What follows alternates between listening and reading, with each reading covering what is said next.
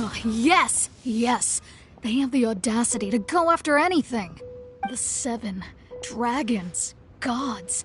No ancient artifact that relates can escape their greedy ambitions. Still, this time is different. Who do they think they are, going after the Abyss Order's treasures? Oh, Traveler, it's you. Huh?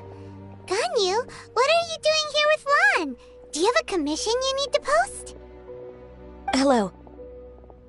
We were just discussing the treasure hoarders. Yes. We were just saying how even the audacious treasure hoarders should know better than to mess with the Abyss. It's just too evil. But we recently received intel from the Ministry of Civil Affairs that 2 big-time treasure hoarders in Liyue and Mondstadt are planning some big joint operation. 2 big-time treasure hoarders? Yes. They're known as Big Sis of the South and Raptor of the North. Oh, Raptor! Paimon remembers he tried to run away from Amber in Mondstadt. But who is Big Sis of the South? You already know something then. I guess you must have crossed paths with the treasure hoarders many times before. You are correct. She's the head of the treasure hoarders in Liyue. As I understand it, the treasure hoarders all call her boss. Some say that the god of thieves even bestowed a gift upon her for her exploits, making her Big Sis of the gods. But that's probably just a wild rumor. Anyway, the treasure hoarders discovered some previously unexplored ruins that the Abyss Order has been secretly guarding in the shadows. Despite how dangerous that makes it, all the treasure hoarders can think about is what kinds of treasure could be inside. They have already devised a plan. They will send out a decoy to divert the Abyss Order's forces away from the ruins, then send an expert thief inside to steal the treasure. To this end, Big Sis and Raptor have reportedly recruited a certain Grand Thief from Fontaine. Grand Thief? That's quite an impressive-sounding title. Oh, indeed. He is an extraordinary individual. The Grand Thief is highly respected in the treasure hoarders, in the same way that we adventurers look up to great adventurers. Ah, so you're familiar with the author of the Tevat Travel Guide, then? Correct. The Grand Thief is someone as renowned as her. So, despite being relative big-timers in Liyue and Mondstadt, Big Sis and Raptor had to put in a lot of work to convince a thief of his status to come and personally oversee this operation. With the major changes in Liyue recently, the Ministry of Civil Affairs and the Millelith already have their hands full. They don't have any time to investigate rumors about treasure hoarder activity. But anything related to the Abyss makes me feel like there is some unknown danger lurking beneath the surface. So I decided to come to the Adventurers Guild to post a commission. Leave this commission to us. Oh, thank you so much. Good to see this in the hands of a reliable guild member. Well then, good luck. The guild will take care of the details of this commission.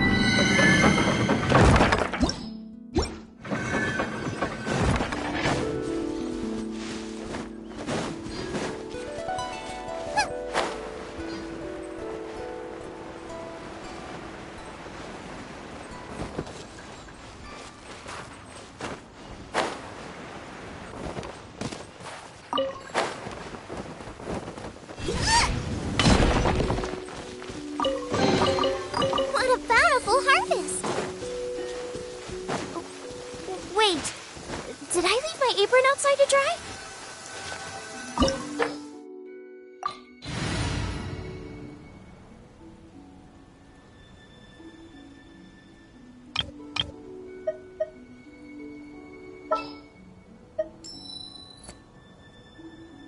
Ready when you are.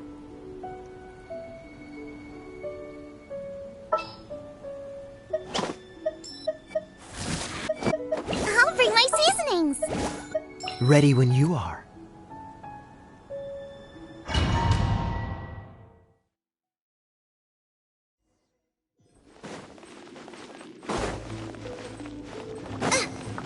There are signs of treasure hoarder activity here. They must have come to these ruins. Let's go deeper inside. Paimon sure hopes Ganyu's information is reliable. There aren't many guards here. Looks like their plan to draw away the Abyss Order's forces really worked. Shine down! Ha!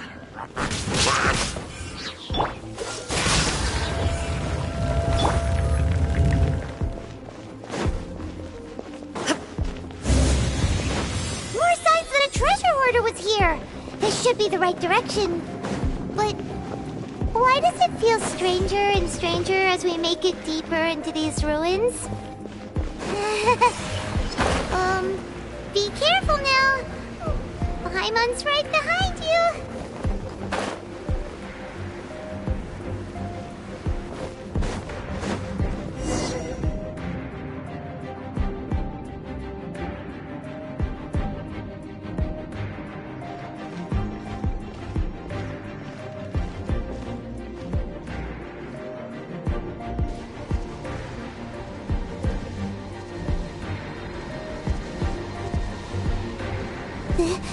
This looks like a person. Could it be the Grand Thief? Why is he in that position? Is he praying to something? That's... Why is the statue of the Seven hanging upside down? And the statue's hands... Paimon remembers they're normally holding an orb, right?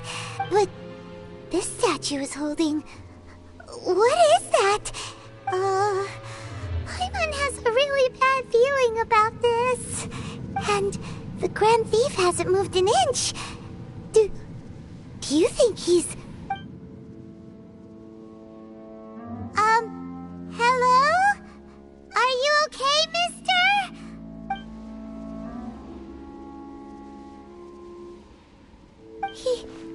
He's dead. Paimon doesn't feel so good. Let's get out of here, and fast! We should report back to Ganyu and Lon. Ah! Now what? We can't stay here! Quick, run!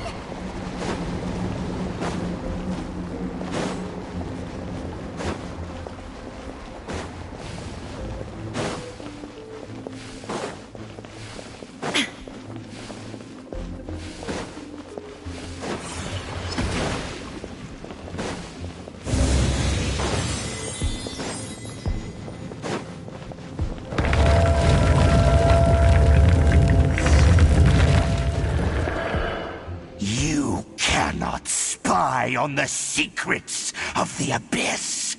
You have come here. You have seen our secrets.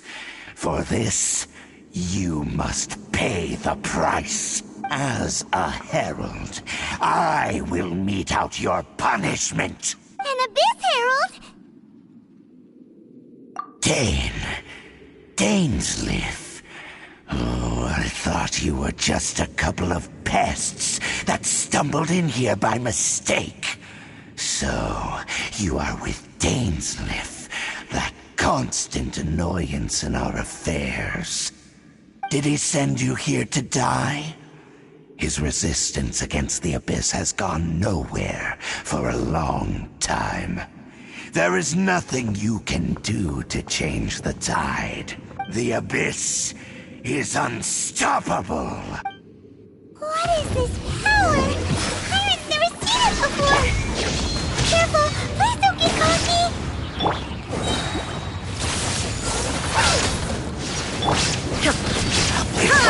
Shine down!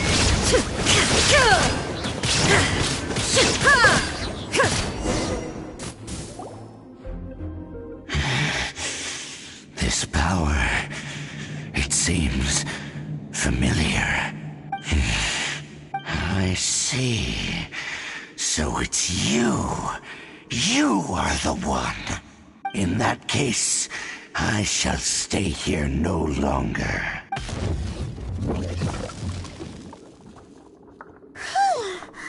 What a tough battle! Are you okay? Oh, such a strong enemy! Who knew the Abyss Order had monsters this powerful among them? Huh? What is it? What are you thinking about? Oh, right, yeah! We're near the exit now. Let's get out of this scary place before something even more dangerous shows up.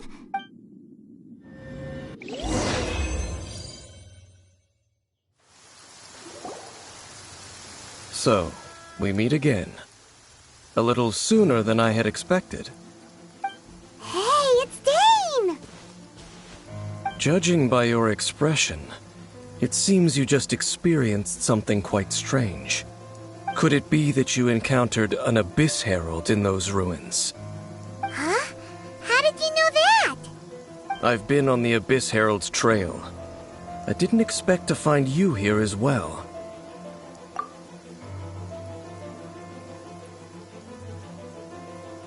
An inverted statue of the Seven, holding abyssal power in its hands. No, I have never seen such a thing during my time fighting the Abyss, though I have had my suspicions. Tell me the rest of what happened in there. So you escaped the ruin depths filled with abyssal power, and then? And then, as we got close to the exit, an Abyss Herald suddenly appeared and blocked our way! We fought a big battle with that thing. Maybe it hasn't gotten too far yet. Yes, this is a rare opportunity indeed. Come, let's catch up to it. Let's go! A rare opportunity? With Dane helping out, maybe we'll be able to solve more mysteries about the Abyss!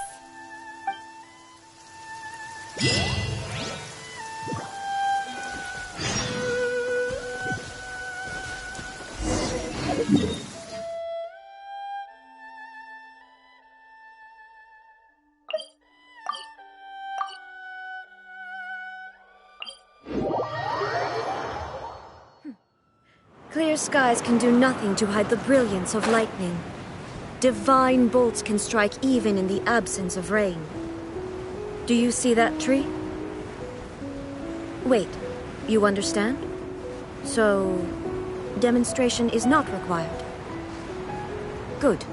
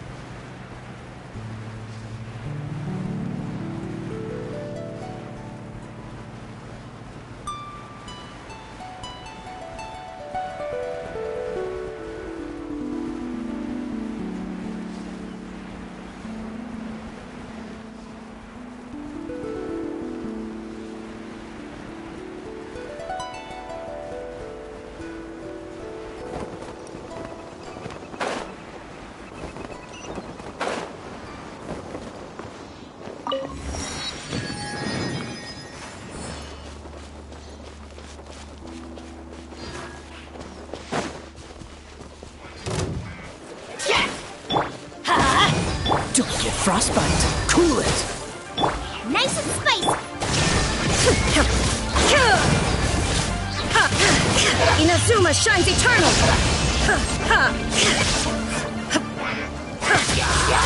There is no... escape! Boba, get them! Let's light it up!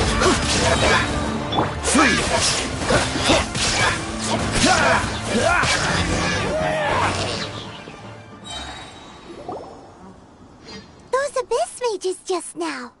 Were they trying to ambush us? No. They were just digging through these abandoned ruin guards looking for something of value. Oh, is that so? The Traveler here seems to like doing that a lot, too. Looking for chaos devices, chaos circuits, that kind of stuff. They wouldn't be searching for such ordinary objects. In fact, I was nearby investigating precisely because Abyss mages often come out from that ruin to explore. They seem to be searching the remains of ruin guards for a certain valuable object to take back to the ruins. However, they look disappointed, so it would seem they haven't found it yet. Well then, why didn't you grab one of them just now and ask what they were up to? I certainly don't mean to be merciful towards these monsters of the Abyss, but I have a feeling that their plan with this object is of major importance to the entire Abyss Order. One cannot discover the truth behind it through interrogation. Or rather, these Abyss mages likely fear something else much more than they do a painful interrogation. Paimon is getting goosebumps thinking about all this. All right, we shouldn't waste too much time here. Let's continue our search.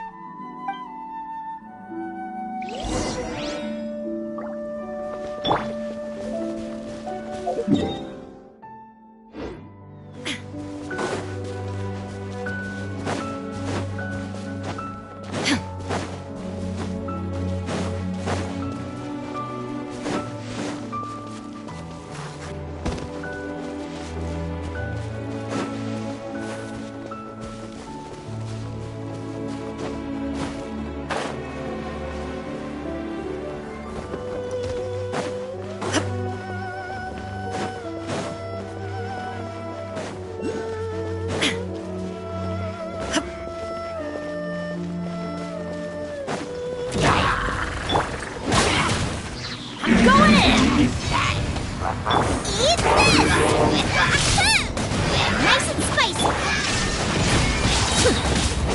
Torn to oblivion!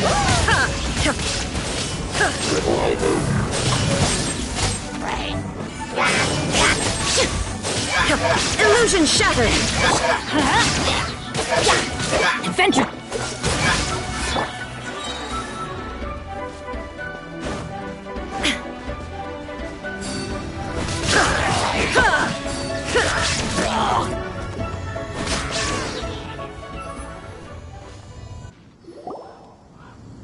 Wow! Besides the Abyss Order, Ruin Guards sure are active around here. Seems wherever we find an Abyss Mage hideout, there's often a bunch of Ruin Guards roaming around too. Is that just a coincidence? Or... There are no coincidences in the world.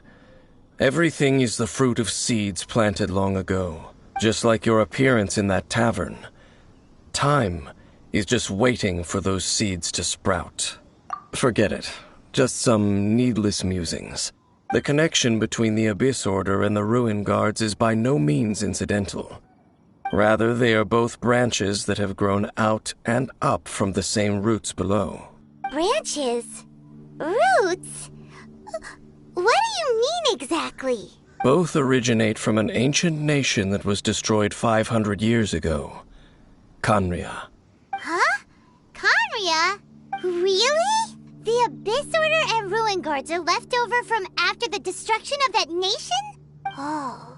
Speaking of Khaenri'ah, that's really a super ancient name. Oh, right. As your guide, Paimon should explain a bit here. A long time ago, the nation of Khaenri'ah was... Huh? You have memories of being there. But that nation was destroyed 500 years ago. Is that so? Well, everyone has their secrets.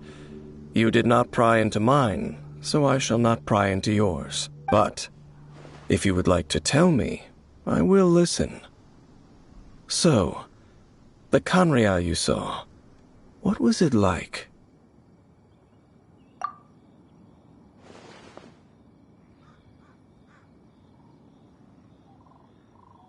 So that's the complete story, huh?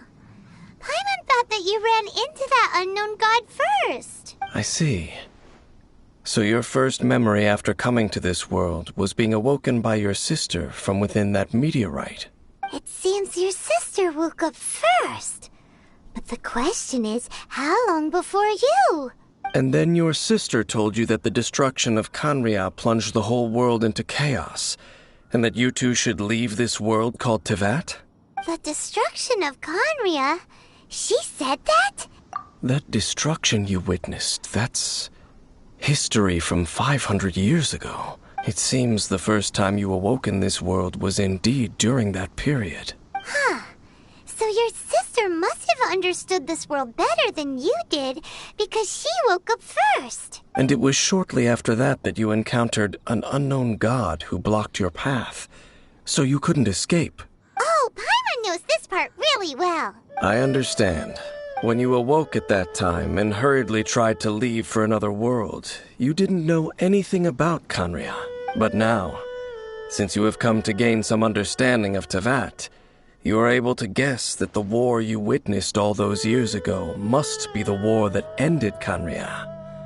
Am I right? Ah, if that's the case, you must have been flipping through all sorts of books during our adventure these past few months. Before going to Mondstadt, you had just looked at some vague materials. Later, we managed to gather a whole bunch of old books from all around Mondstadt and Liyue, but you told Paimon they were useless. So, the whole time you were just trying to learn more about Conria so you could find your sister? Oh, yeah. You can travel around the 7 nations to find the 7. But where can you go to find a nation that was destroyed 500 years ago? I probably know more about Kanria than both of you. Kanria was a nation without a god. Not because it had a god that died or abandoned them, but because it never had a god to begin with. It was a powerful nation, built purely by humans. An unprecedented, flourishing, and glorious civilization. It was the pride of humankind. A nation without a god? Later events unfolded just as you remember. It was all destroyed by gods. You mean that? 500 years ago, the gods descended upon the world and brought desolation to Kanria. The pride of humankind was uprooted and crushed, like a weed removed from the garden of the gods. How could that be? The history books don't say anything about that.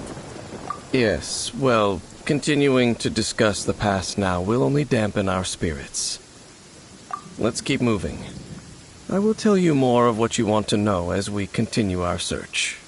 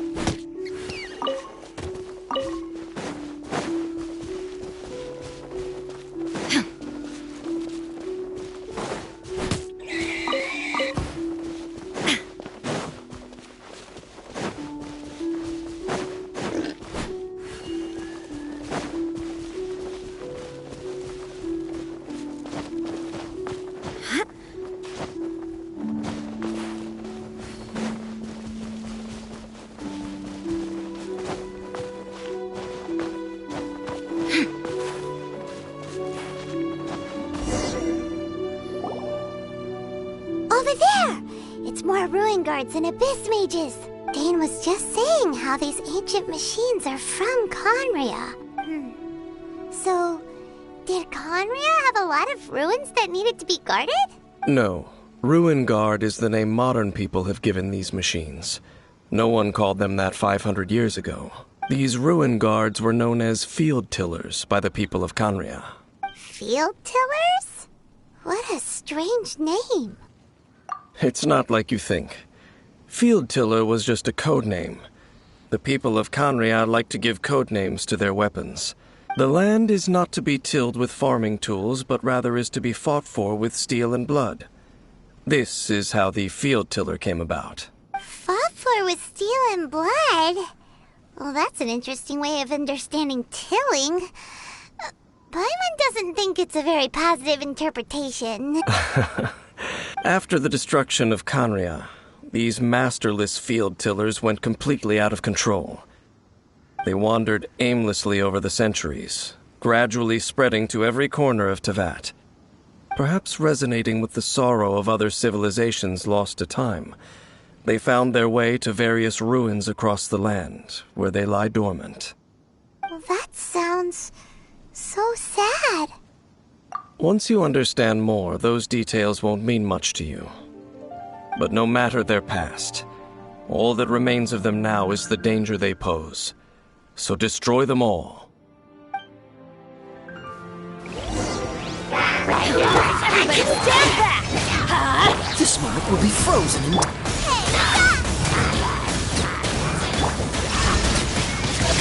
Now you shall perish!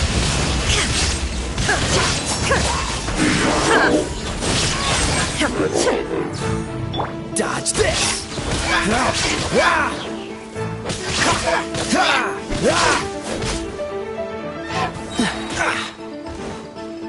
Off we go! Let's light it up! Huh?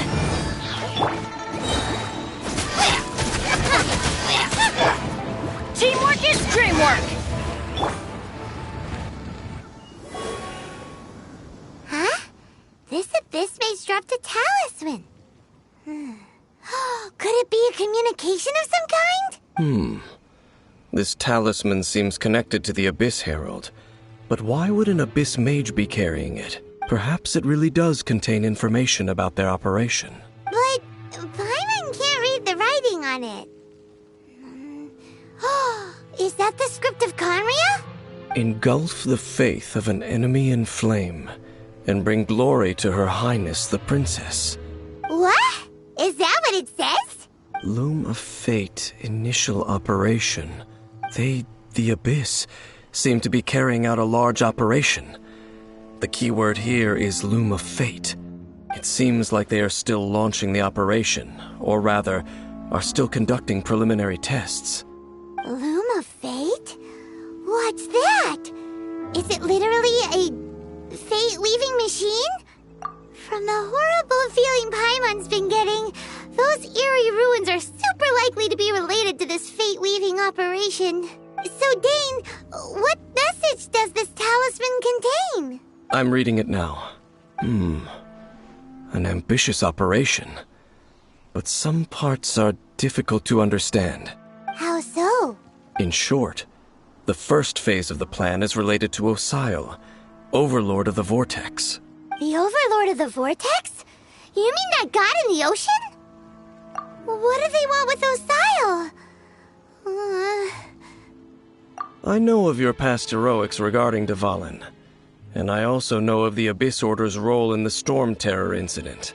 Though you may not have been aware of it at the time, you were thwarting an Abyss Order operation similar to this one.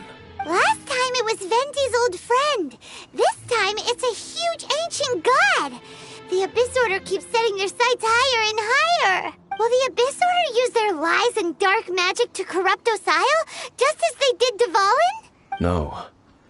From the contents of the talisman, this operation goes one step further. They won't just corrupt Osile's mind. They also plan to use the ancient technology behind the field tillers to completely transform Osile's body. Is that even possible? So wait, the Abyss Order wants to make some sort of cybernetic squid god of mass destruction? Very few people today truly understand the civilization of Conria. Though, of course, the accuracy of that understanding itself is difficult to judge. Only the Abyss Order has consistently sought out the remnants of Conria. Despite being far from human, they seek out this lost human civilization quite persistently. The talisman's message states that they will use the defiled statue as a base, attaching Osial's limbs to construct a mechanized god. And the new core that shall replace the orb usually held by the Statue of the Seven is the eye of the very first field tiller. The eye of the very first field tiller? Oh, Paimon gets it! All those Abyss mages are looking for the special eye, right? It would seem so. This whole thing keeps getting more complicated. But basically, it all has to do with that eerie Statue of the Seven we saw, right? Yes. According to the talisman, the eye should be placed in the hands of the defiled statue, thereby imbuing the newly born god with the power to topple the divine thrones of Celestia. Oh boy, the Abyss Order sure isn't holding back with this plan. Since no one knows where the first field tiller is, how about we take the information about the statue as the starting point for our investigation? Yeah, that tone-deaf bard is too difficult to track down anyway. Let's go to the cathedral first and ask around. Maybe we'll learn something. The cathedral. Huh? What's the matter, Dane? Nothing. Let's get moving.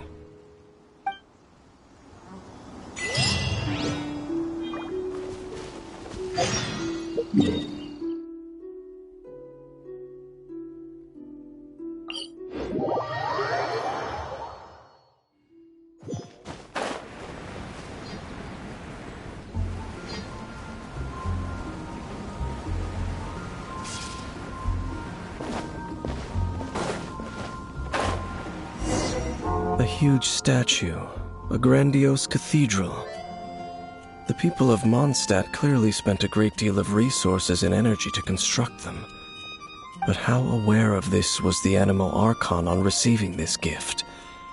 And how much did he give back in return? Faith doesn't ask for anything in return, though, does it? As long as the gods have a clear conscience about it all, there's nothing I can say about it. Shh! We're about to enter the cathedral! Don't say anything bad about the Animal Archon! And actually, the Animal Archon is... never mind! I never specifically said I would enter the cathedral. I'll leave you two to mingle with the sisters. Huh? You are the honorary knight of Mondstadt. They will surely allow you to poke into these affairs with their utmost trust. Having me tag along would only make them suspicious. Correct. And just as our little friend said, I might say something bad about the church at any time. When a non-believer steps onto holy ground, the result is never pretty. I have never received the favor of the gods in the past. I don't see any reason I would need it now, or in the future either. That's enough about that. While we've been chit-chatting, the Abyss Order continues to act. Okay, then we'll just go in ourselves and ask around. I should warn you about one thing. Don't go mentioning the defiled statue inside the cathedral. The Church of Favonius wouldn't ignore the matter of the statue. But if they rashly tried anything against the Abyss Order, it would only ruin whatever element of surprise we may have. Also, meddling in the affairs of the Abyss usually doesn't end well for anyone.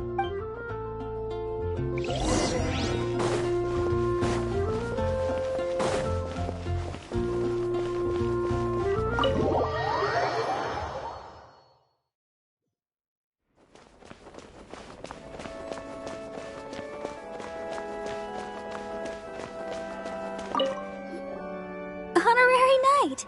Hi, how have you been? Do you need anything today?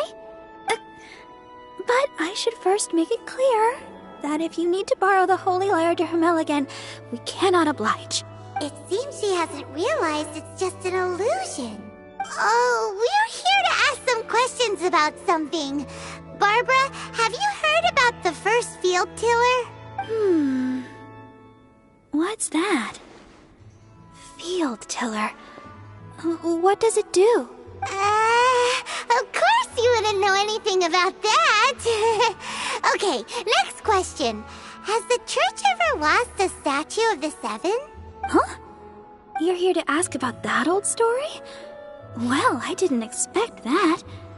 That was such a long time ago, barely anyone mentions it nowadays. A long time ago, there was indeed one statue of the Seven that disappeared one night without a trace. Nearly every member of the church joined the search for it, but it was never found. In the church's records, as you might assume, this incident has been called the Lost Statue of the Seven. Of course! Of course? Nothing? So do you have any other clues? Paimon means any other strange stories? Sorry, Barbara, but we can't tell you about the statue we saw just yet. Like Dane said outside, it's for your own good. Other strange stories? I'm not sure. Let me think about what other unusual incidents are in the church's records. Oh, the Tyrant's Final Fury? No, that's from another time. Probably unrelated. The Tyrant's Final Fury? Oh, this refers to a time of great danger that engulfed Old Mondstadt, the place now known as Storm Terror's lair. Many, many years ago, there was a time when balls of fire would rain from the sky whenever anyone approached Old Mondstadt. Balls of fire raining from the sky? How terrifying! People at that time believed it was a curse laid down by the god of storms, so they referred to it as the Tyrant's Final Fury. This strange phenomenon continued for about a year. No one was ever able to solve it. It just gradually ceased on its own. Right. Later, the theory of the Tyrant's Final Fury became less probable in the eyes of the church. Common reasoning dictates that the god of storms wouldn't shoot fireballs. Perhaps it was something else that caused the disaster. Anyway, this incident might not be related to the lost statue of the Seven, but I just can't think of any other strange incidents that might be. It's okay. Thanks anyway. There's that pointless word, thank you, again. I can never get used to hearing it. Oh, Rosaria, it's you. If you're looking for the Knights of Favonius, they're busy with those monsters again. Those monsters? Those monsters that tried to attack Mondstadt last time during the Storm Terror incident? Wasn't that the Abyss Order? They're at it again? Indeed. They're gathering in Wolvendom, causing great unrest among the wolves. Could it be that the Abyss Order is targeting the spirit of Lupus Boreas? As for what purpose, I can't say for certain. Master Jean has already headed off to Wolvendom. I must also begin to make a move myself. Then I will go as well. Master Jean said you should stay at the church and continue your work with the clergy. But you're also a member of the clergy. Right. We'll go give Master Jean a hand. Oh, okay. If the honorary knight will be there, then... But please, everyone, be careful. May the Animal Archon protect you all.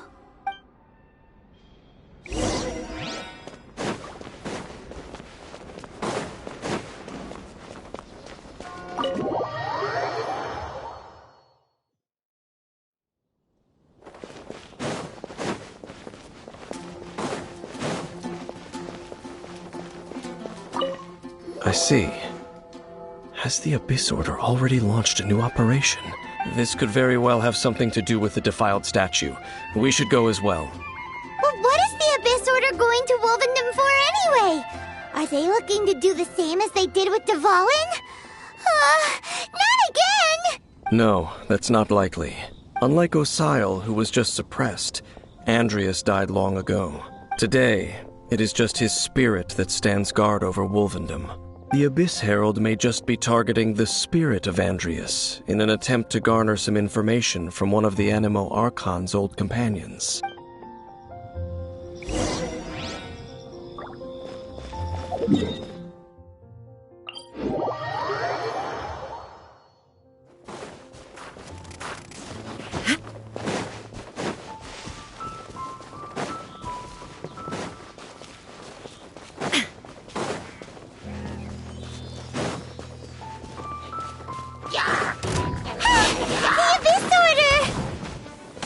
Don't underestimate the enemy.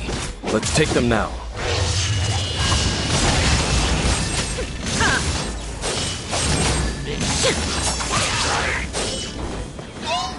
is no escape!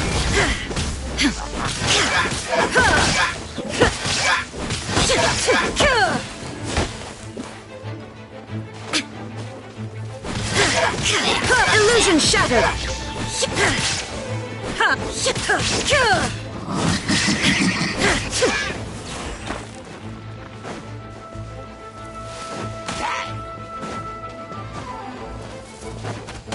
There is no escape!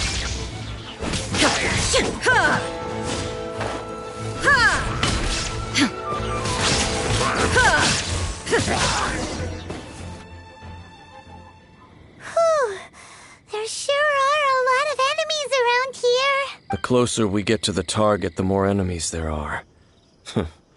Fits the Abyss Order's style.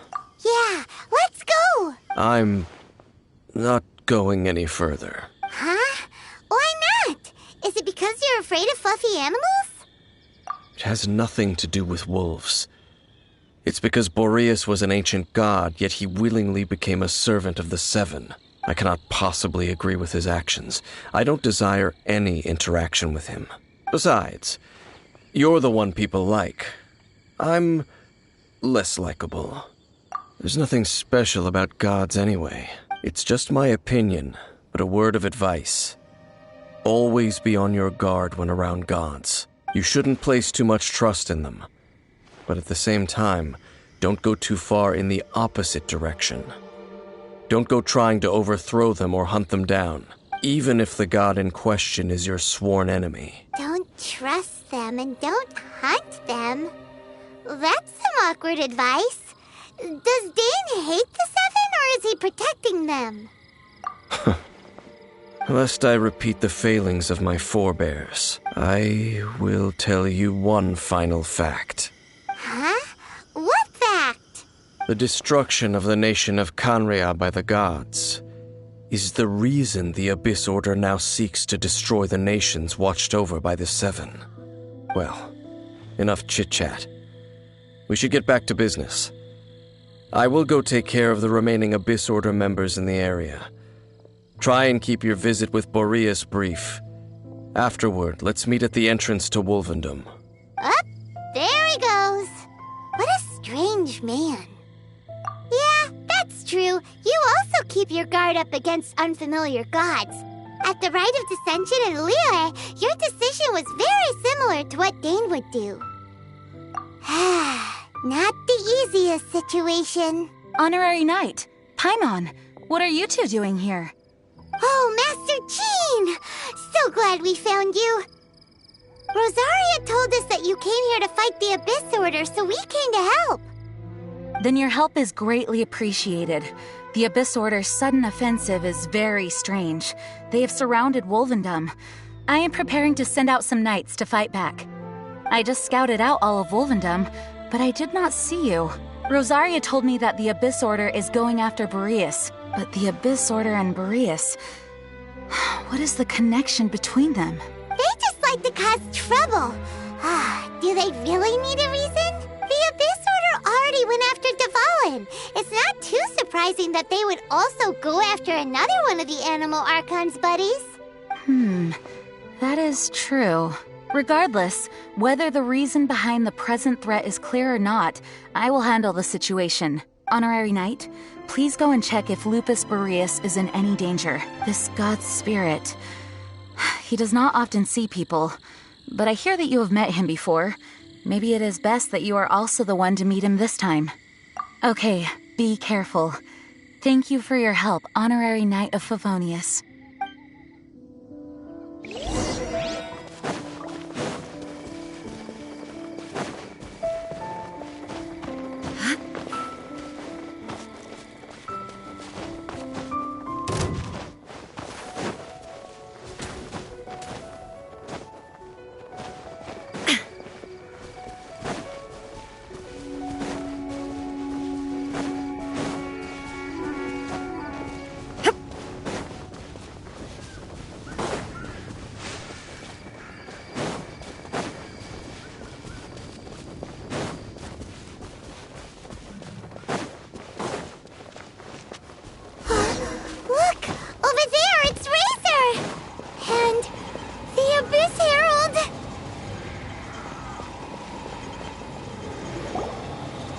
You, not welcome here!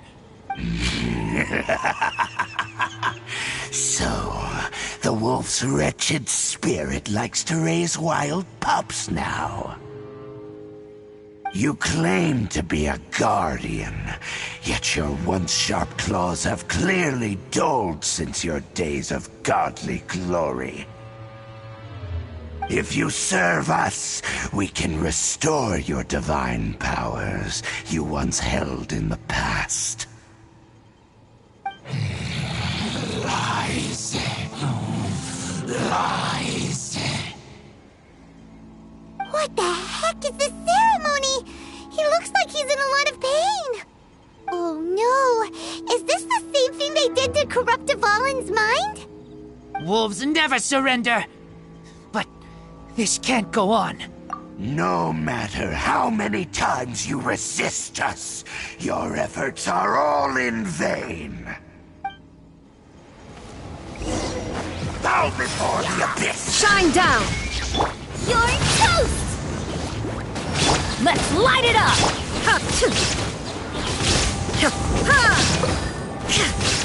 There is no escape!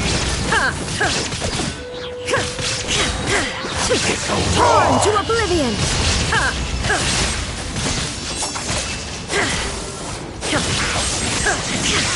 Dispute the end! I'm going in! Is nigh. Don't get frostbite.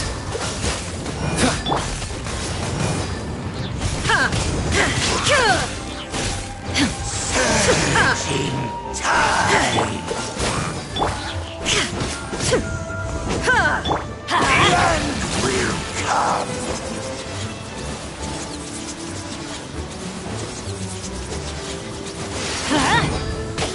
Cool it. Nice and spicy! Shine down! Dodge this. Let's light it up! The end is nigh! There is no escape!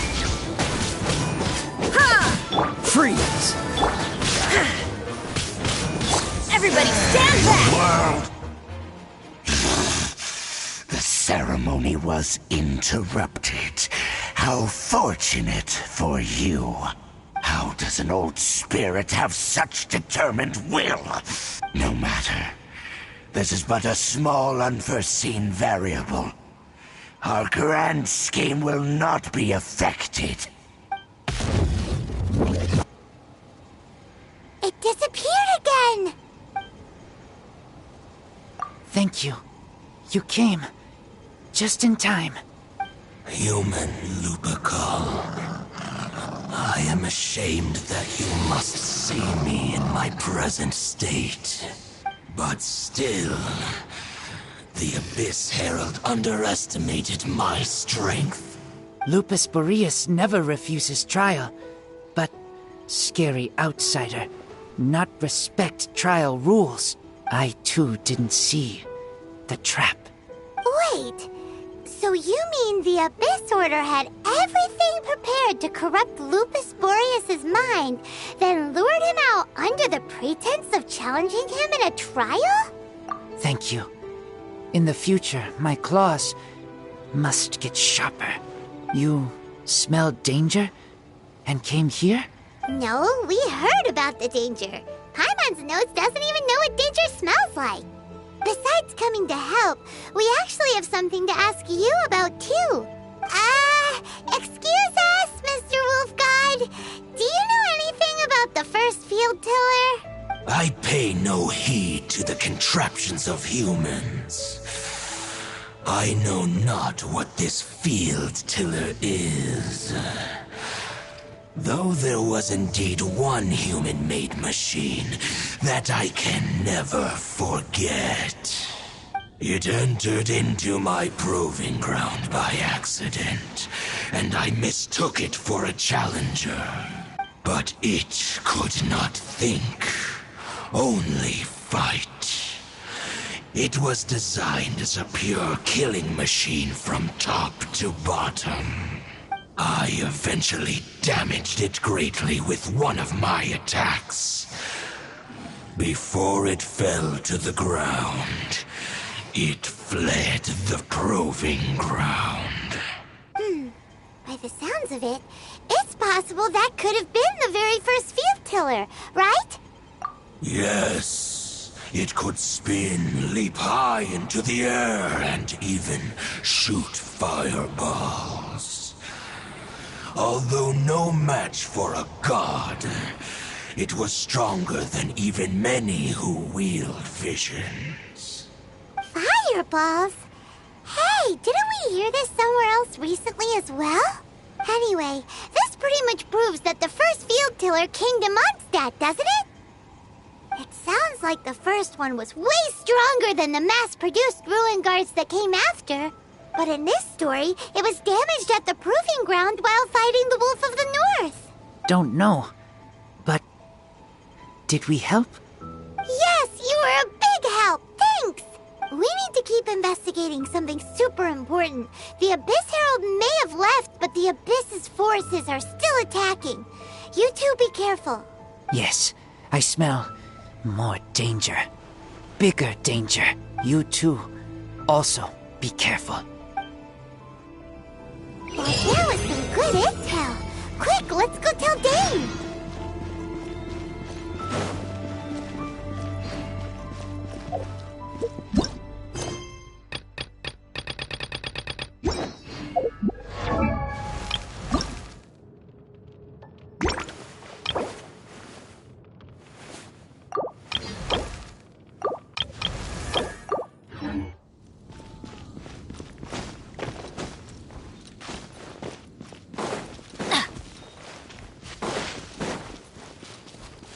Adventure time!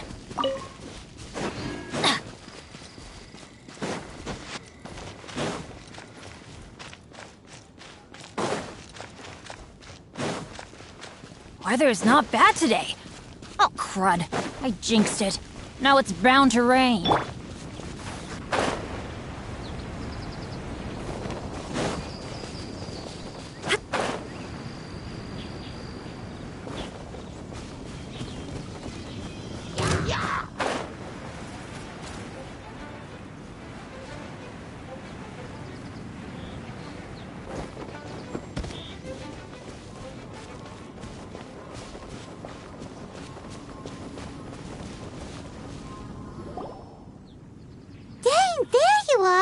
Did you see Master Jean? I saw her, but purposely avoided her. As both the Lion Fang Knight and acting Grand Master, she naturally would have some reservations towards me. If I'm not careful, one day I may find myself becoming the object of one of her investigations. But back to the matter at hand. I defeated some of the Abyss forces, but wasn't able to gather any information. Did you have more success?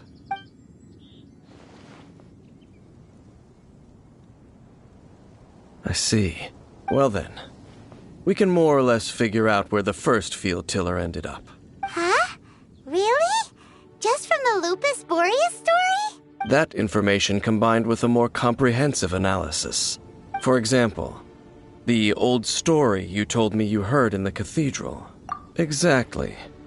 The strange story told to you by that young sister, long mistaken to be a curse rained down by a deceased tyrant. Paimon gets it. So the tyrant's final fury was really just missiles fired from the field tiller after it ran from Wolvendom. After it was damaged in the fight with the Wolf of the North, it must have wandered into the ruins of Old Mondstadt and stayed there. Then, whenever anyone got close, pew, pew, boom! It would fire a ton of missiles at them. Until one day, it finally broke down for good, and the fireballs stopped raining from the sky. Back then, the people of Mondstadt hadn't seen many ruin guards before, so they came to interpret it as the tyrant's final fury. It looks like we need to make a trip to Storm Terror's lair and comb the entire area.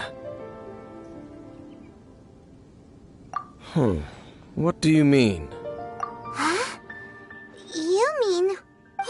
Oh, Paimon remembers too! We saw that abandoned ruin guard sitting atop the tower when we went there before. Can't forget something like that.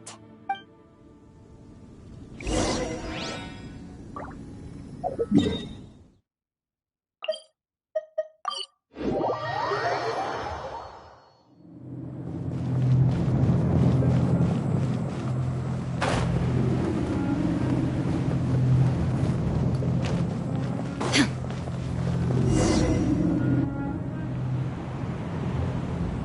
is it, right? Okay then, use your elemental sight to look for the eye. Ooh, so what did you see? Huh? Nothing? Oh, but Paimon was so excited! What's going on? Are you sure you did it right? This requires another method. Using elemental sight on a field tiller is of no use because it is not powered by the elements. Let me give it a try.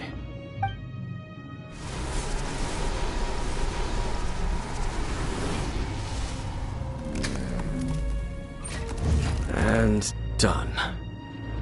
Wow! It's the very thing the Abyss Herald has been seeking all along. The eye of the first field tiller. All of the ruin guards today are just replicas of this machine. As the prototype, its combat capability was unrestricted. Prototype? Oh, Paimon doesn't know that word. Is it another ancient term from Conria? As the Abyss Order has surmised, if this eye is placed in the hands of the defiled statue, and if the limbs of Osiel, Overlord of the Vortex, are attached to the statue, there you have a mechanized god. And this newly born god will have the power to topple the divine thrones of Celestia. Yes. Then, what should we do with this eye? No. I'll guard it myself. Huh? You? Dane? You won't go and do anything crazy with it, will you? You may doubt me if you wish, but I must ensure it does not fall into the wrong hands. No matter where we may hide it, they will find it. And as for the Church of Favonius, well, you know I don't trust them. Oh, right. But our work isn't done yet. To avoid any further repercussions, we must also take care of that defiled statue. We can't have the church get involved. Let's handle it ourselves. As for what I mean by take care of it, naturally I mean to completely destroy it. Destroy it? That's a statue of the Seven! As well as being a really important cultural relic, they're actually divine too! Well, good thing we didn't tell Barbara earlier.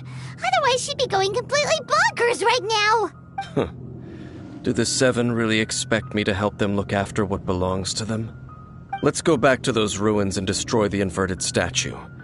If we are lucky, we will also run into that Abyss Herald. I'll make sure it doesn't get away this time.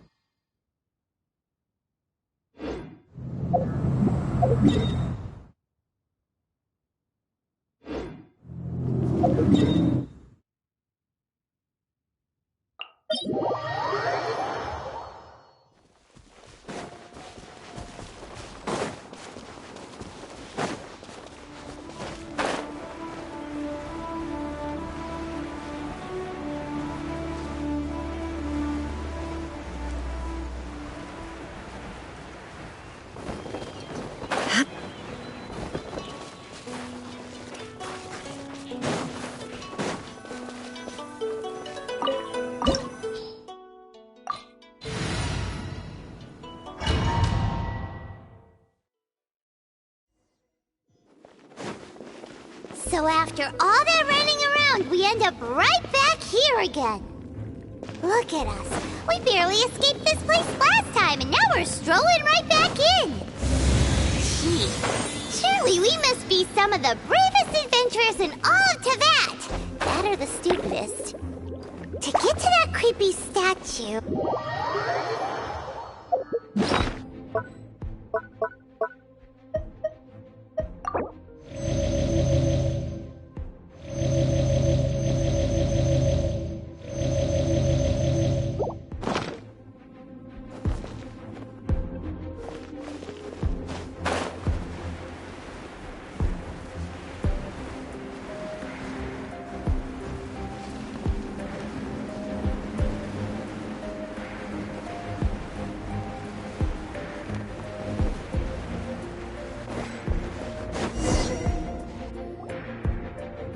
Looks like we're here.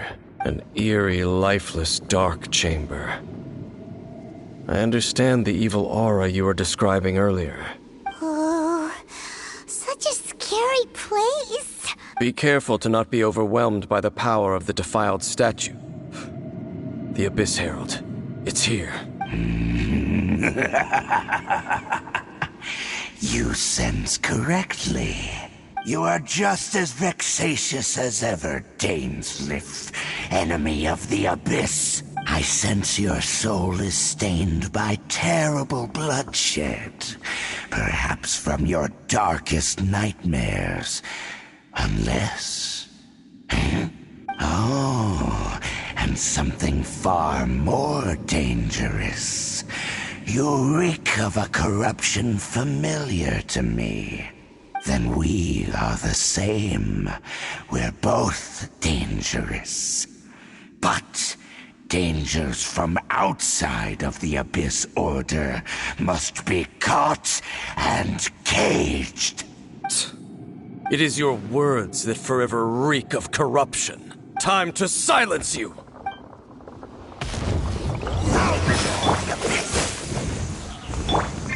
Illusion shattered! Boba, get them!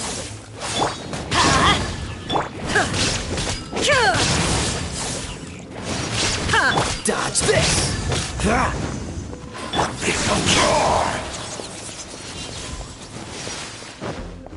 Shine down! Nice and spicy! Cool it!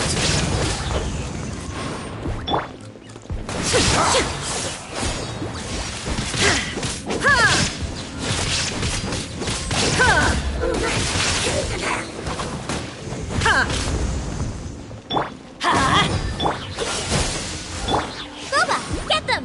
Illusion shattered!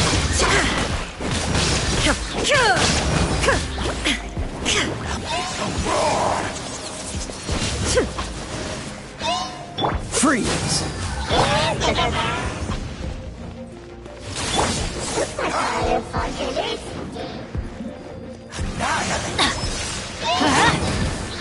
Out of the frying pan! Cool it!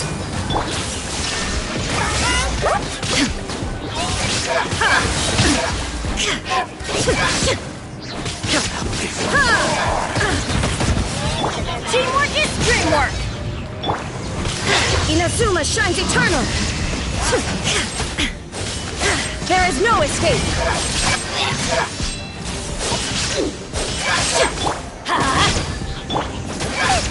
Boba, get them! Let's light it up!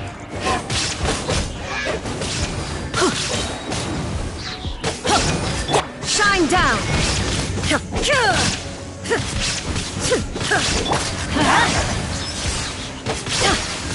Nice and spicy! Illusion shattered!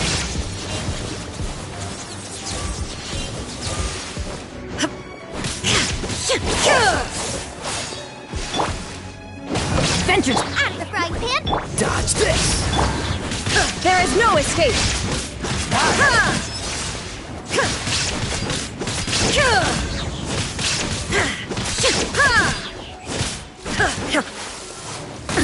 Absurd! I'm going in! Oh, so sorry. Freeze! You're toast! Now you shall perish!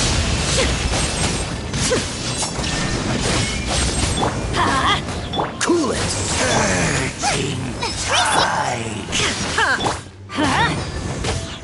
Freeze! Let's light it up! The world will fall! What's the hurry? Dodge this! Illusion shattered! Insolent! Nice and spicy! The world will fall! The end! Teamwork is dreamwork! Freeze! Surging tide! Get out of here! Take cover! The world...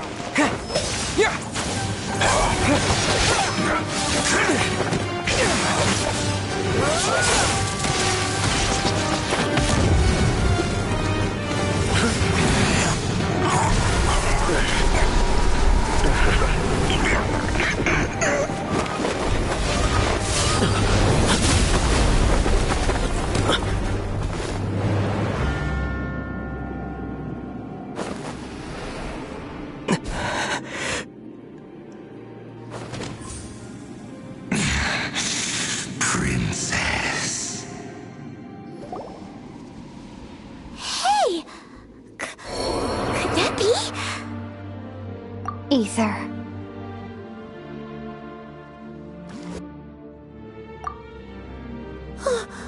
Wait! She just blocked an attack against the Abyss Herald! Your sister and the Abyss? Ether, why are you with Dane? Uh-huh? Your sister knows Dane? Lumine, we meet again. What's going on here? Dane knows her too? You shouldn't team up with this man. He is my enemy. Lumine. But it must be said. Don't try to stop me. Don't try to stop the Abyss. That man, Dainsleif, was the Twilight Sword, one of the royal guards of the final dynasty of Conria. 500 years ago, he failed to prevent the destruction of Conria. A curse of immortality was laid upon him to forever wander the wilderness, while he watched the people he was supposed to protect turn into monsters of the Abyss. You're saying Dane is from Conria? The same Conria that was destroyed 500 years ago? And you said the people turned into monsters? You're trying to tell Paimon that the Abyss Order is not only related to Conria, but is actually the people of Conria themselves? And the whole thing about Dane being your enemy... Paimon's so confused. Home. Yes, of course. Home is wherever we are together. But I cannot go with you to the next world to find a new home. At least, not yet. Until the Abyss has engulfed the thrones, my war with destiny will see no end. Listen to me, Ether. I have already traveled through this world once. Once you reach the end of your journey as I did, you will see for yourself the true nature of this world.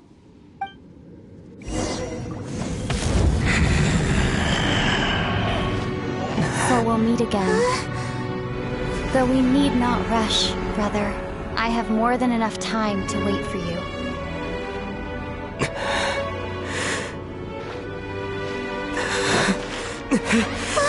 We have always had enough time.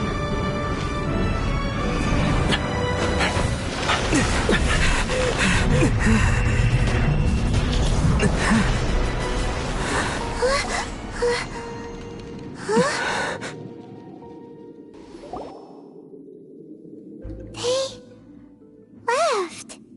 Oh, don't be too sad. We'll find them again.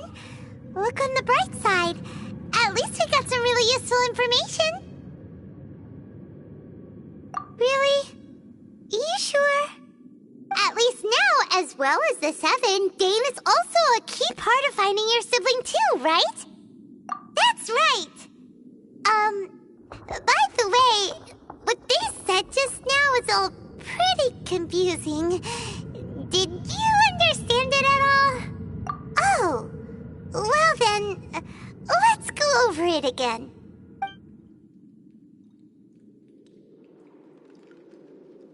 First off, that Abyss Herald called your sister Princess. It seems like your sister is leading the Abyss Order. Even the Abyss Herald answers to her. Still, we don't know for sure if she's the highest-ranking leader in the organization.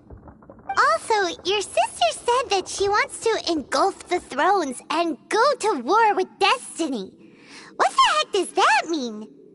Could it be that she wants to destroy the Seven and the Seven Nations? Next thing, turns out the Abyss Order monsters are really what the people of Conria turned into after their nation was destroyed. This story is just plain terrifying. And Dane is from Conria too. He witnessed its destruction 500 years ago. But he didn't turn into a monster. And now he's fighting the Abyss Order. So that's why your sister said that Dane is her enemy, right? But if the monsters of the Abyss are the same people that Dane protected all those years ago, then why is he enemies with the Abyss Order now? Also, how come, after all this time we spent searching for your sister, it turns out she's on the side of the Abyss? What's up with that? Yeah, you're right. Then, we can't let ourselves get down about it now. Our journey's not over yet. Let's get a move on. Time to leave this terrible dark place and get back to the surface where the sun shines bright. If your sister wants you to reach the end of your journey, well then, show her what you're made of. Come on, traveler, let's go.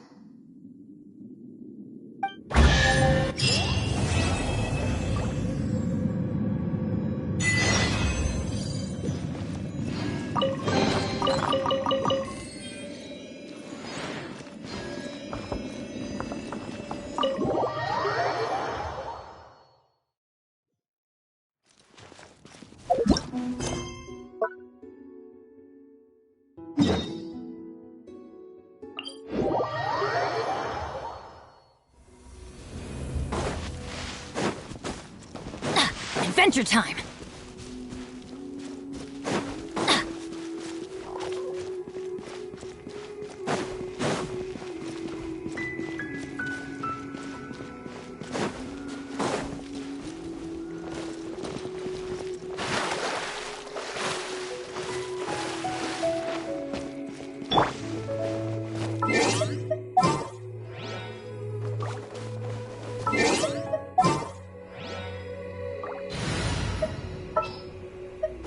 May knowledge guide you.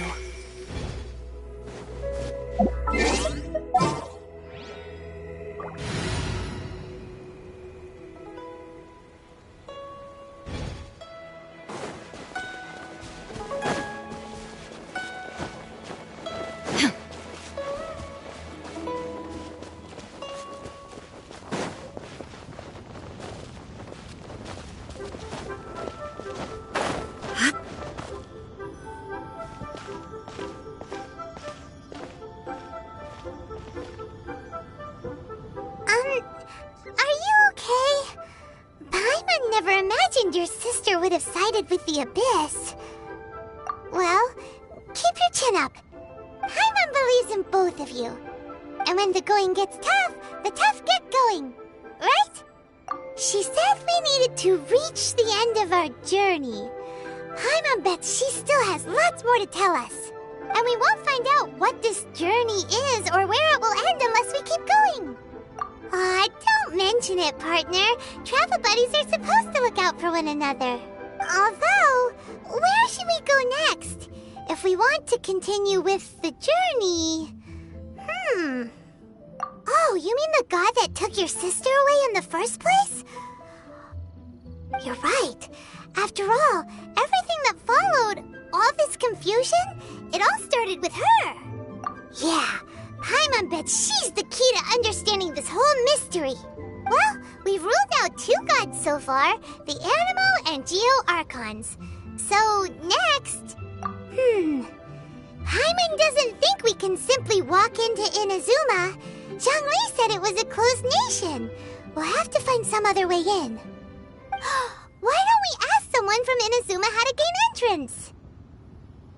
Oh, Paimon's thought of someone already! Atsuko, in Liyue Harbor! She's from Inazuma! Let's see what she has to say!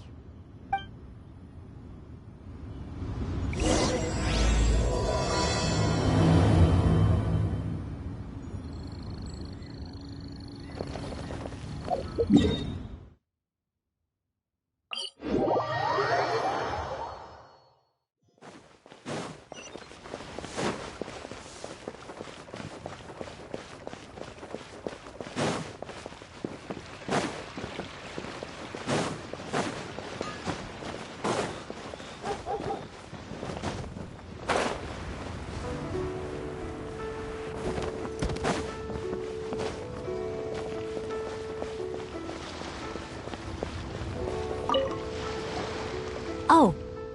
Hello. Oh, I mean good fortune, right? I'm still learning to talk like a local. Is there anything I can help you with? We wanted to ask, how do we get into Inazuma? Oh. So that's why you're here. Well, there is a way. Great! We came to the right person! But the chance of success is incredibly small. Incredibly small?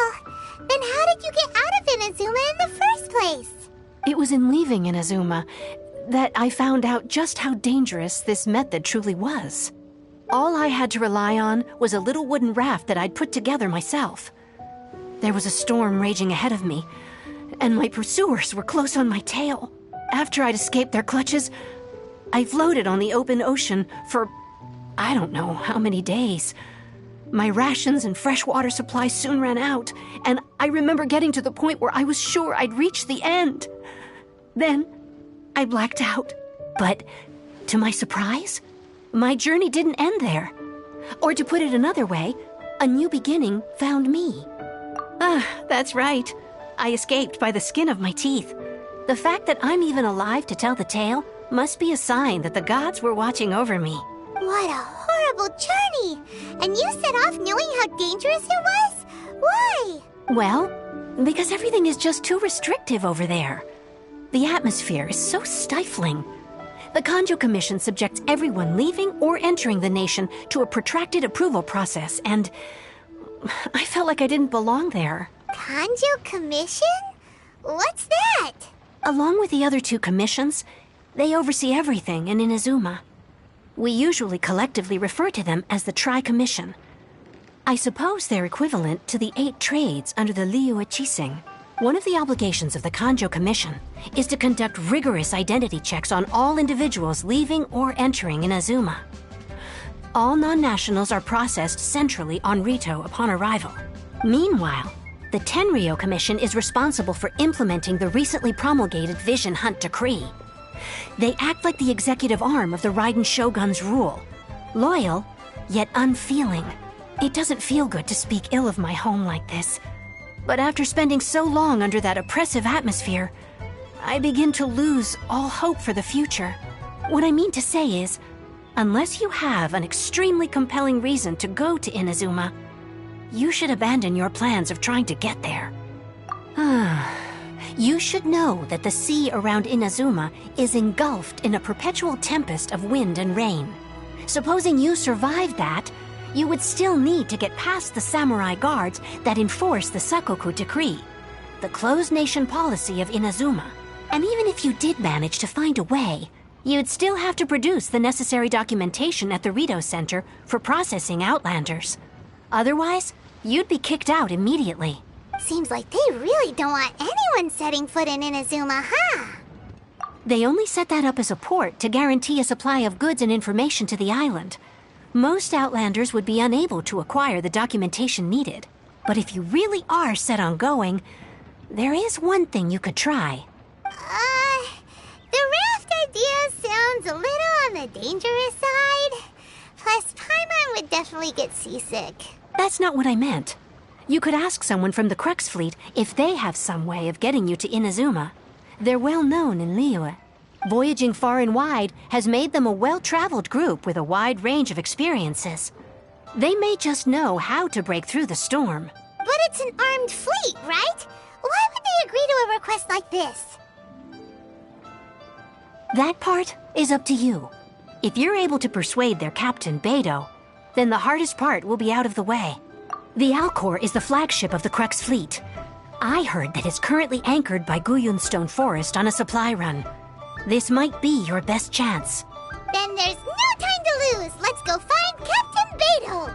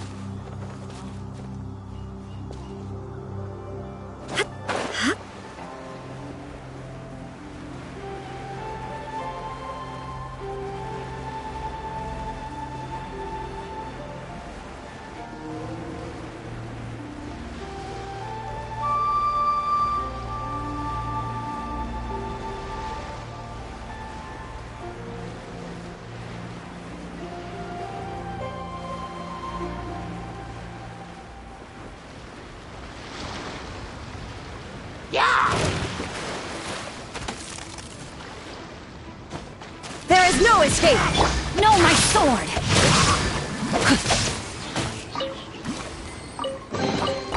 I hope we find long-lost ancient literature.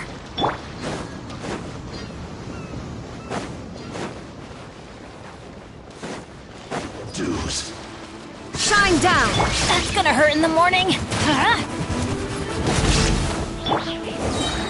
Eat this! Prepare yourself. Illusion shattered!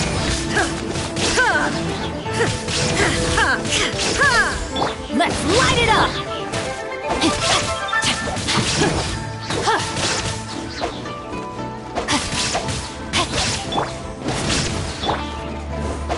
Rain outlines your fate. There is no escape!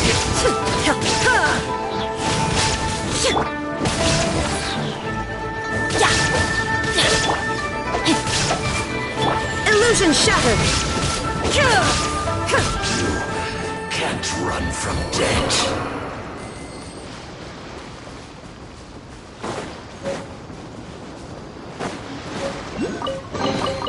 Take them. I have no need.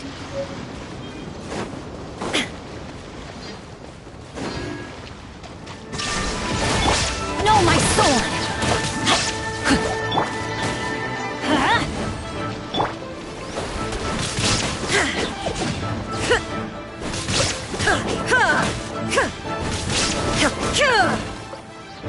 There is no escape!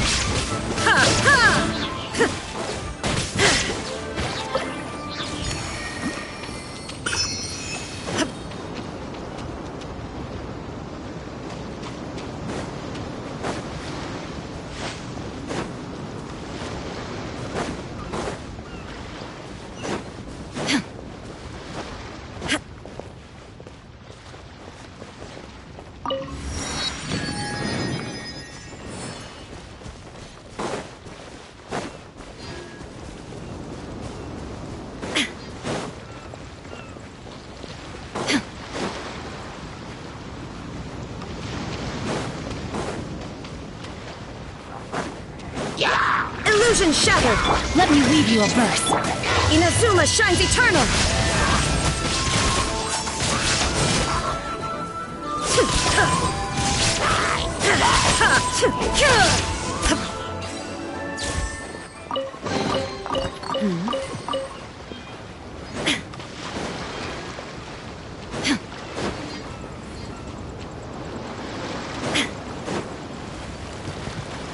Right.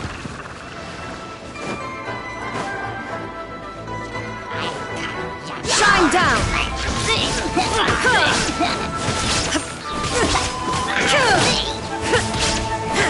Going in!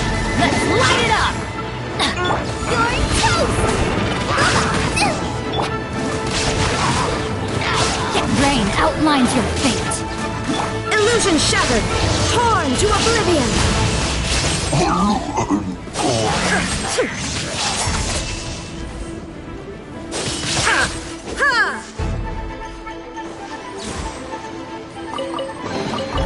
Rain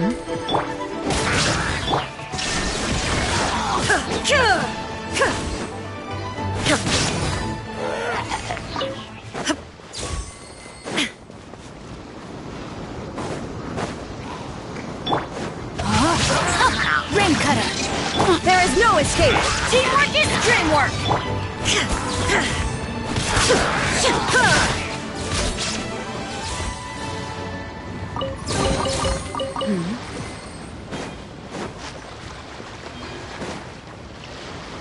Off we go!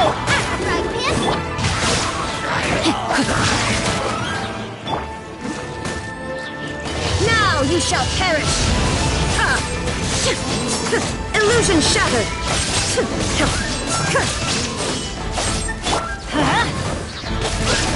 Nice and spicy! Time to act!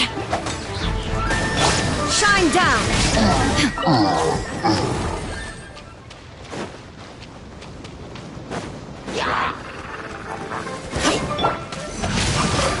Witness the power of good work! I'm going in!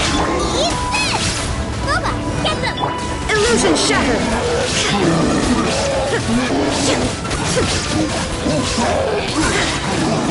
Torn to oblivion!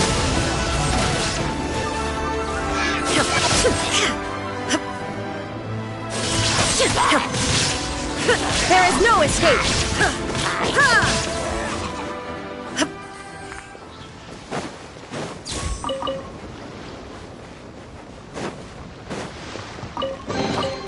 But a momentary distraction.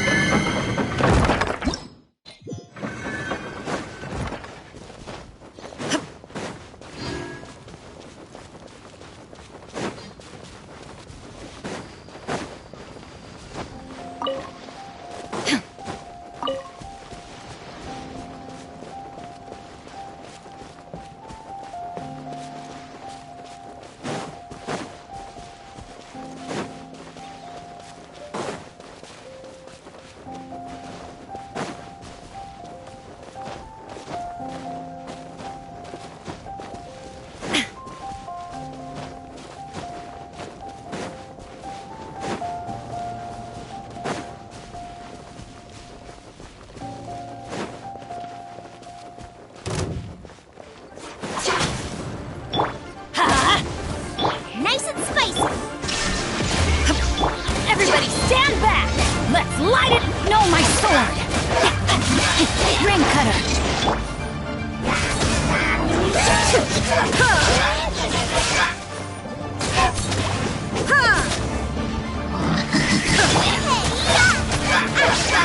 Into the fire! Shine down! Off we go! Boba, get them! Rain outlines your fate! Now you shall perish!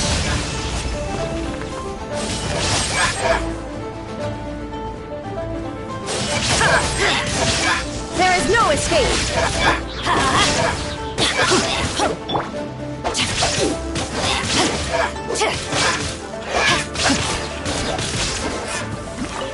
Body and mind.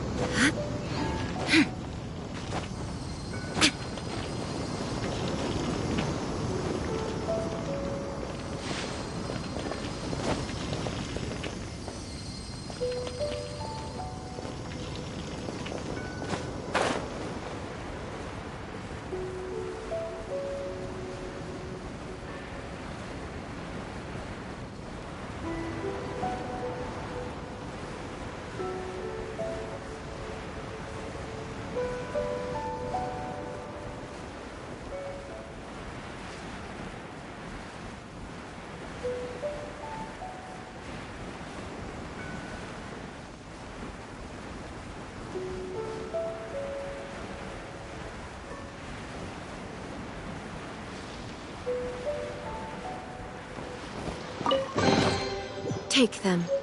I have no need.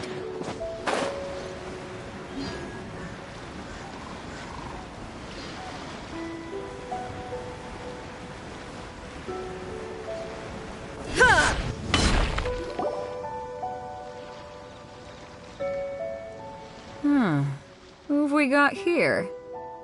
Wait, I know you. You're that traveler, aren't you? The one who fought against the Fatui and Osile, right? Ningguang told me about you. A traveler of great insight and remarkable skill has saved Liyue, she said.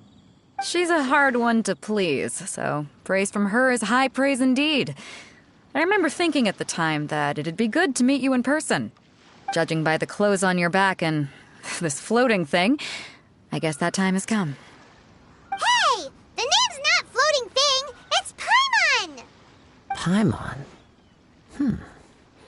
What a fascinating being.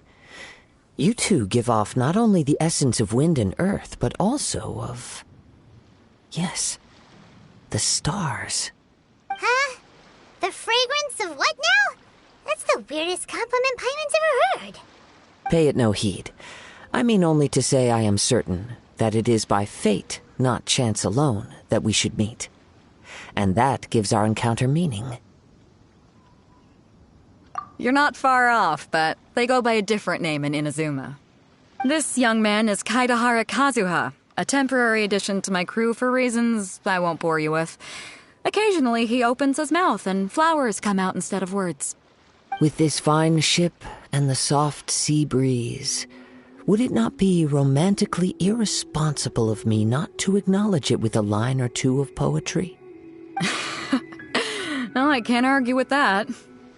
Okay then. Once the clash is underway, I'll give you a chance to perform. Only if the mood takes me, of course. Poetry for poetry's sake tends to lack meaning.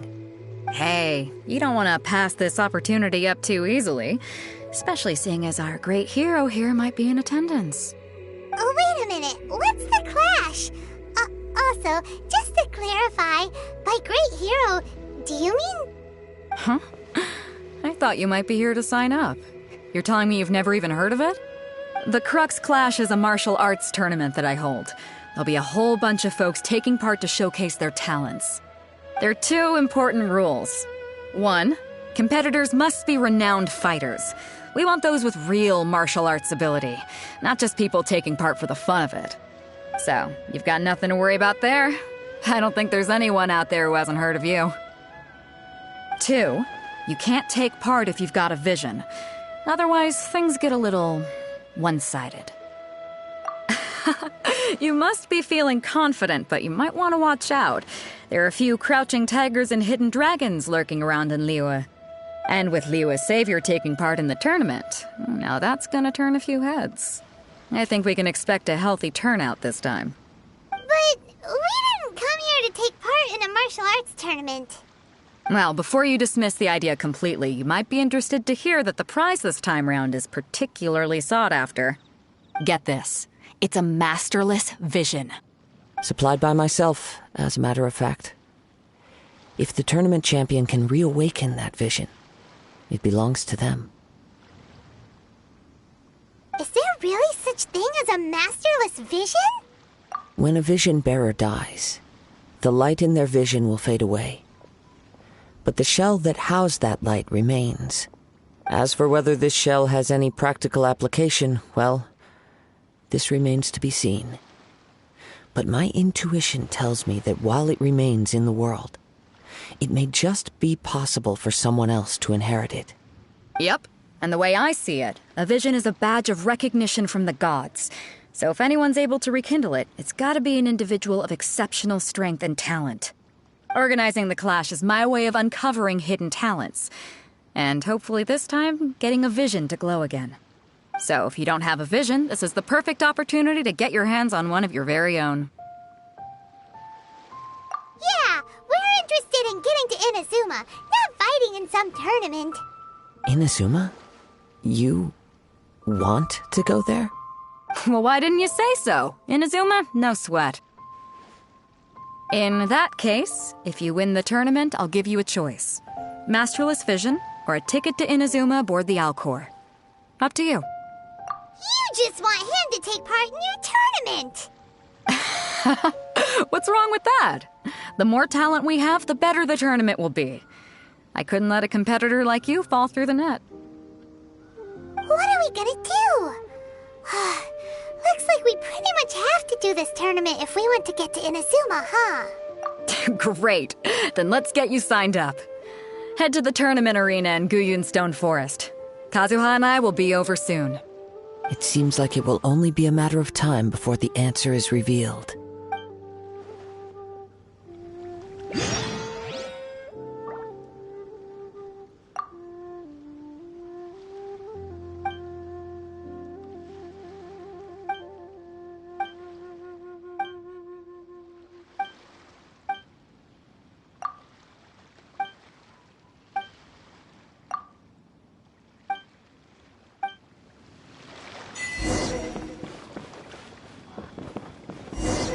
Martial arts tournaments always remind me of the duels they have back in Inazuma.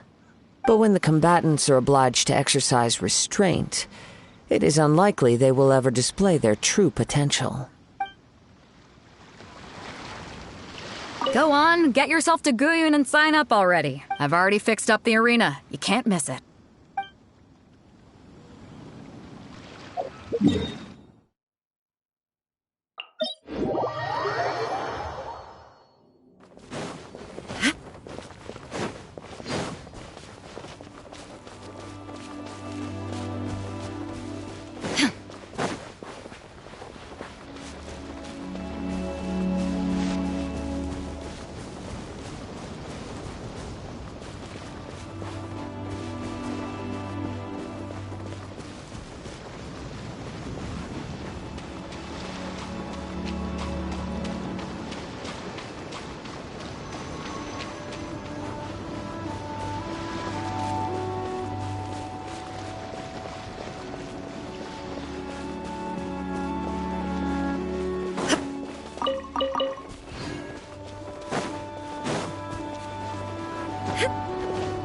Before we sign up, let's see who the other competitors are.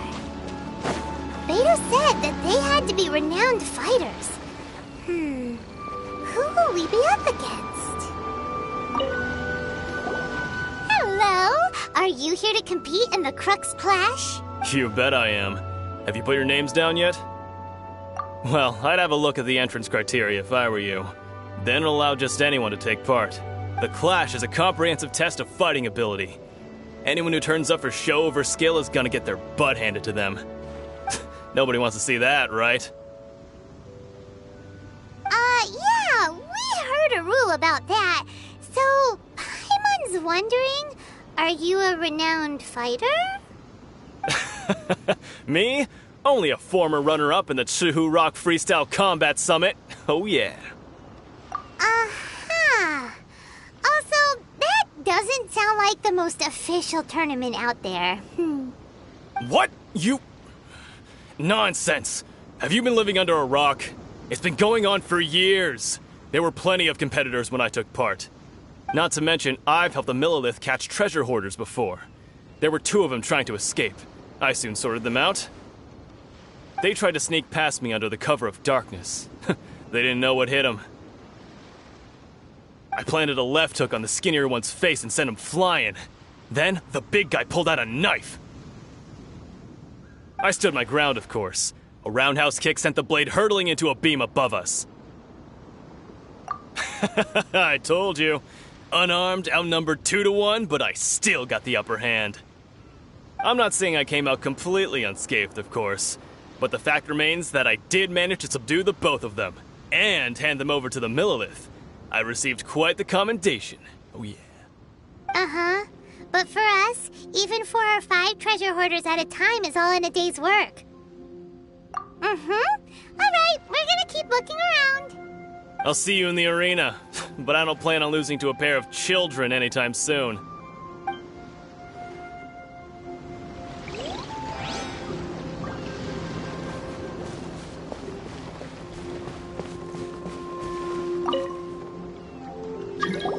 Hey, youngster.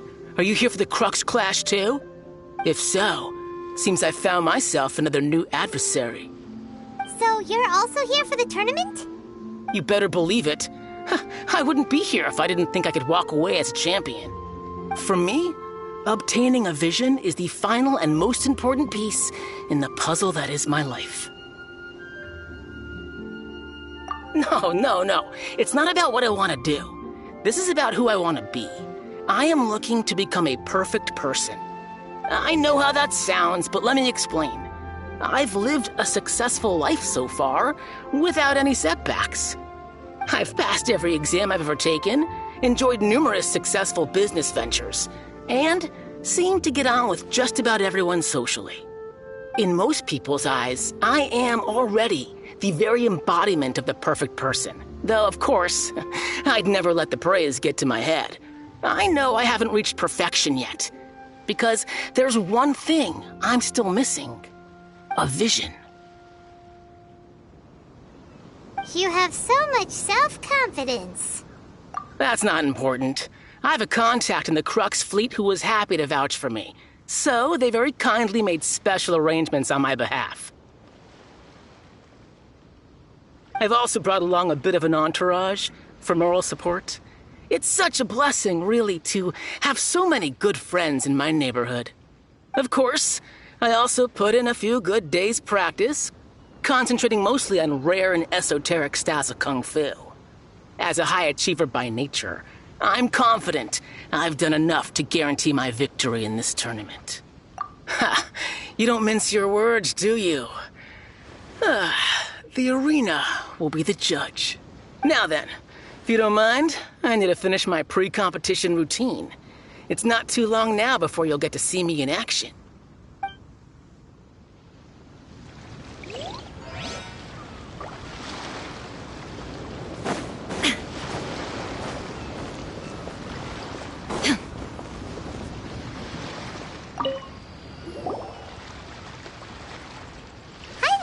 Are you here for the Crux Clash too? That's right. Nothing beats real-life combat for honing your skills. That's what our master taught us. But this tournament is more than just a chance to put training into practice. It's also a chance for us to obtain the masterless vision. Exactly. With a vision, we'd quickly become our master's top students. This master of yours must be pretty incredible, huh? Are they someone famous? Famous? He's the founder of the Lingshan clan, and his skills are unparalleled. Liang and I are both proud disciples of his. You probably wouldn't have heard of it. It was founded quite recently. The clan is nowhere near as famous as the master himself anyway. He's got to be a grand master or something. He's created many different styles of Kung Fu, and countless other clans have borrowed extensively from him. To the Lingshan clan, he teaches a special technique known as force dispersal. Force dispersal? It's a type of breathing exercise where you can train yourself to harness the energy around you and neutralize attacks without moving an inch. For example, our master can use it to alter the path of an attacking fist, or change the direction of an incoming stone, all without breaking a sweat. One time, he sent a challenger flying into the air without lifting a finger.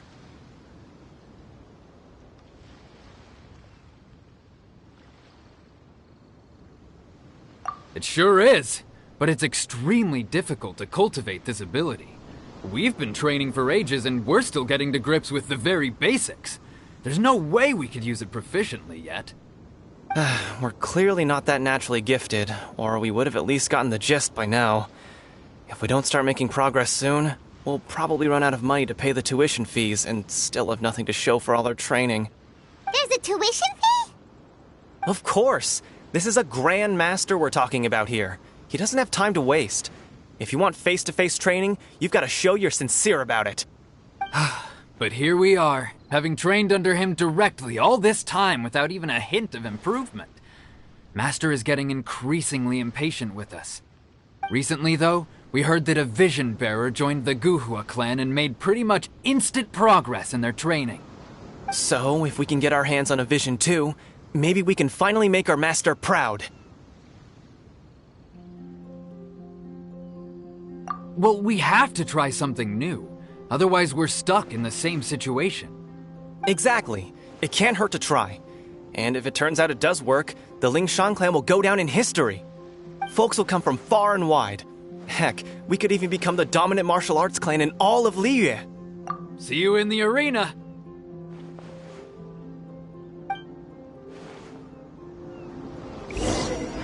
So, to recap, we're up against an inflated ego, some gullible guys paying way too much for their kung fu classes, and another guy who's just really average. Seems like you've got a pretty good chance of winning this thing. Come on, let's go sign up.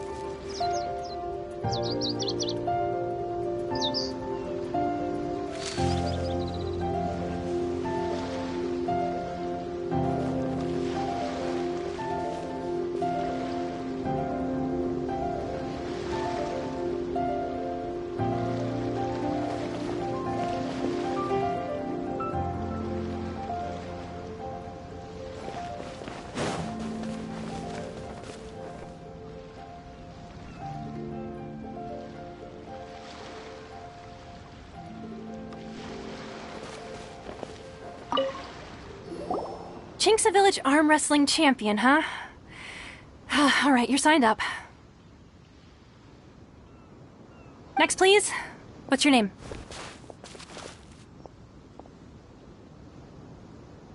Wait, aren't you? Did I hear that right? Is it really them? Huh? Aren't they a vision bearer, though? Why are they trying to enter the clash? I have to ask. Aren't you the traveler that helped Liyue fight off that ancient god? Oh, it's really him! The one that spoke with Lady Kuching at the rite of parting. Oh, I wonder if I can get his autograph later. I trust you are aware that only those without visions can enter the tournament? Really? But from what I've heard, the things you're capable of in combat are nothing short of extraordinary. You walk into the most dangerous situations imaginable, face off against all sorts of monsters, even the Fatui, and always come out on top. Yep, he still doesn't have a vision though. See for yourself. My apologies. I didn't mean to be rude. I'm sure a great hero like yourself would have no reason to lie. Now, could I ask you to provide a few claims to fame? It's just a formality for you, of course, but I have to make a record of competitors' achievements as part of the sign-up process. So far, I've got defeated the ancient god Osile, so that's one. Do you have any others? Yeah, and also a dragon too! Put down Battle with Storm Terror. Whoa! Might as well declare him the champion already. I wonder if it's too late to withdraw. Okay, that's plenty. Actually, this is the most dazzling track record I've ever seen. By a long shot. Right, your registration is complete. Now, a brief word about the prize. A great hero such as yourself can surely only be here for one thing. To win the tournament and claim the grand prize, namely, a vision. Oh, we're not here for that. We're here because Captain Beidou promised to take us to Inazuma if we win the tournament. There's another prize, too? Oh, first I've heard of it. Beidou must have upped the stakes this time to attract top talent. But why would anyone want to go somewhere as dangerous as Inazuma? I see. So, I take it you discussed your terms with Beidou in advance, then? Well, nobody expected you to sign up to a tournament like this. I can hardly believe it myself, to be honest. Anyway, the qualifying rounds are about to begin. I'll leave you to your preparation. Hey, so Paimon's thinking about that whole no vision bearers rule in this tournament. Even though you don't have a vision, most people in Teyvat think that you can't manipulate the elements without one. So Paimon thinks you probably shouldn't use your elemental abilities during the tournament. You know, just to avoid any misunderstandings. In any case, looking at the competition, it should still be pretty easy for you to win, even without using any elements, right? Alright, it's showtime! You got this! You seem like you're raring to go. Are you ready to compete? Good. Then please follow me into the arena.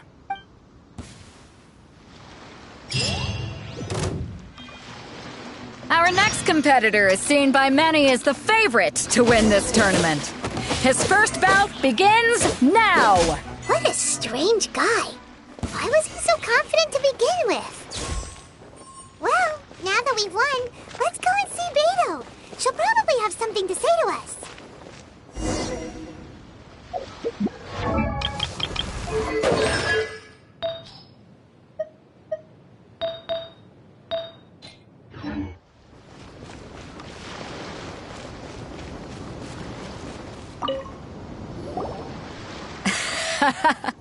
I knew I wouldn't regret introducing you as the favorite.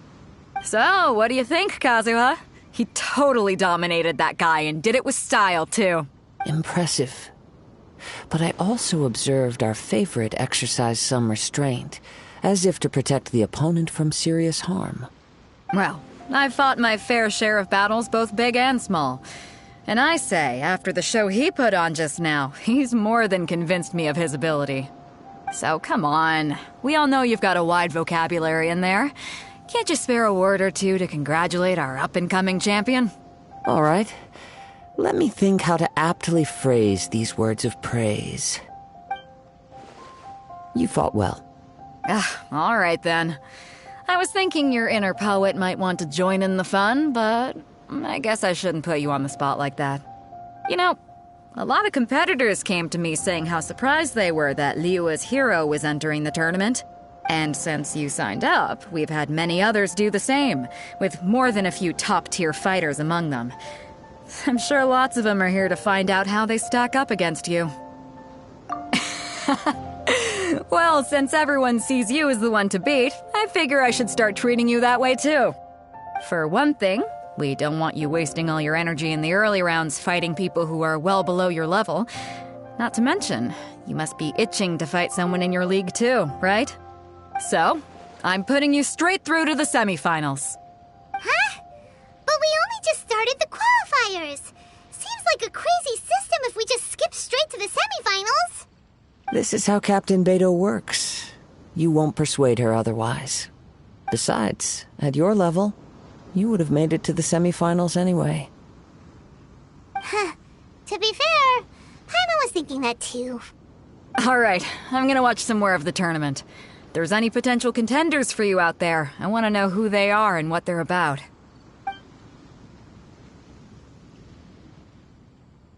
We're finally here, folks. The real show is about to begin. The captain seems to have high hopes for this tournament. I have not seen her so excited in quite some time. Your opponent has fought many rounds to get to the semifinals. This makes him a seasoned warrior. You may well be stronger than him, but this should not give you cause to lower your guard. Very well. Show me that you are ready to push through the storm that lies ahead. Alright, that's enough chit-chat for now. The audience is waiting. Go find the crew member that signed you up. She'll take you into the arena.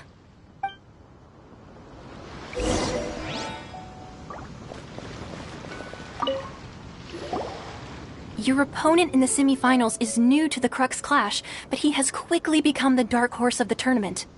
I do not doubt your abilities, but I would suggest that you make sure you are fully prepared before you begin. Relax. My guy's at the top of his game. He ain't gonna lose.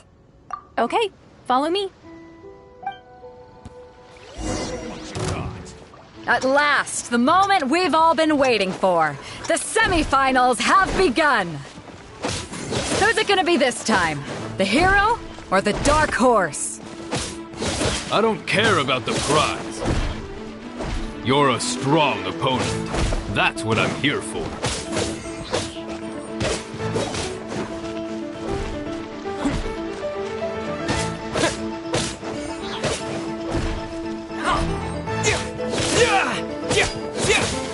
You're pretty good. I'm sweating all over. It's a good feeling.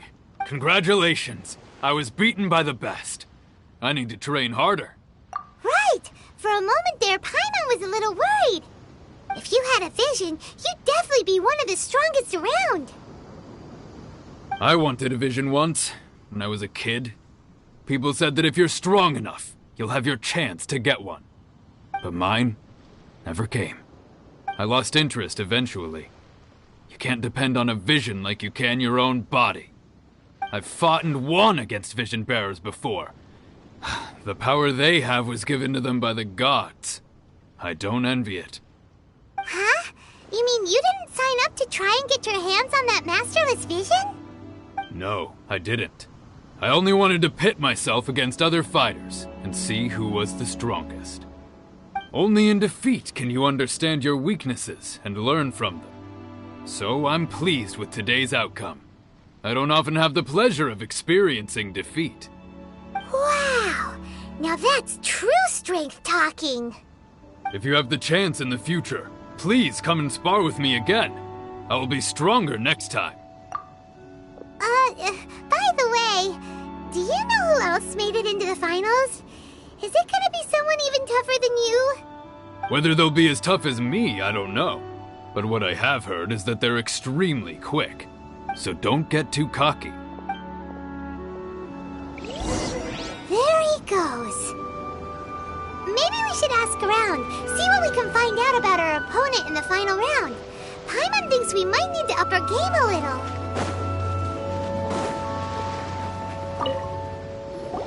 Ah, it's you! I watched your match. What a stunning performance. I myself was eliminated in the third round. Shame. If only I could have advanced one more round. Maybe next time, huh? By the way, do you happen to know who else advanced to the final round? Why, yes. He's the same one who defeated me. He is a formidable opponent, quick on his feet and swift to take advantage of his opponent's missteps. I faltered for but a brief moment, but before I knew it, he had me on the floor. Given my stature, I have no fear of squaring off with physically strong opponents. But faced with a nimble, agile opponent such as him, I found myself completely out of my league. Still, I'm sure he'll be no match for you.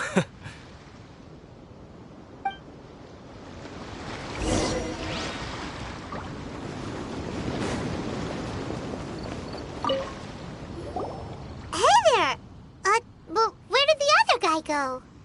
He tried to use force dispersal to deflect a punch, but instead he took it straight to the nose. There was blood all over the place. His opponent was pretty freaked out by it. He kept asking him, "Why didn't you dodge?"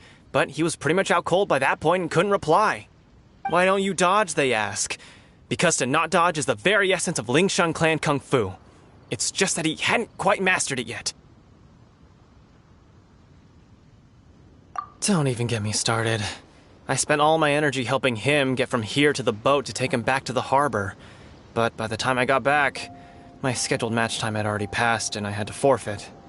I don't dare tell my master about this, otherwise I'd never hear the end of it. Sorry, I shouldn't be complaining in front of you like this.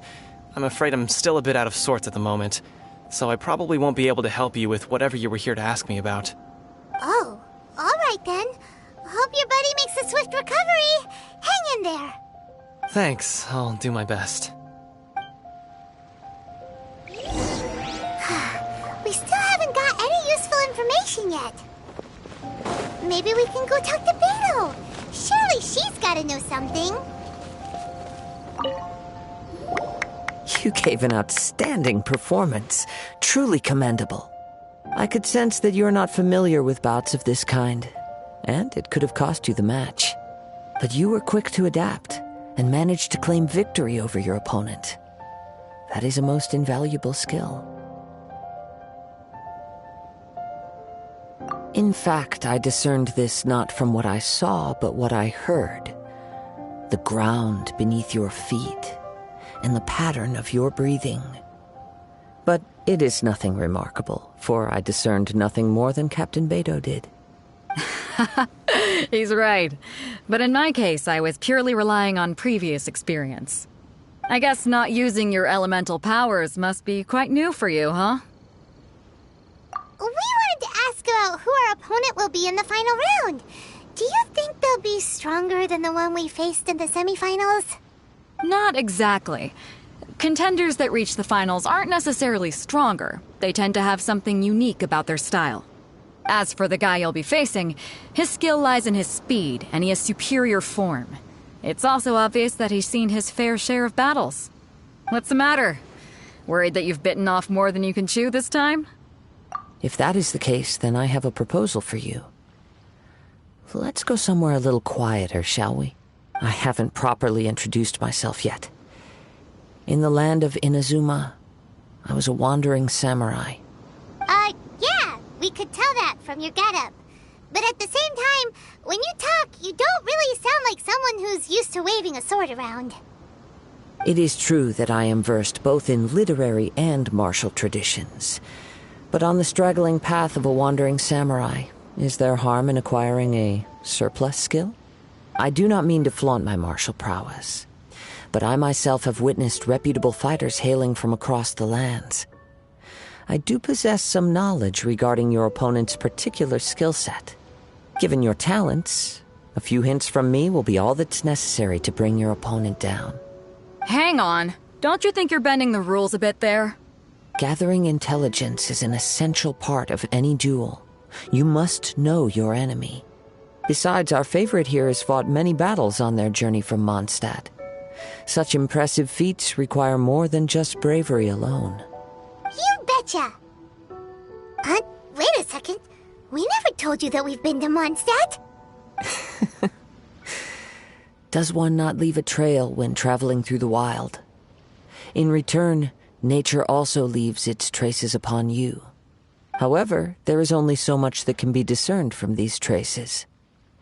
I sense that many things about you elude me still. These are the things I am curious to know about. Come with me. Some post-match entertainment is in order.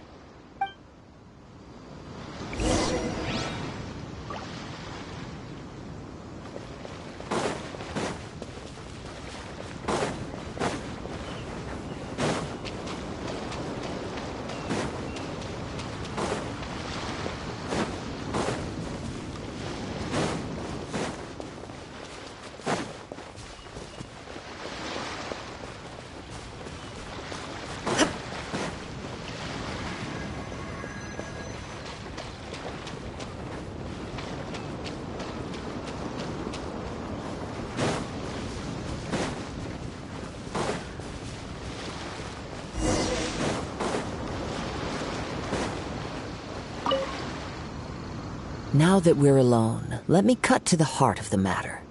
You are skilled in manipulating the elements, and not just a single element, but multiple. Is that correct? Paimon knew that you were hinting at something from the moment we met.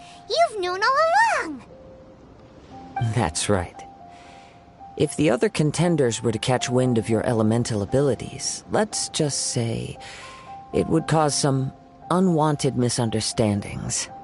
If I'm not mistaken, you share these considerations, given your reluctance to use elemental skills even in the heat of a match.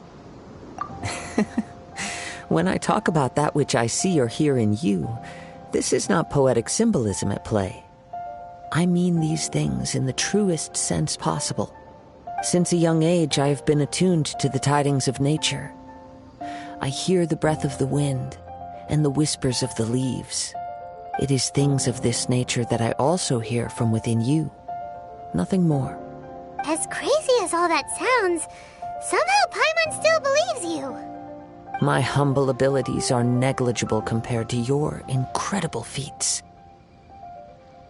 To think a human could wield the elements without a vision, and not to mention your incredibly complex scent, like that of some mysterious being. Hey, stop evaluating us based on our smell! It's weird! Could you perchance enlighten me as to how you managed to obtain your combined elemental abilities? Extraordinary. So then, might I be so bold as to inquire how exactly it is that you learned to channel elemental energy and even wield it in combat? Aw, it's nothing really. Paimon just told him whatever came to mind. It's been a long journey, and many things have happened along the way. Somehow, he just naturally learned to use the elements through it all. Honestly, even Paimon doesn't understand how it all works. Perhaps such unfathomable things are the essence of the gods and the visions they grant. However, I still wish to have the honor of seeing how you wield the elements. Perhaps it may yet reveal something to me. Of course, I too shall share with you all that I've learned. That will make it a fair exchange. Now then, let's test your skills, shall we?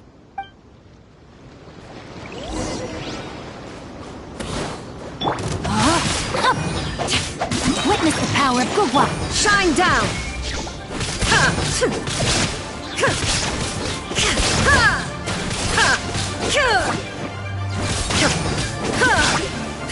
There is no escape!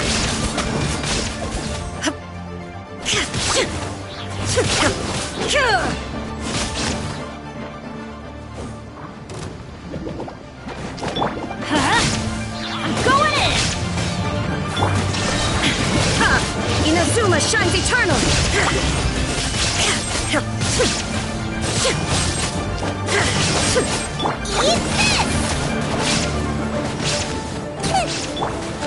Rain, out! Line's your fate. Time to act.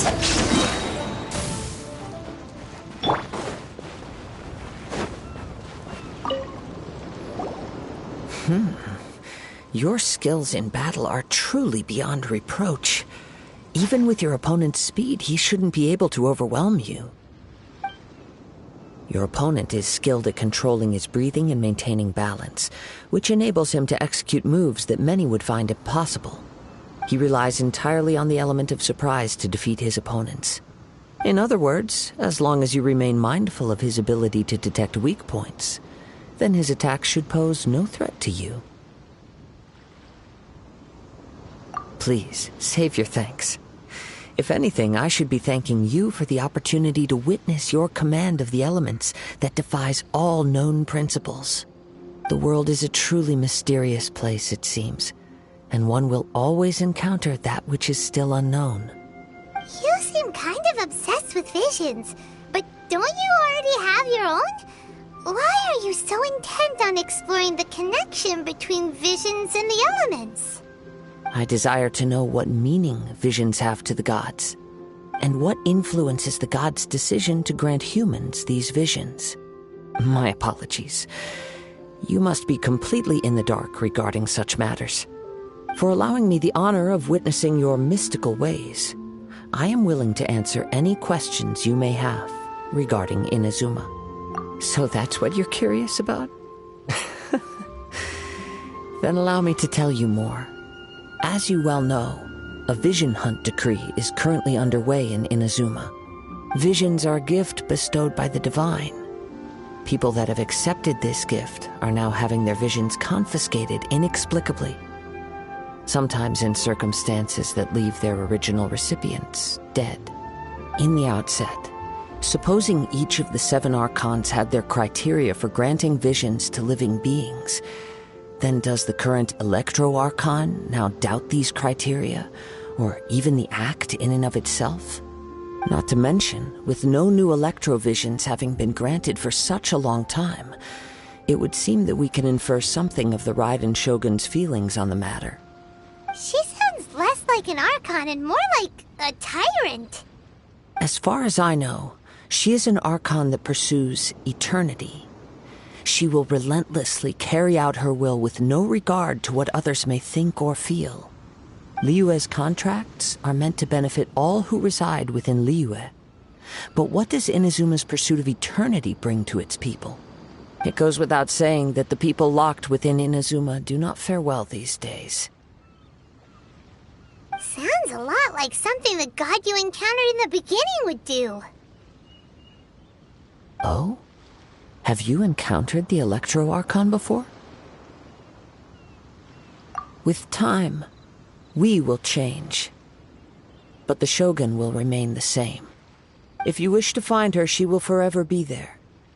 There will come a day when I too shall wish to understand the answers to eternity from her. Ah, the time for your match is approaching. Oh, right! We got so distracted talking about Inazuma that Paimon forgot all about the tournament! If you have no other matters to attend to, then we can return together. Very well. Let's go. I wish to see who will obtain the vision.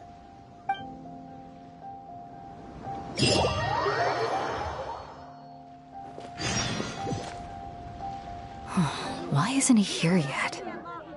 Never mind. We can start by making your entrance first. Everyone, listen up! Your attention, please! We've reached the climax of the Crux Clash! This is the final match! We've seen many exciting battles today, and now, at long last, the two finalists have emerged. Now, I'd like to introduce our first combatant. Though few have seen him, his reputation knows no bounds. He strikes fear into the heart of Osile, and the mere mention of his name causes even the Fatui Harbingers to turn pale in the face. Introducing Liyue's Traveling Hero! Wow! I've been waiting for this moment!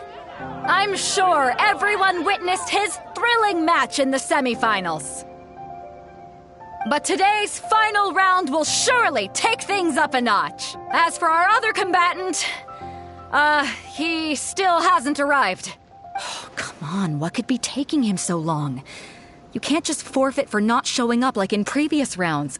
This is the finals. Apologies, everyone just sit tight.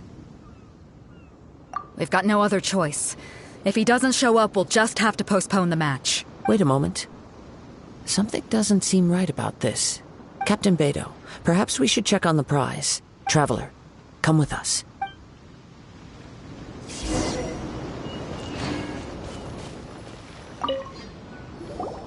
Let me see. It's gone all right. The vision is missing. Huh? Did somebody steal it? Who would dare do such a thing in broad daylight? We don't know when it was taken exactly. I never thought that someone here would have the guts to cross Captain Beto. No need to worry. Even the craftiest sleight of hand does not escape nature's watchful gaze. The culprit has only acted recently. They will not have gotten far. The vision was the prize that I had offered, and it was my responsibility to look after it. I will be certain to get it back. Well, if you insist. I'll leave the matter to you then. I'll stay here and try to offer some explanation to all the spectators that came to see the match. If you would, please come with me. But we're on an island. Where could he have possibly run to? Come with me. I can sense the winds are coming.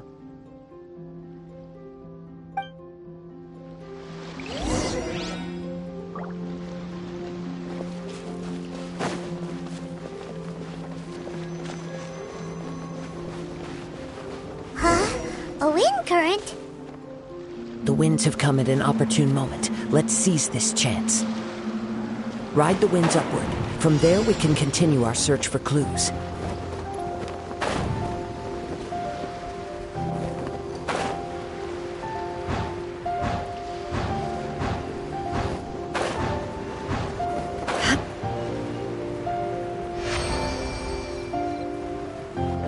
By the way, what made you suddenly think of checking the prize in the first place? I heard it the moment it was stolen. Well, then why didn't you stop him? You'll see, shortly. The winds are guiding us forward. The culprit is on the opposite shore now. You can hear that too? What does it sound like? Hubris. This way. Follow me.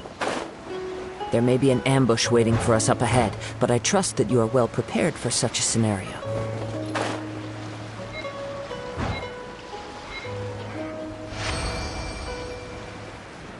Hoarders, they're here! Get them! Treasure hoards, just as I expected. In which case, please stand back.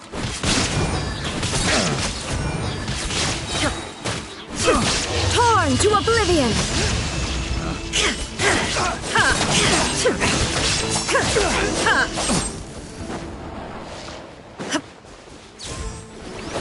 There is no escape!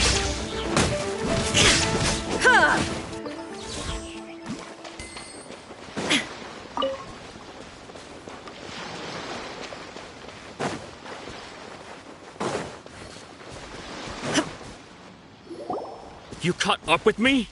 How is that possible? I had even prepared a boat to ensure a quick getaway, and still you caught up to me! No boat could ever match the speed of the wind. The wind? What are you talking about? Oh, I get it. Your vision. Drat! If I only had a vision! Or, if I could activate this one, then you'd never be able to catch me! This has nothing to do with visions. You may be skilled at vanishing from a crowd, but it seems you know precious little about how to conceal yourself from nature's gaze.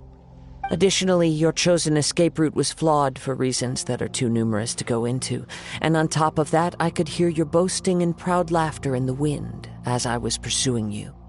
In other words, you failed to meet any of the basic criteria for a grand heist, namely speed, stealth, and style. You... But most disappointing of all is the state of the vision in your hand. It appears that the vision doesn't respond to human desire indiscriminately. Fine! I admit it. I've had my eyes on this vision for quite some time now. I decided to register after hearing that this fighting contest was full of a bunch of lousy fighters. I fought my way to the finals and... Aha! So you were supposed to be our opponent! I'd intended to win the contest through skill alone all along, but then you showed up.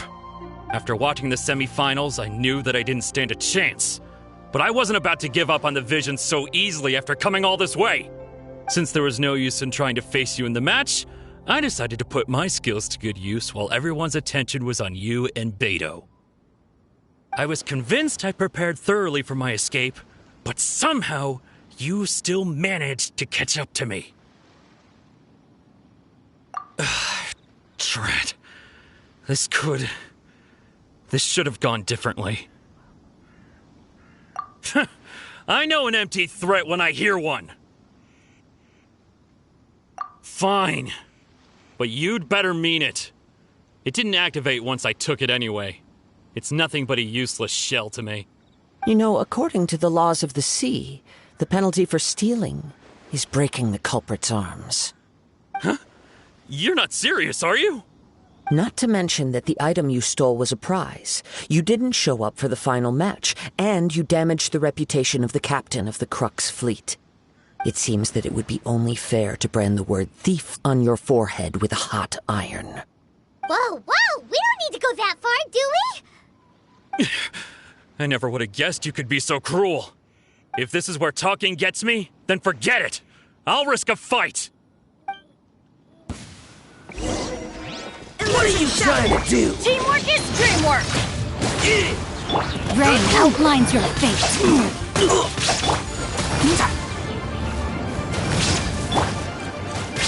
I'll have my revenge, eventually. No! Do what you want, but please, don't brand my forehead, please! He has persevered to the bitter end, and now death looms near. Yet still the gods do not bestow their favor upon him. Put down the vision and leave. I've changed my mind. No further punishment for you. Huh? What's wrong? Are you asking for more punishment? It's up to you. Such willingness is commendable, and fits the way of the samurai. No need for that. Thank you for releasing me. You truly are generous. Huh? Paimon doesn't get it! Were you just trying to scare him? I take no pleasure in frightening others. I was just testing all possibilities while the vision remained in his hands. When people are forced into a corner, that is when their greatest strength will appear. I thought it may be an opportunity for him to awaken the vision. But unfortunately, nothing happened. Yes, I wanted to know whether it were possible for an extinguished vision to be reawakened. From the moment he stole the vision, I decided to use him for this experiment. I've tried many other methods in the past, though few tales tell of a masterless vision reawakening. After seeing you command multiple elements, I figured that nothing is impossible. Come, why don't you give it a try? Let's see if you can give me the answer I'm hoping for. The vision didn't seem to respond at all. I see. So you are also unable to rekindle the vision. No matter. This was expected. I suppose this vision is still mine to take for now. Yeah, what's the story behind this vision anyway? The story begins with an old friend. He was once a good friend of mine. One day he asked me about a sword art of which he had heard, the Musono Hitotachi. I told him it can only be witnessed when divine punishment is administered. It is the pinnacle of the Raiden Shogun's skill, a symbol of ultimate power. But he replied, there must be one who can withstand it. There will always be those who dare to brave the lightning's glow. Then, the Vision Hunt decree arrived. People's aspirations were stripped away as the Raiden Shogun began to construct her ideal of eternity. While I was fleeing from place to place, I heard that my friend had challenged the Vision Hunters to a duel before the throne. A solemn yet brutal challenge. The defeated face divine punishment, while the victors gain a second chance. Perhaps he thought he of all people should make a stand. Coming face to face with the Musono Hitotachi was all that he truly desired, after all. When I arrived at Tenshukaku, the duel was over. I heard his sentence of divine punishment, his severed blade hitting the ground. Perhaps that was the glory he had yearned to witness. In his last moments, what expression was on his face?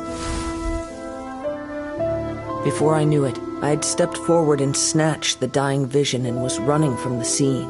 All I knew was that I mustn't let his hope, which burned so brightly, become buried among the ice-cold statue of a god. Perhaps one day I may come to find that all I have done is meaningless. But as a wandering samurai, I find meaning in traveling and the sprawling beauty of nature that lies along the way, while still retaining the warrior way in my heart. Kazuha! It's just another way of saying I do as I please. All right then, it's time we returned. Allow me to gather the wind for us once more.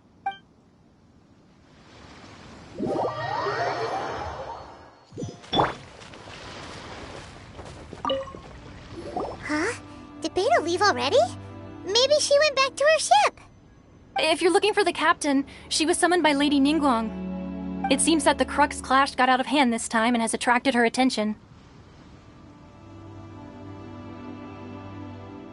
Captain Beidou was muttering something about Ningguang being a stick in the mud as she headed off to Liyue Harbor. It's not unusual for those two to be at odds with one another. But still, Captain Beidou was disappointed she didn't get to witness the crowning of the new champion. She had been looking forward to it for quite some time.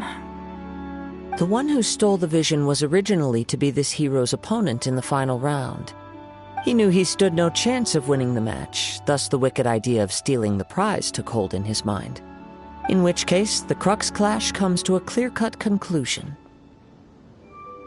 Huh? So that's what happened? If that's the case, then the rules stipulate that he is disqualified, and our hero here is the champion. Paimon thought we'd win and all, but not like this. It doesn't matter. As the saying goes, honor given is honor deserved. Now, let me go prepare the champion's medal to award you.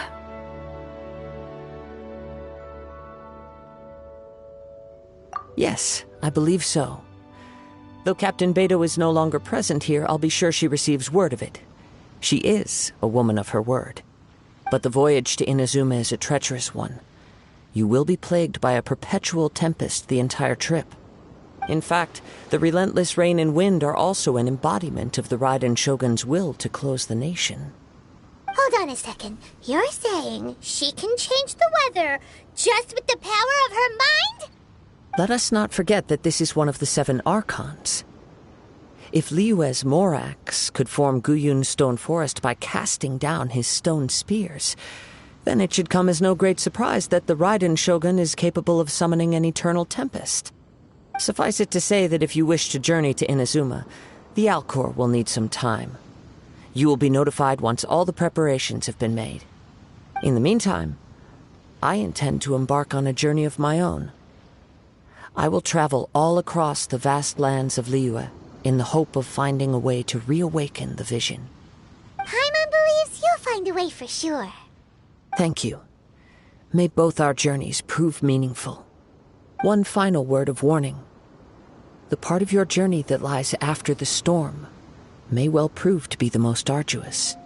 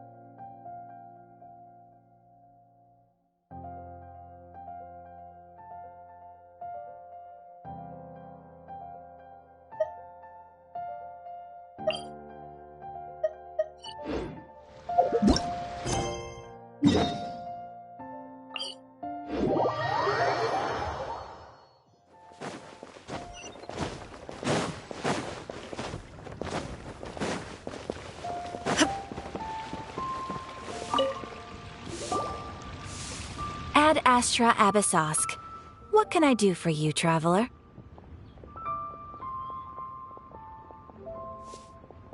Ah, yes.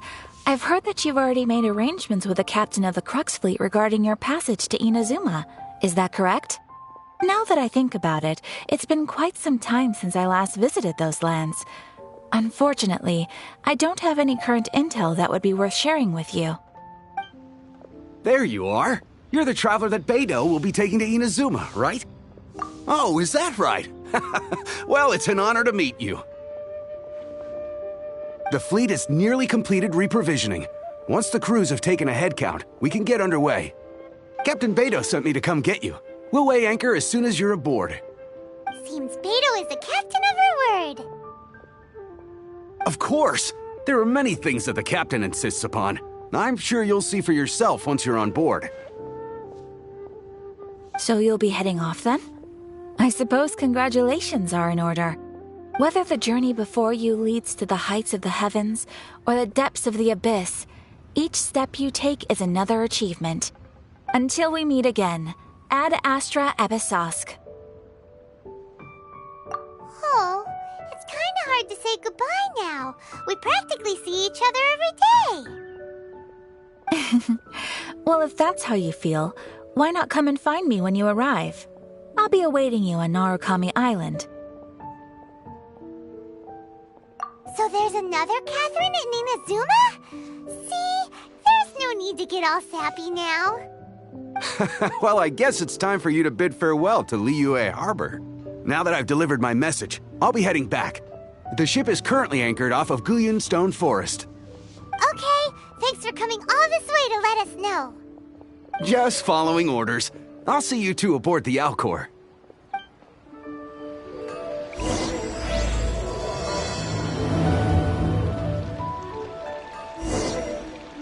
Ad Astra Abyss.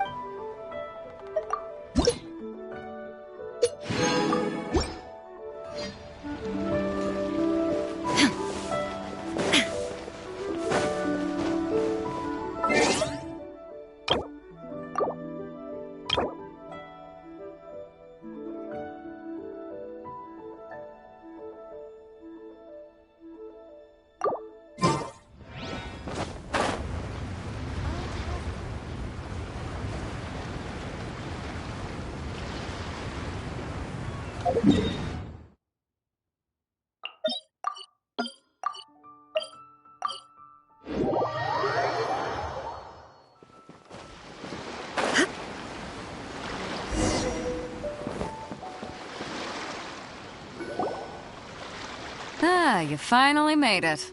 All these years, come rain or storm, the Crux fleet has never suffered a delay. If it were anyone else, I might have set sail already. Don't look too serious, I'm only joking. You're just on time. The crew have just finished making final preparations. Well, now that everyone's here, we set sail for the land engulfed by storm and tempest. The nation of eternity. Anchors away!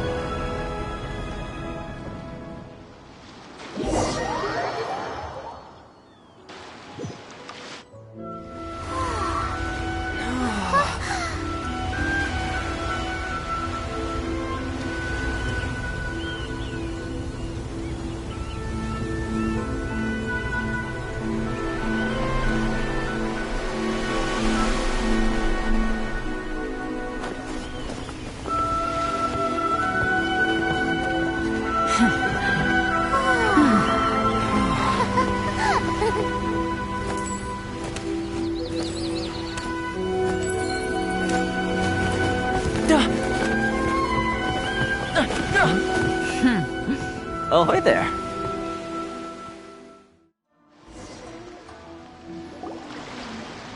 So, you finally made it. You sure kept me waiting, Captain. And it appears we have a couple of stowaways. Or perhaps I should say, honored guests. Shush! You can blame your almighty Shogun. The tempests around Inazuma have been growing all the more fierce lately. Though the fleet was fully up to the challenge, the inclement weather still caused some delay. Now then, let me introduce everyone. This is Toma, a trade partner that I've gotten to know recently. You don't know how long I've been waiting to see you. Toma, these two are... Oh, no need for introductions. Their reputation precedes them. It seems even the stormy seas can't keep rumors of these outlanders' sterling deeds at bay. Oh, it's sure nice to hear you say that. With any luck, it'll give you a head start here. Toma's resided on Rito for quite some time now. It wouldn't be going too far to say he's the fixer around these parts. If you run into any problems here, just talk to Toma. But if he tries to pull any moves on you, I'll be sure to deal with him personally the next time I'm around. No need to worry. I'm sure we'll get along just fine. Good. Then if it's all settled, I'll be going. I wouldn't want to be caught with my sails down here. I do have a wanted fugitive on board after all. Oh, right. Kazuha. Until next time, traveler. Remember to give it your all, no matter what perilous storms you may encounter. Fair seas, Captain Beto. Bye-bye!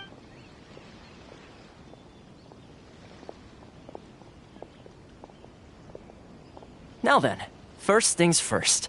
We need to go get you registered at the border checkpoint.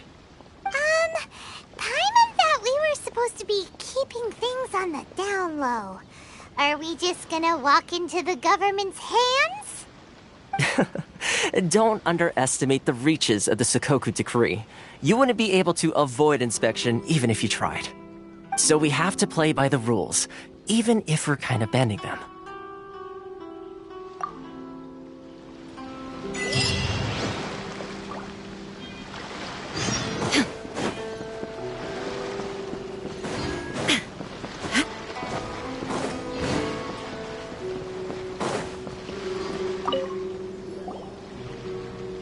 Hello?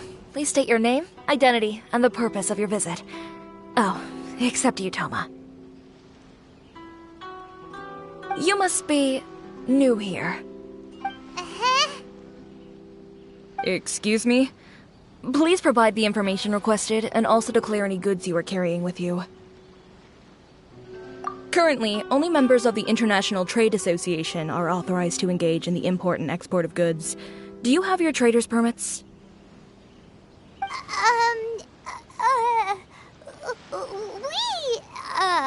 My apologies, but I'll have to ask you to... Here are their entry papers, for your kind perusal. What? Ugh, take your time. No rush or anything. I just wanted to see what you'd say. Sorry about that.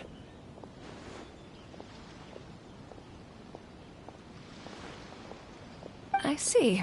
Okay. Your papers are all in order. Welcome to Rito. Whew. So, where do we go next? The Outlander Affairs Agency. They only check entry permits here. If you want to remain on Rito, there's a process you have to go through with them. Sheesh. So it is super strict, just like everyone says. Well, let's not forget that to everyday folk in Inazuma, people from everywhere else are referred to as outsiders. As the word suggests, Outlanders aren't very welcome in Inazuma with the Sukoku Decree in force. Not even on Rito, where they've established an outsider settlement.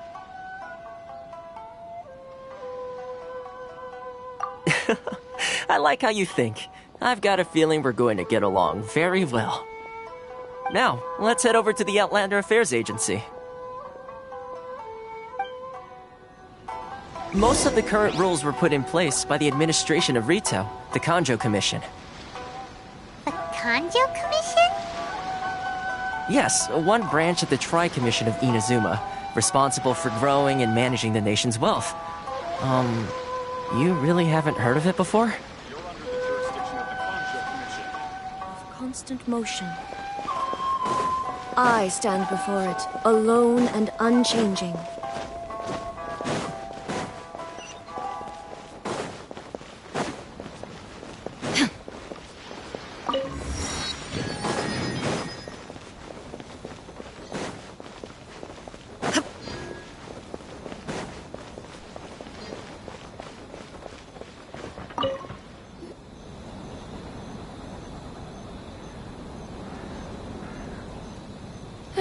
You've completed the entry procedures, yes? And now you want to apply for residency? Both of you? Yes, please. Okay, the processing fee will be 2 million mora. 2 million? For a processing fee? Are you serious? That's right. 1 million per applicant, which makes 2 million total. Don't worry, you can trust my math. Paimon wasn't so much questioning your math as... Ma'am, these two here are good friends of mine. I think you'll find I'm one face you recognize. Ah, Mr. Toma, it's you. By way of courtesy, allow me to reduce it to 400,000 mora total. Thank you ever so much, Miss Eureka. But as this is just a processing fee, I think 600 mora should cover it if I'm paying on their behalf. I'll treat you to dinner too.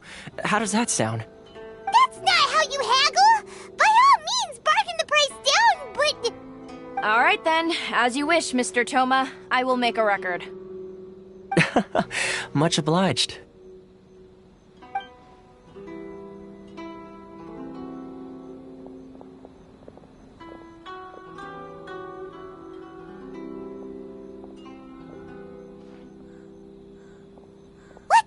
She went from 2 million down to 600? There's something seriously wrong with people's sense of finance around here!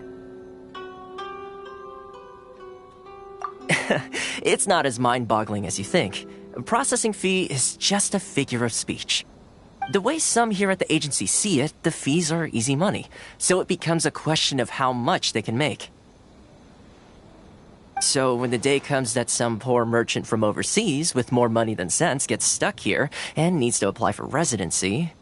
Then they'll milk them for all they're worth. Exactly. It's at times like this that having a local friend really comes in handy. Yes, but when you're an outlander in Inazuma, far from home in this close nation era, there's very little that can be done about it. The most that overseas merchants can do to look after themselves is stick together.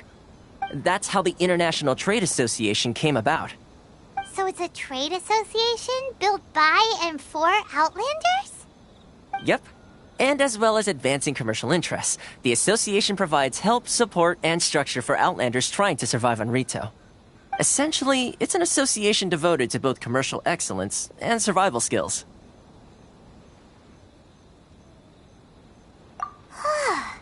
Sounds like just staying alive is an achievement when you're an Outlander in Inazuma. I see. So this is the real purpose of your trip. Yes, given that you are Outlanders, it's certainly a lofty aspiration. After all, the Raiden Shogun is the most exalted and revered one in all of Inazuma.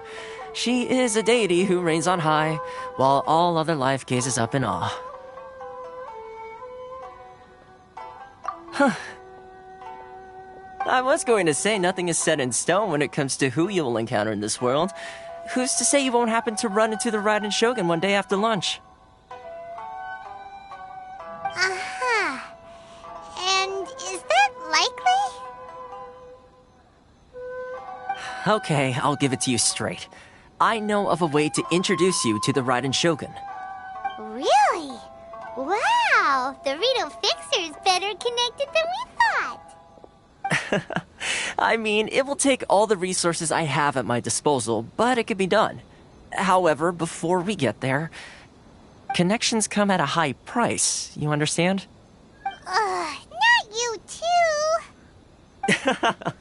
No. In this instance, when I say price, I'm not talking about Mora. In fact, there's no real cost as such. It's just that if this is something you really want, you'll have to agree to help other people solve some of their problems first. I like to do things in a way that keeps everybody happy. It's my own personal rule for dealing with situations like this. Sounds very reasonable to Paimon. You're the man in the middle, so you have to trade favors to keep everyone indebted to you. Why do I get the feeling you're making me out to be some sort of crook? Never mind. Here's the situation. As I touched upon earlier, the members of the International Trade Association are constantly struggling to survive. Recently, things seem to have gotten more difficult than ever for them, so just go and check things out. See if there's any way you can help.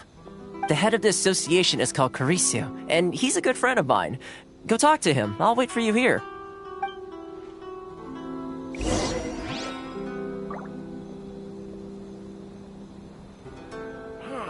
Why in the world can't I use my permit?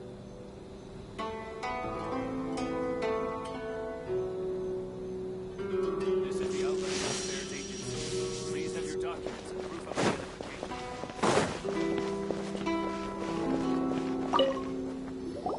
Huh? Hello there. You must be seeking refuge with the International Trade Association. The Outlander Affairs Agency took you for all you're worth, I suppose. Good. That's a relief. You need to be careful, or you'll find yourself losing your savings all at once. We heard the association has been having some difficulties lately. Is that true? Yes. Left, right, and center. Obstacles at every turn. But that's nothing new for us. The Sakoku decree certainly makes things difficult for anyone who wants to come here from overseas. But it's not the root cause of our woes. The Sakoku decree might restrict our scope of activity, but in and of itself, it doesn't stop us from being able to enjoy a comfortable existence. No. What's really squeezing us Outlander merchants dry is those Mora grubbers from the Kanjo Commission. Oh, of the 3 commissions, that's the one that oversees everything on Rito, isn't it? That's right. They impose astronomical tax rate, unbelievable regulations, and that's not the worst of it. They just issued a new tax decree recently that, for some reason, completely changes the way we pay our taxes. It used to be Mora, but now it's something called Crystal Marrow. Crystal Marrow? What's that? Something that most of us in the association had never heard of before either, until the new decree came along. Eventually, one of the older Liyue merchants recalled that he once shipped a batch of it to Snezhnaya in his youth. So, in order to pay our taxes, we began an arduous search for this crystal marrow. But then we found we'd only managed to create a bigger problem for ourselves. The rising demand for crystal marrow drove the price higher and higher. Now there's only one vendor who even has it in stock. We can't get a hold of it anywhere else.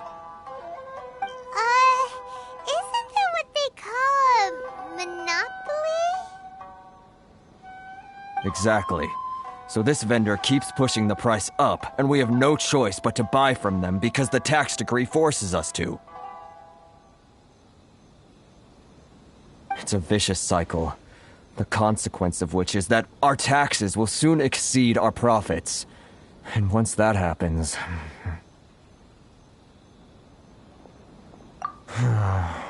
We've tried communicating with the Commission directly, but this is a nation where the cries of a few struggling merchants will never be heard over the ever-present roar of thunder.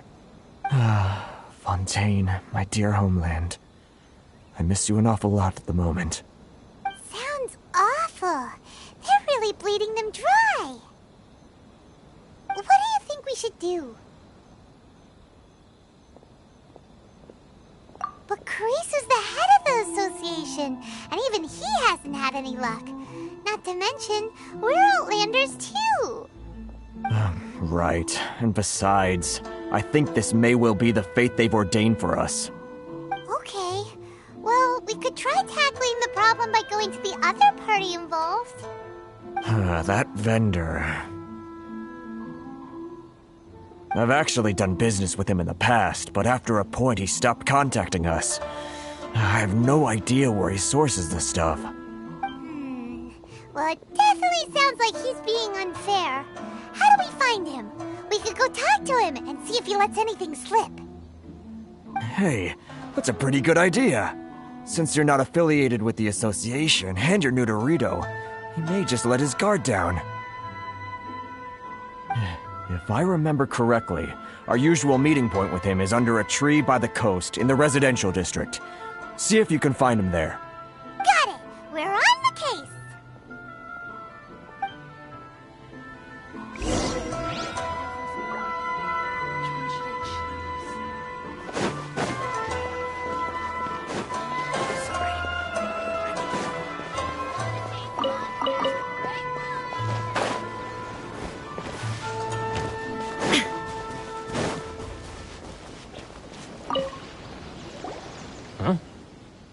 I don't think I recognize you. Are you new arrivals?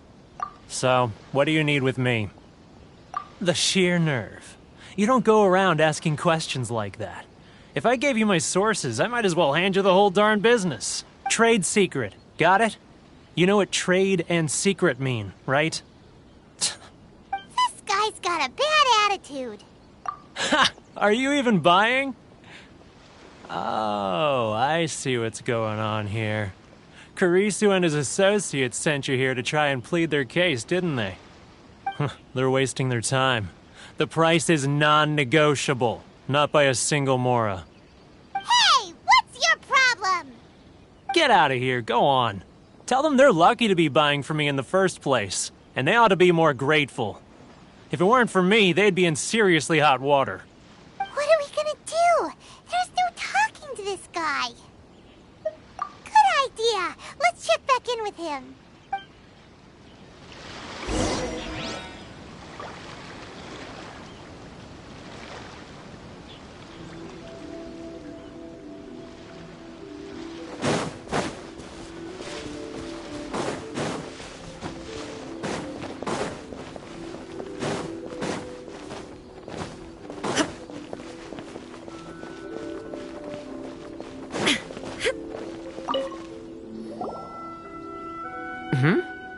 That was quick. You resolved it already?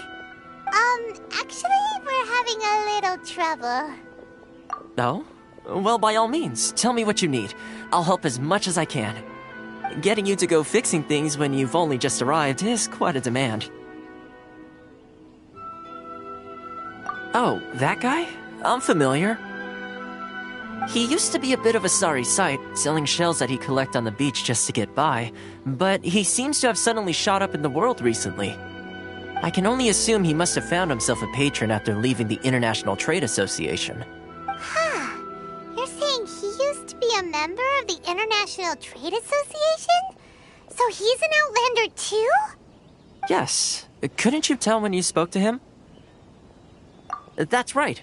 Werner was born in Mondstadt, then went into the shipping business, trading between Leah and Inazuma. When Inazuma closed to the outside world, he was one of a group of Outlanders that ended up stranded on Rito. Huh. What a bummer. The International Trade Association was initially very generous to him, but over time, with decree after decree, the association members found it increasingly difficult to make ends meet. So he left the association and turned his back on them. I'm sure it's more nuanced than that.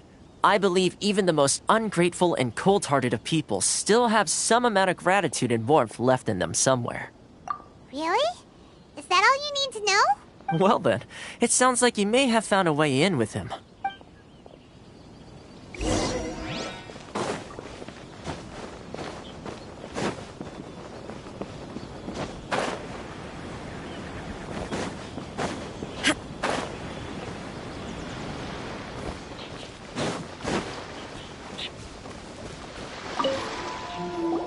What are you doing back here? Just because I got plenty of time on my hands doesn't mean I want to waste any of it talking to you. Huh? Where's this coming from? Mondstadt? You were talking about Mondstadt.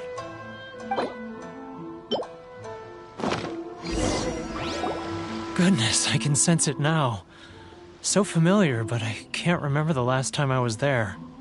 The scent of Mondstadt. Oh, how it takes me back. Oh, my hometown, the home of freedom. How I long to go back and visit. Oh, it's working! So, trying to play my heartstrings like a liar, are you? I know what you're up to. Huh? What is this? What are you up to now? Just close your eyes already!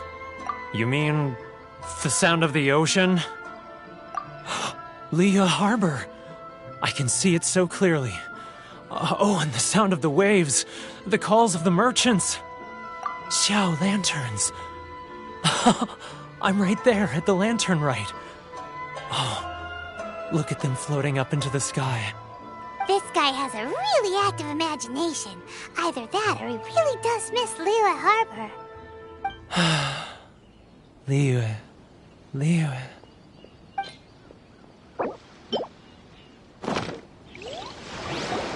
Wait. Stop. That's enough. Don't make me relive it anymore. My poor heart can't take it. You mean the folks from the International Trade Association? And I suppose they are far from home, just like me. Often, I'll sneak down to the shore at night and listen to the sound of the waves. I like to imagine it's the voice of my hometown, carried across the ocean. I've run into folks from the association more than a few times doing just that, but I always hide my face and slip away. Don't you think I've wanted to talk things through with them and free myself from this anguish? Well, no one's stopping you, so... They're so resilient. None of them had anyone else to rely on, so they rallied together, committed to finding a way to survive. But I couldn't do it. I'm not strong enough. So I caved. Those people, they'd make the smallest of promises, offer the most measly benefits, and I'd do whatever they asked of me. And make Mondstadters look like the worst people in the world. Alright, I'll tell you the whole story. It's eating me up inside, and I can't take it anymore. You ready to talk now? But I betrayed them. I can't show my face there. Come on, you scaredy cat. Look, you messed up, but now it's time to make things right. So come on, get it off your chest. What's the deal here? It's a scheme by the tax collection Ashigaru, Keijiro and his companions. They start by overtaxing the merchants, then take the extra crystal marrow they receive and stockpile it. Once the merchants run out of places to buy crystal marrow, they get me to sell that extra stock back to the merchants at an extortionate price, with the proceeds going to the tax collection Ashigaru. It's plain evil gouging them like this. I'm their puppet, yes. But my cut is a tiny fraction of what we take in total. It's barely enough for me to live on. Evidence? You're right. Without conclusive evidence, he will never admit it. Now that I think about it, whenever I report back to him after a sale, he always heads to the same place. It's always made me suspicious. As it happens, I handed some Mora over to him not long ago. I can show you where he went if you want. Really? Well, then there's no time to lose. Let's go.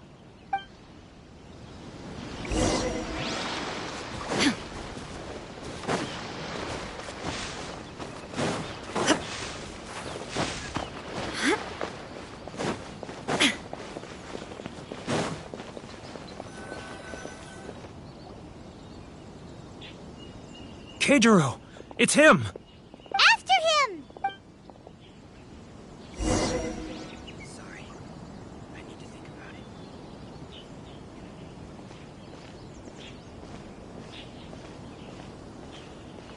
All for freedom. Which one should I choose? It's not like I'll get any customers. If you want to taste Mondstadt's great wines, then look no further than Sailing Green. Ah, Ryoko, how's business? All the better thanks to your generous patronage. Good. Thankfully, I earn plenty these days. Oh, but of course, tax collection is difficult work. Which one should I choose? Should I close if you want to taste Mondstadt? It's not like I'll get Now, who... Too close! That's too close! He's getting further and further away! Let's catch up a little. What was that sound? Quiet! Don't let him find us! Must be hearing things. Drat, I'm behind schedule. I need to hurry. He's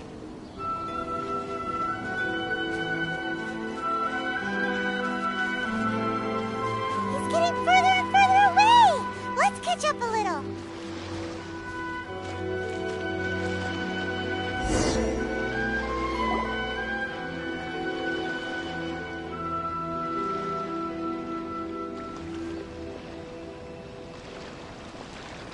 What could he be doing at a place like this? It looked like he buried something over there, didn't it? Why don't we take a look?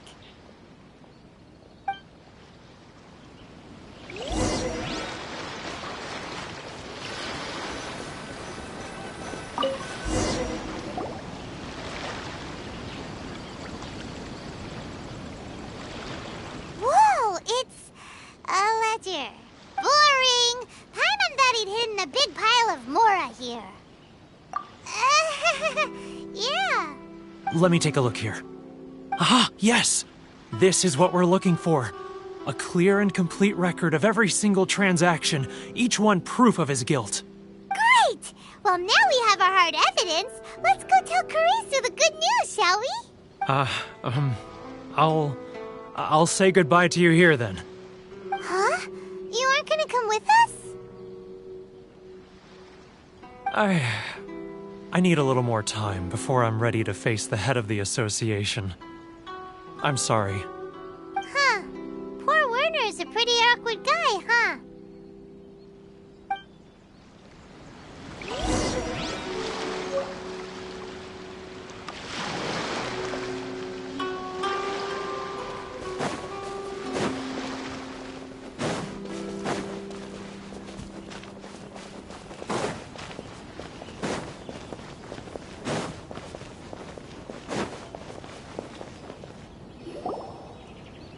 But we really don't have anything left. If this keeps up, our sales will come in at a loss. There'll be nothing left for us to do but starve. You know the decree. The rules are the rules. No discounts, no exceptions, and no excuses. And who are you? Another new member of the association? It just so happens that we found your little ledger, so now we're here to tell everyone all about how you embezzled crystal marrow to sell it right back to the taxpayers. Huh? Is this true? You've been swindling us! Well, you see, the taxes, Let me take a look at the ledger.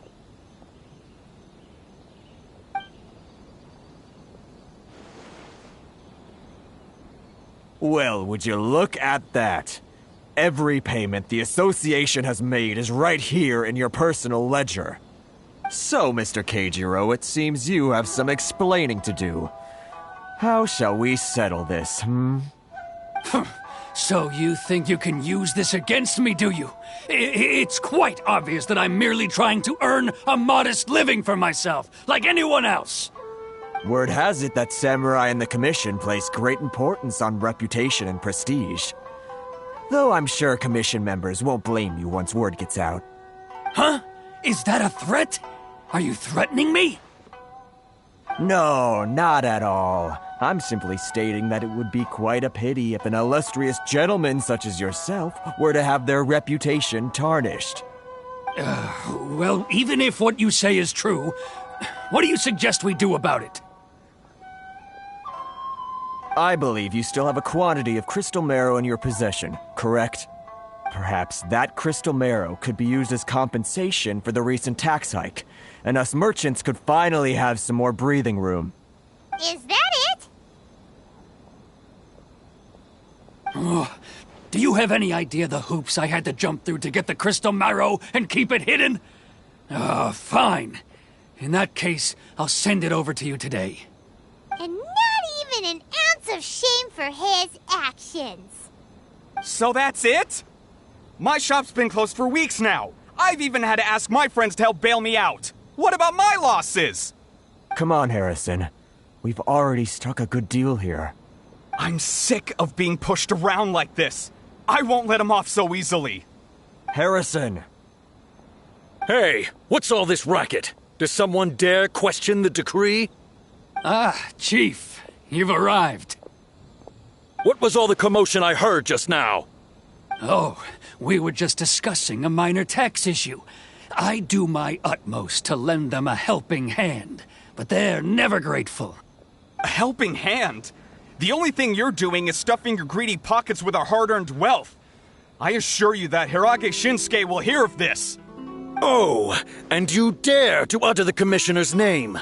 You Outlanders have no respect for the rules. Seize the merchants. We will resolve this dispute back at headquarters. Uh-oh. This is going in a bad direction. Gentlemen, come now. Is there any need for this? If there's a dispute to resolve, let's get a drink and talk it over. Who are you supposed to be? And why in my right mind would I join you for a drink? You never heard of the Fixer? Here's my card. Huh. You're from the Yashiro Commission. Shh. Huh. Well, this is Kanjo Commission territory. However powerful the Yashiro Commission may be, you have no business meddling in Rito's affairs. Of course not. Still, perhaps you could show the young lady of our clan some courtesy. You wouldn't want your name showing up in a petition to the Shogun, would you? That fan, the Shirasagi Himegimi. I don't need any trouble with her. Okay, let's forget all this. It'll give us one less thing to worry about. But, Chief! Enough! We're leaving. Let's get dinner one day soon, gentlemen. My treat, I insist. No response, huh? I suppose that bridge is well and truly burned then. Thank you so much, Toma. But I'm sorry your relationship with the Kanjo Commission had to suffer for our sake. Hey, I was joking. It's a small price to pay, and you're more than welcome. If there's anyone you should be thanking, it's the Traveler. He's the one who found a way to turn things around. If nothing else, I'm sure the tax collection Ashigaru will tread a little more carefully in the future. Toma, what was all that? Shh, not here. Too many people listening. Let's move somewhere else.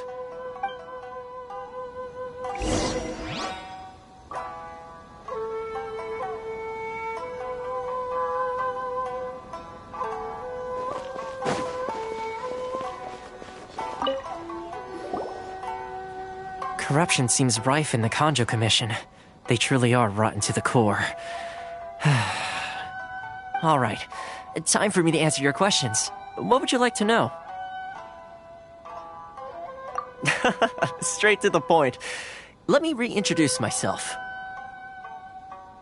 I belong to the Kamisato clan of the Yashiro Commission on Narukami Island.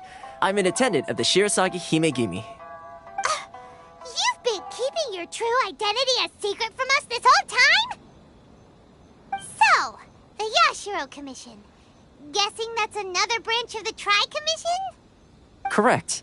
The Kamisato clan is the head of the Yashiro Commission, who manage ceremonial and cultural affairs.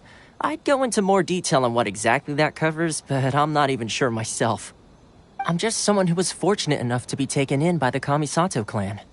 My role is to take care of the daughter of the clan, Kamisato Ayaka, also known as the Shirasagi Himegimi. Seems like she must be super famous in Inazuma, given the reaction of those guys just now. Oh, most definitely. She's graceful, dignified, and kind-hearted, too. The people of Inazuma quite adore Miss Kamisato. Her fame even somewhat eclipses that of her older brother, Kamisato Ayato, despite the fact that he's the current head of the clan. I suppose those who treat others with compassion earn themselves the same treatment in return. Miss Kamisato's situation certainly seems to attest to that. Take me, for example. I'm just an attendant, and yet she treats me as an equal, as she would a friend. You're asking the right questions, and to be honest, I don't want to keep you in the dark any more than is necessary. Firstly, you should know that being a fixer is not something you can fake. I spent the better part of a month tirelessly building up a network of relationships on the island, and I got to know Captain Beto during that time too. Still pretty good going for just a month's work. Well, maybe I have a slight knack for schmoozery, but the main thing was I had to make sure I'd be in time to receive you when you arrived. Inazuma may have closed off to the outside world, but that hasn't stopped a lot of people from hearing about your feats in Mondstadt and Liyue. So, when Miss Kamisato heard of your intention to come to Inazuma, she began looking forward to your arrival with great anticipation. She's excited to find out whether the rumors are true. That is, that you have what it takes to change the tide of the times. Change the tide of the times? In the test I gave you earlier, although there were a few hiccups at the end, it was you who found the way to turn the situation around. Navigating powerful people, using their character flaws to your advantage. It's just what Miss Kamisato had hoped to see. With your help, even the Vision Hunt decree...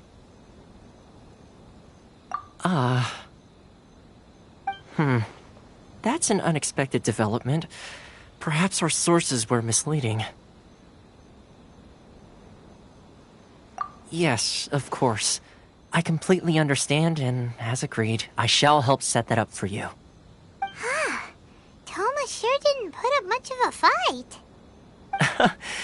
Well, my work on Rito is done. So I suppose this is goodbye for now. Oh, one more thing. This invitation letter is for you.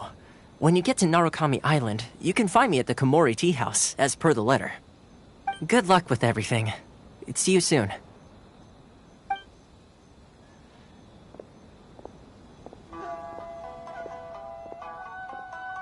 Toma's not such a bad guy, huh?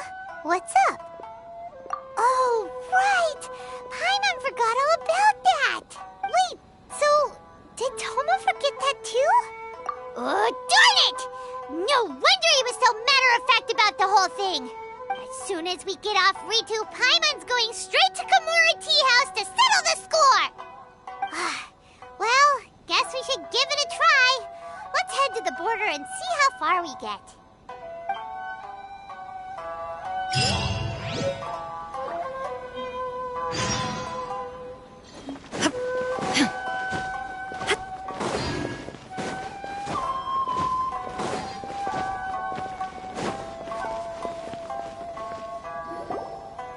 Stop there! Present your travel permits. Sorry, but we really gotta get to Narukami Island. It's kinda urgent. If you don't have a travel permit, this is as far as you'll get. Those are the rules. As expected. Traveler, you gotta think of something. How do we get out of Rito? Are you saying we should go and meet with the Kanjo Commissioner? Guess it can't hurt to try.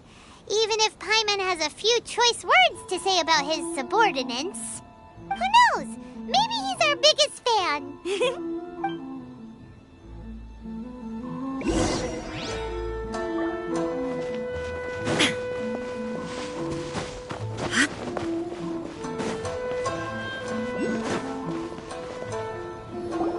Halt! This is the Kanjo Commissioner's office. No trespassers. We're here to see,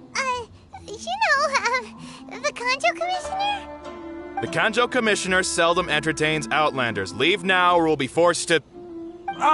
Wait. Oh, Commissioner! These two are honored guests from afar. No need to give them the usual spiel. Come on in. Let's see what we can do for you. Did you get all that, mister? My sincere apologies.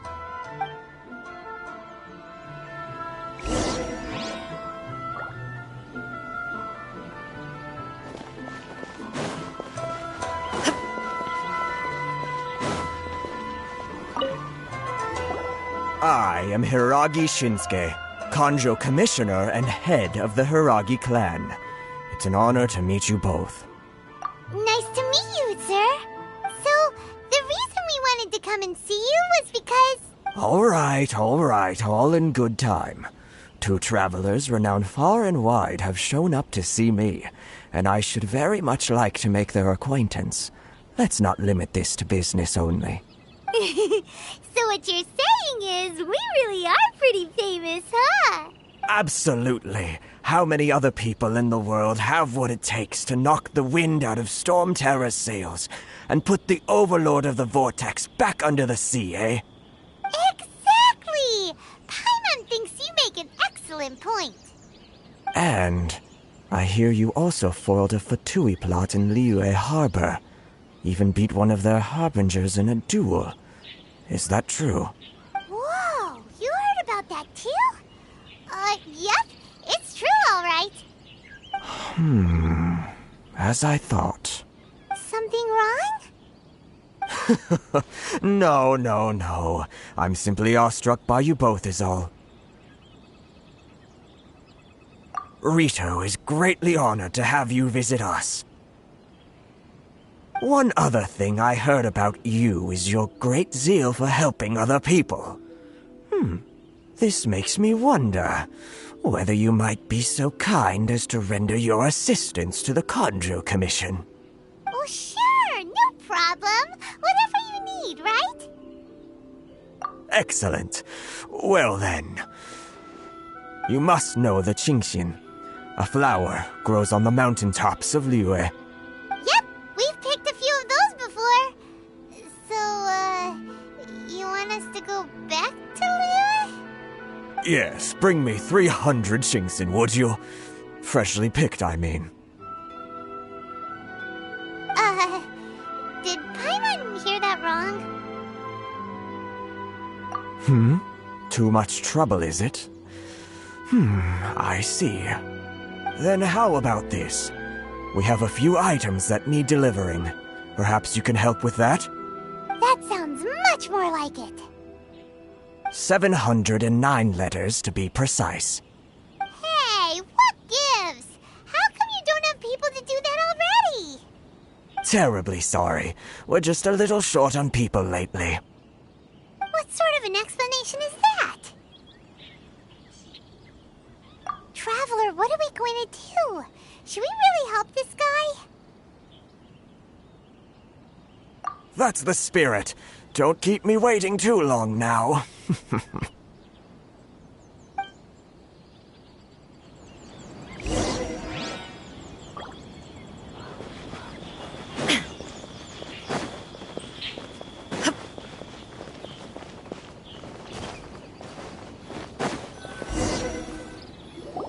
Halt, you two! Huh? What did we do? Miss Hiragi has a letter for you. She insists that you read it immediately. A letter? Quick! Let Paimon see!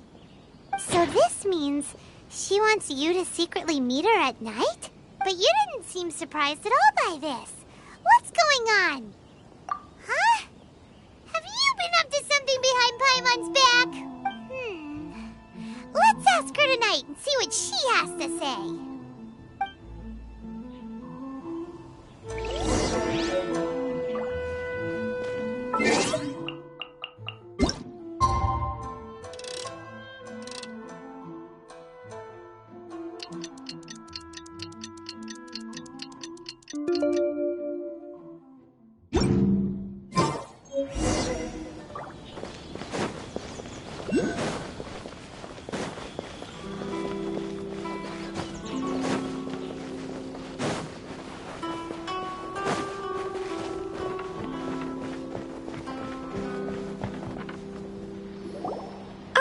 You finally arrived. Allow me to introduce myself. I am Hiragi Chisato. This is technically the second time we have met. It's a pleasure to see you again. Wow. She's the daughter of the Hiragi clan, all right.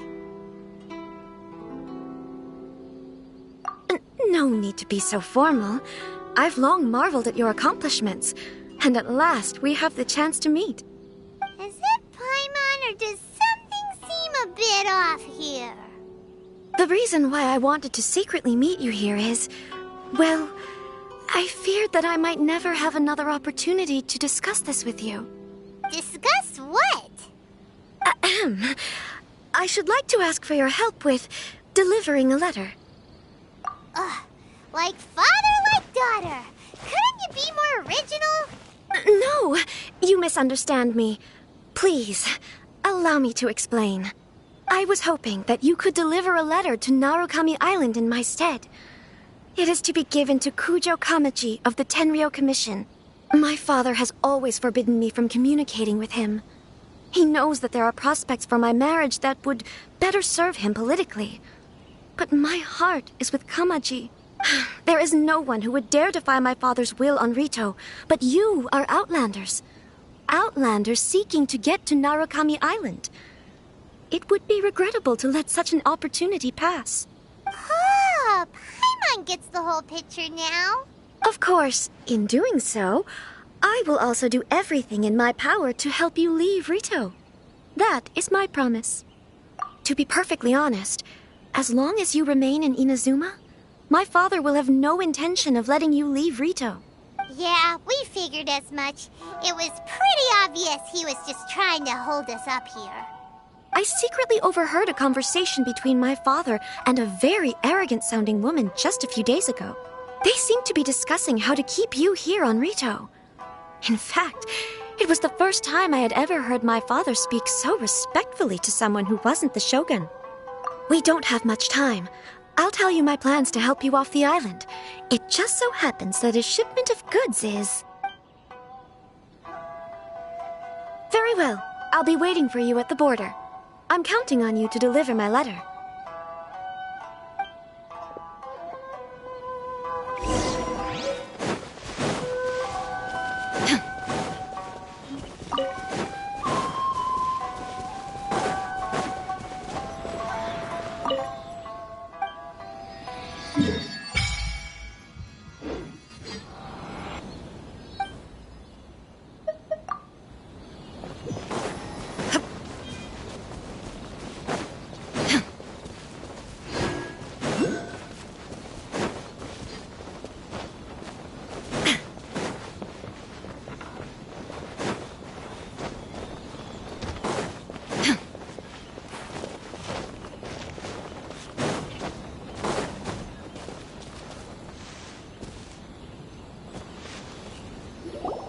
Hold on, please.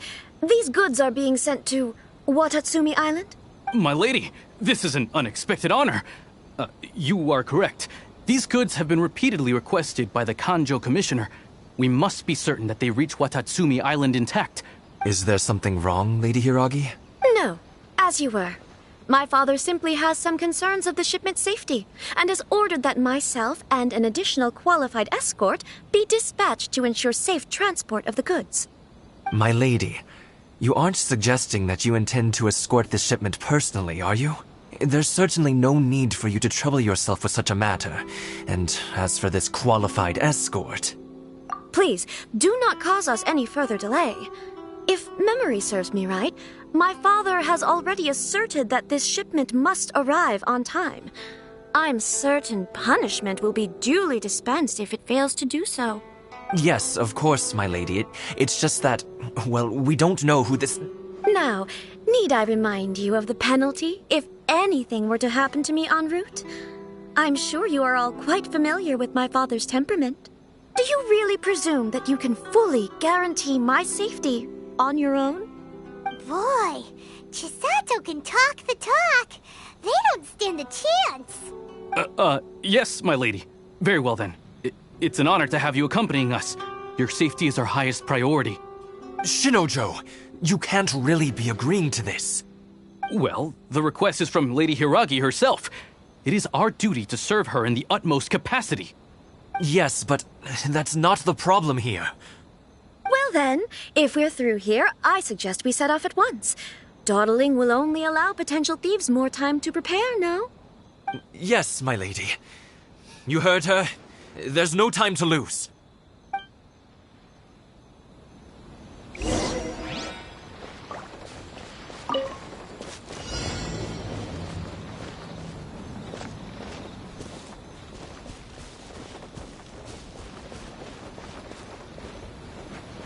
My lady, please stay back. We'll handle it. Not as well as we'll handle it. You're seriously considering taking this job? The terms are ridiculous.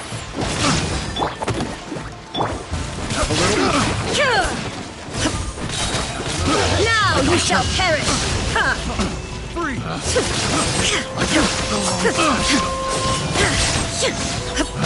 Shine down! The wrong test subject. Let's get down to business. I'm going in! Let's light it up! No, my sword! Monster sighted! Prepare to counterattack! Protect Lady Hiragi at all costs! We'll take care of this! Stay with Chisato!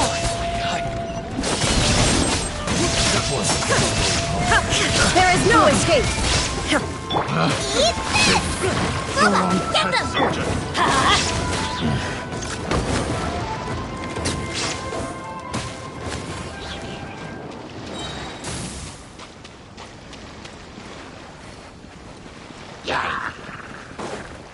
Let's light it up! No, my sword! Watch out!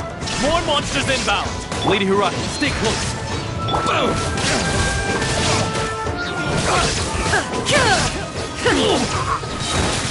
Now you shall perish!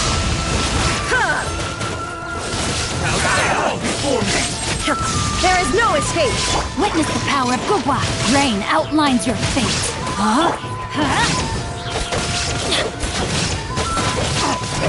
Nice and spicy! Let's light it up! Everybody step your toast! Shine down!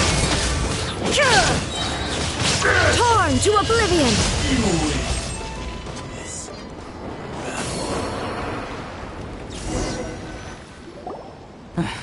We can take refuge in the village up ahead. How are you faring, my lady? I'm perfectly all right. You may stop here. The road to Narukami Island is just over there. In my letter, I've requested Kamaji to grant you a special travel permit from the Tenryou Commission. Consider it a token of my appreciation. My lady. So that's how it is.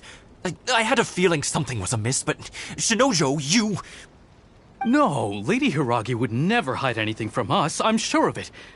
But who is this Kamaji you speak of, my lady? I'm not afraid to say that he's the one I love. The one you love? Shinojo, did you honestly think that... What? No, I was just clarifying, that's all. I would never in my wildest dreams, You two needn't worry. Please, forget that this ever happened. If my father catches word of it, I alone will be held accountable. Yes, of course. As you wish, my lady. But what will happen if your actions here are discovered, Chisato? Don't fret. My father has always been one to spoil me. The worst he'd do is sentence me to half a day without food, or something to that effect. Huh. Paimon never suspected a guy like him could have a soft side. I wish you a safe journey. I'm sure we will meet again. Bye, Chisato! Come now. Quit your staring and let's get moving. We've got goods to shift. All right.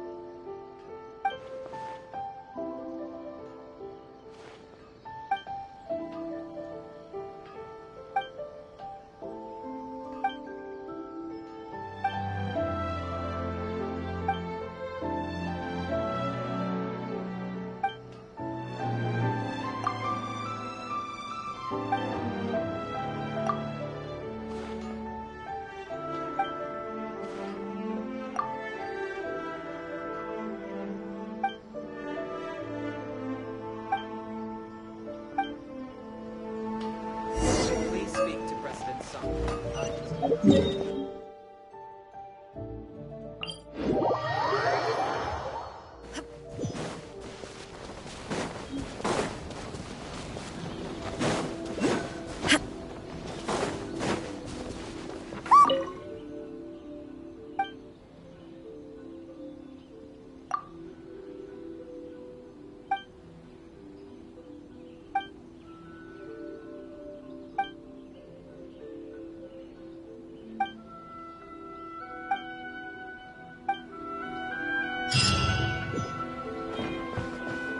suppose it's time we find Toma. Now, where did he say he would meet us again? Oh, right! Komori Tea House!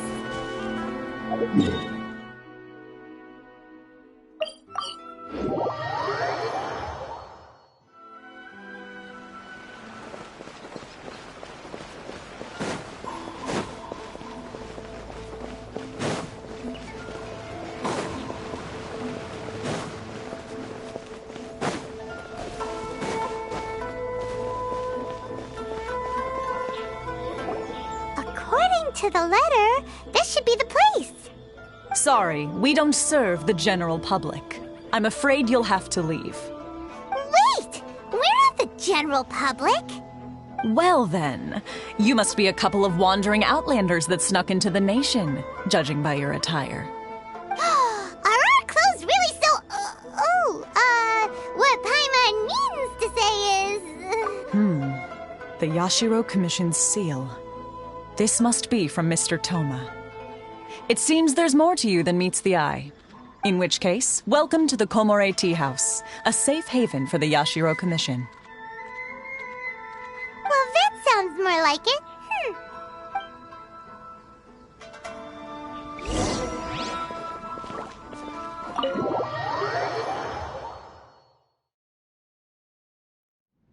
Well, now that we're here, where's Toma?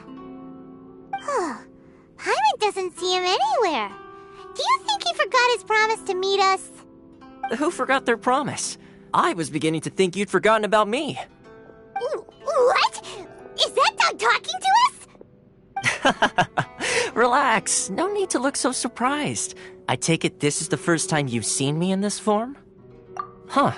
So you didn't see anything like this when you were in Liyue Harbor? Now that you mention it, this does suddenly seem less out of the ordinary. All right. I've had my fun. Hey! You're this close to getting an ugly nickname, mister!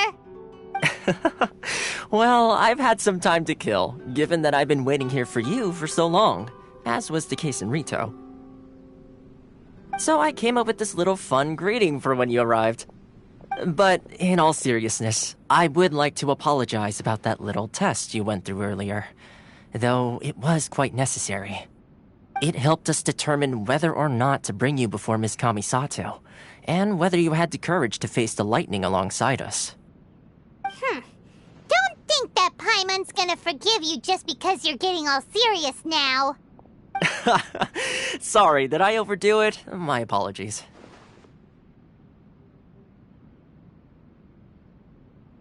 Let me just say this. You've often found yourself skirting the rules from the very beginning, haven't you? Naturally, this is due to your unwavering and resolute determination. A long time ago, we had a friend who was much the same, but when the lightning struck... so you've heard of his story. His light still burns all the more brightly. Yes, of course. I will bring you to the Kamisato residence where the Yashiro Commission is located. But before that, there is one other place I was hoping you both would accompany me to. Oh? Where? I would like you to come with me to the statue of the omnipresent god. It's still under construction now, but you can already see it from practically anywhere on Narukami Island.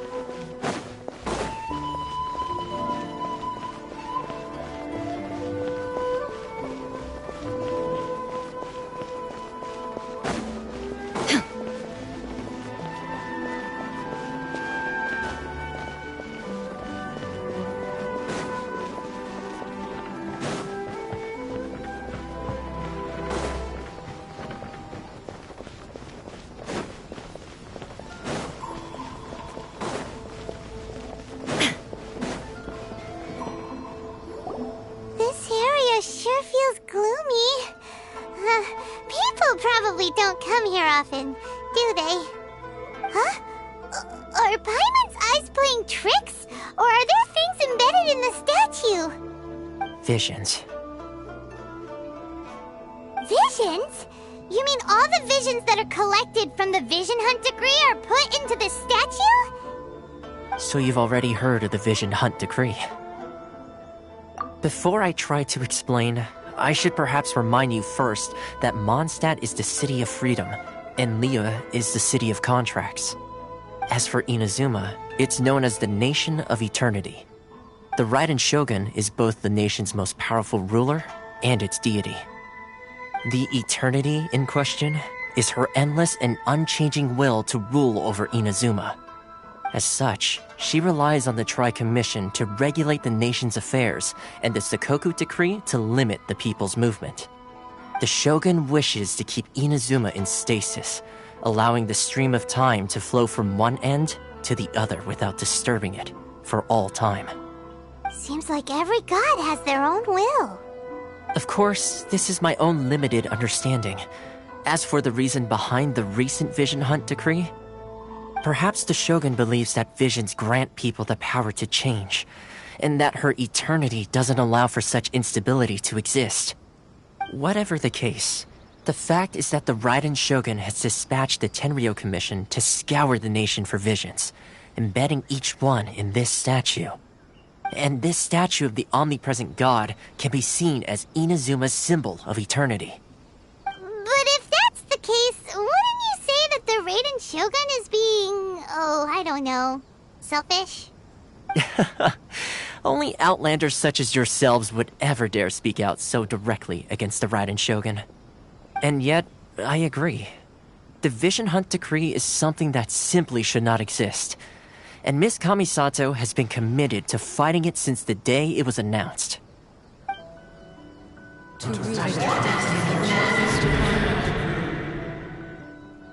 Huh? Hey, are you okay? You look like your mind is elsewhere.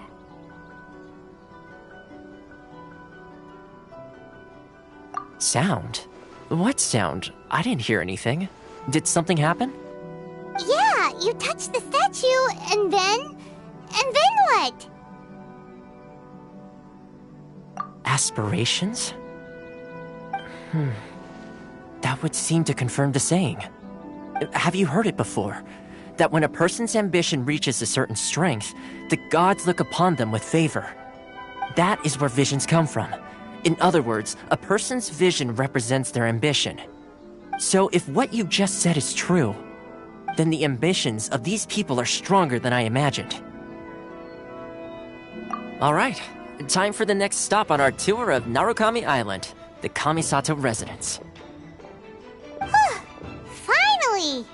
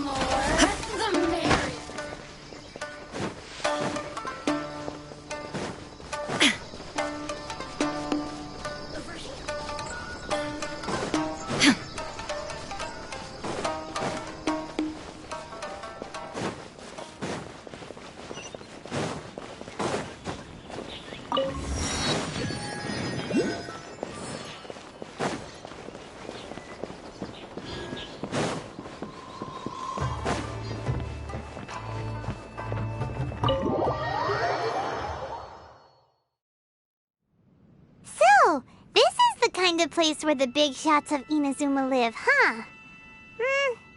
Paimon kinda expected it to be snazzier. Welcome at last to the Kamisato residence, honored guests. Miss Kamisato is delighted to finally meet you. Is this the Shirasage Himegimi you keep going on about? So, where's she at? Oh, behind the screen? Yes. As the daughter of the Yashiro Commission, this is how Miss Kamisato is accustomed to receiving guests. Consider it a time-honored tradition within the Yashiro Commission. Forgive me if this is an unwelcome surprise. Makes sense. She's a super important person after all. Please forgive my lack of courtesy for receiving you in this fashion, especially following such a long and wearisome journey over the sea. I have awaited your arrival with great anticipation, and Toma assures me that you do indeed possess the power to change the tide of the times. At present in Inazuma, in the name of the Vision Hunt Decree, the people's aspirations are being senselessly trampled underfoot. Though the Yashiro Commission serves the Shogun, it is the people with whom we share close bonds, given the contact we are required to have with them in the performance of our duties. A commission's power rises and falls with the trust of their people. Thus, we cannot remain indifferent to this situation without also remaining indifferent to our own fate. Traveler, lend us your power, and we can... Oh. See, milady, it's just like I said. This will take us nowhere. No, please! Wait! Please, don't go! I will introduce you to the Raiden Shogun on one condition. You must fulfill 3 small wishes on my behalf. What are your wishes? They pertain to 3 whose visions were taken from them. Perhaps once you've met them, you will understand.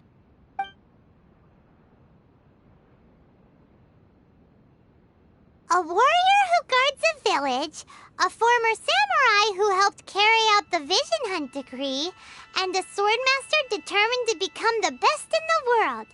Does Paimon get that right? Correct. Please do all you can to help them. I will await your return here. Then you have my gratitude. I'm sure you'll do great.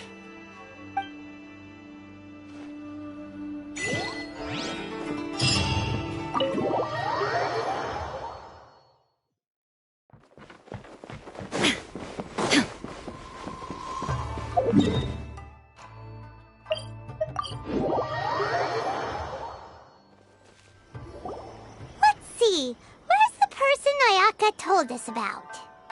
Why are you doing this? Why leave all of a sudden, after all these years? Precisely. It's much too sudden. We've had no time to prepare. The children are desperate for you to take them out to play. Please, we urge you to reconsider. That must be the guy Ayaka told us about. Let's go over and see.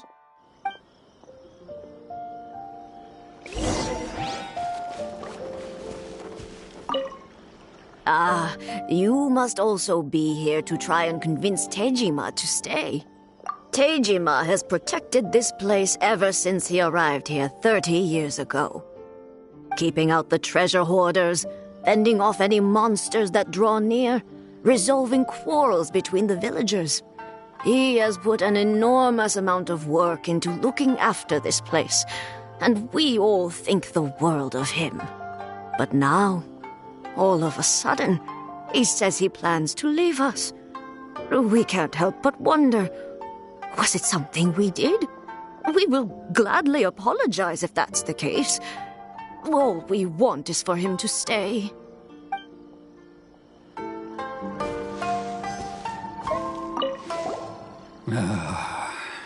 If you want my opinion, something to do with the Vision Hunt Decree. It's clear that Tejima had done nothing wrong, and still they confiscated his vision. After that, he became a completely different person. I can't claim to fully understand it, but I could tell that he'd lost something very important to him. He went off on a walk, alone, circled the village a few times, and then out of the blue, he announced that he was going to leave and become a wanderer. Truth be told, we aren't sure whether trying to keep him here is the right thing to do. But equally, it doesn't feel right to let him leave when he's in this state. He's a lost soul. Seems like he's a well-respected guy around here.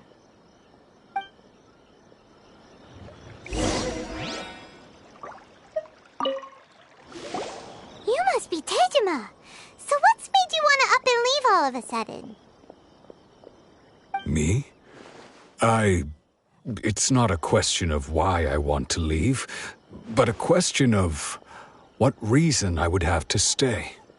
True, but that's not why I chose to stay here. And what made me want to come here 30 years ago? And why have I never wanted to leave in all that time? I don't have answers to those questions because I can't remember anymore. Ever since they took my vision away, it's like a slice of my memory is gone. In the past, I knew I wanted to stay here. But whatever resolve I had then, it's gone now. So I thought, what's to stop me from moving around instead? The emptiness inside me will be there either way. Okay. Well, in that case, if we help you rediscover the reason you chose to stay, you won't need to leave anymore, right? But if you can't remember anything, it's not gonna be easy. Oh, maybe if you just try a little harder to remember, then it'll all come flooding back? Oh, that reminds me. Last time I brought Tejima some fruit, I do believe I saw him writing in a diary. I keep a diary? If you say so. I honestly can't seem to remember. Oh, yes, you do. And what's more, I remember you saying at the time that you wanted to make a note of a few interesting things. Things which would prove very important at a later date. Perfect! So if we want to keep Tejima from leaving, we just need to find his diary. It must be around here somewhere. Let's take a look. If you don't mind, we will leave you to find the diary. We should head back to the village to inform the others of Tejima's situation.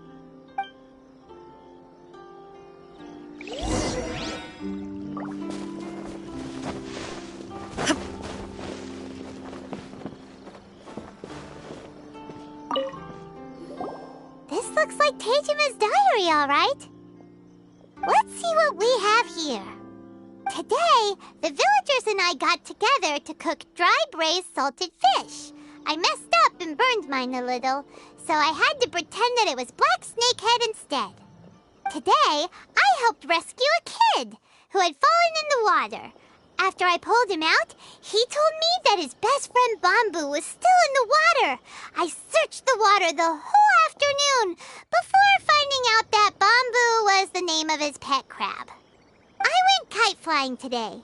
The string broke, so I chased after it as fast as I could. I soon realized I was never going to get it back, so I just found somewhere to sit and watch as it flew away into the distance. Seems like your average diary of daily village life. Huh? Wait, there's more! I went to pray at the shrine again today and stayed there a while. The omamori you gave me has faded a little, but it is still my most treasured possession. Now that's the kind of info we're looking for. Time to pay a visit to the shrine.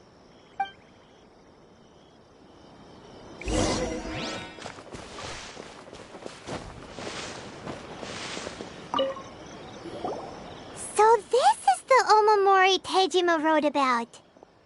Interesting. Looking at the color and the design, Paimon would have thought it belonged to a child. But anyway, if he had this with him all the time, there's a chance some of his elemental energy remained on it. Do you think that it might come in handy?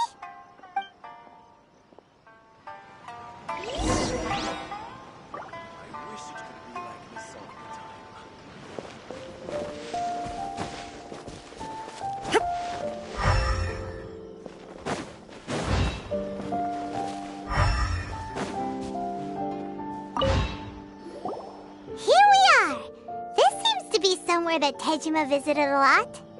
The soil looks like it's been disturbed. Maybe Tejima buried something precious here. Something that kept him in the village all these years? Must be something pretty amazing if it made him stick around for 30 years. Let's dig it up and take a look.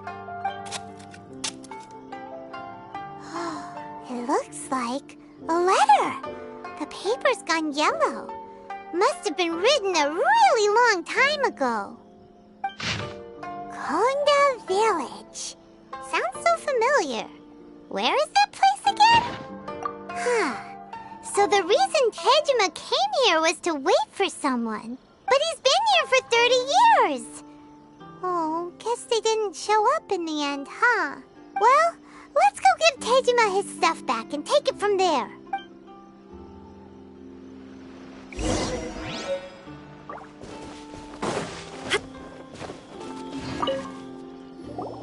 Well, I'll be. That's certainly my handwriting. And I guess the Omamorian letter belonged to me too. But I have no memory of anything that's written in this diary. Still, it's clear that I was waiting for someone here, and that I chose to wait for 30 years. Over the years, I must have made a note of anything interesting. Anything that I could share with her when we were finally reunited. And just look at all the things that did happen over the years. The time has flown by so quickly. 30 years feels like the blink of an eye. How could I have forgotten something so important to me?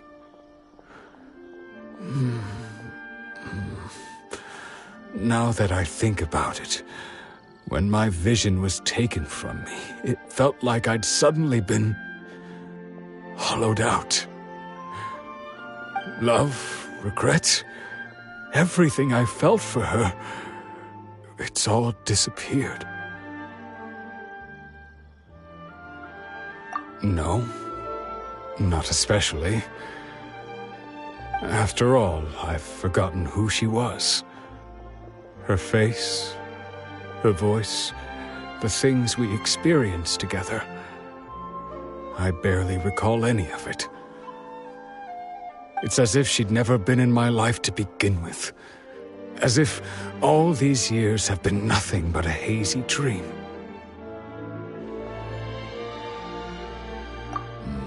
I think maybe not.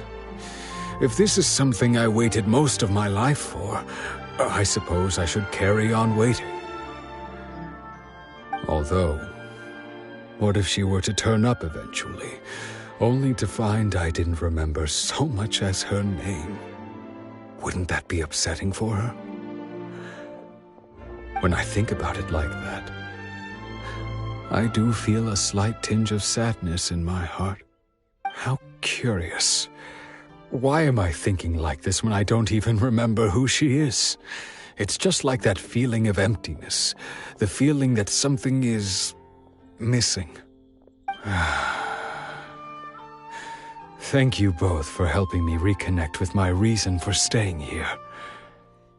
I shall remain here and keep waiting for her. Tejima seems to be dealing okay, but still, it makes Paimon really sad. Seems it's just like Ayaka and Toma were saying. If you lose your vision, you lose all your hopes and dreams too. That certainly explains the state Tejima was in earlier.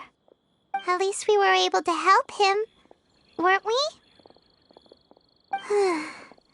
Well, let's go find the next person. I'll be as great as Ryuji.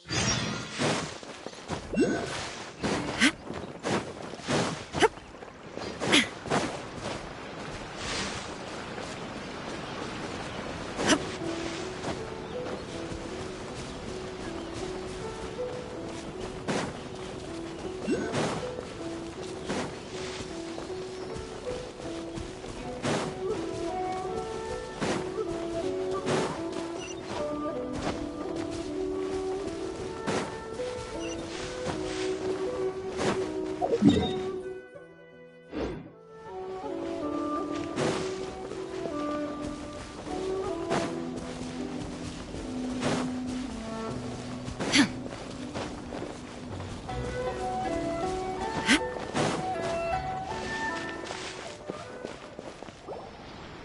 say the Tenryou Commission is directly controlled by the Shogun. They're the ones responsible for maintaining law and order in Inazuma, the ones actually enforcing the Vision Hunt Decree.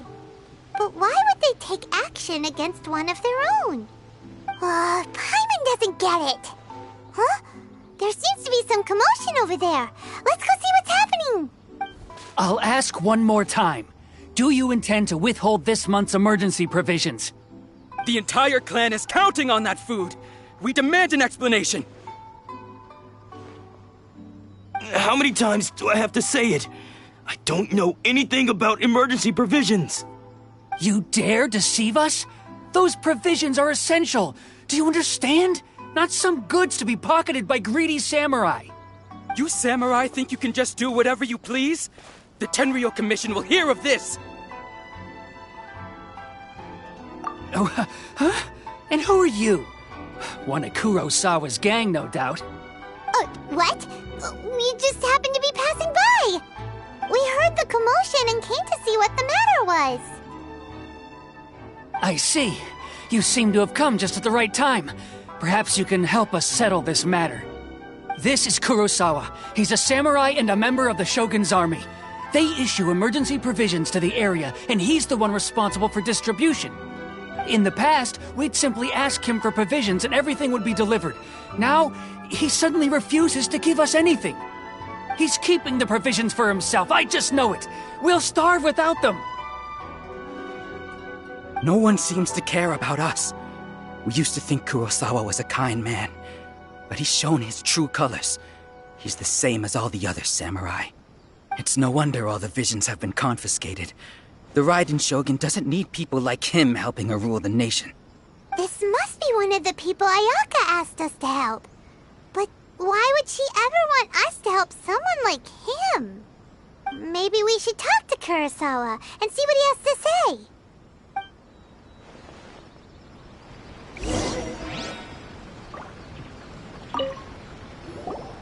I've never even heard of these emergency provisions.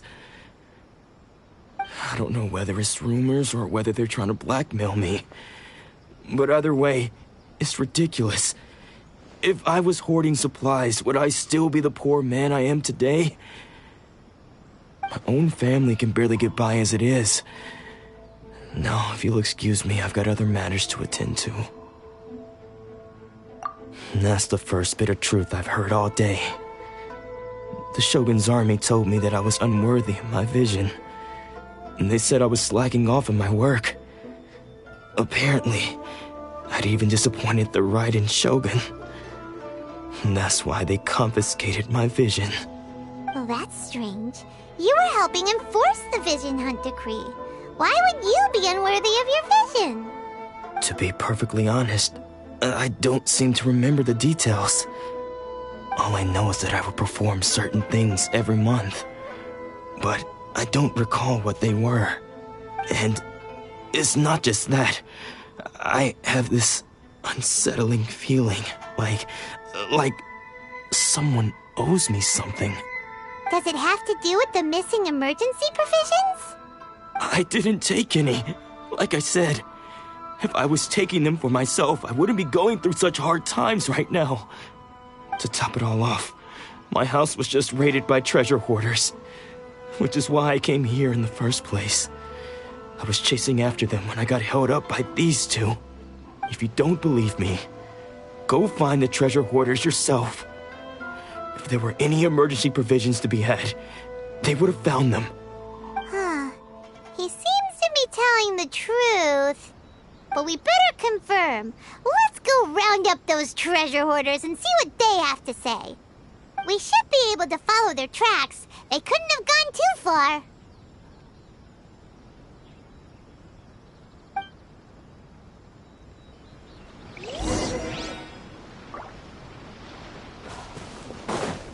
What's it called?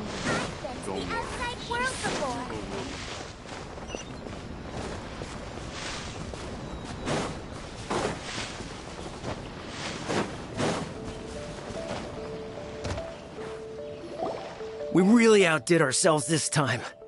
All those samurai houses packed with goods. We really hit the jackpot. I mean, besides that one house. You haven't seen anything yet. There'll be a lot more where this came from. Today's just the beginning. I'll be leading you all on an epic journey of pillage and plunder that will go down in hoarder history. You demand, boss! These seem like the treasure hoarders we're after. Let's teach them a lesson!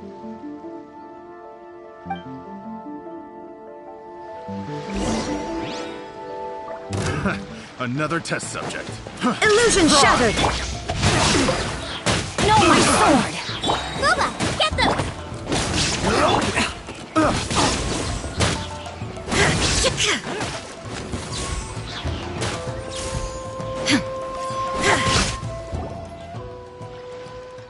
Oh, there goes all the Mora.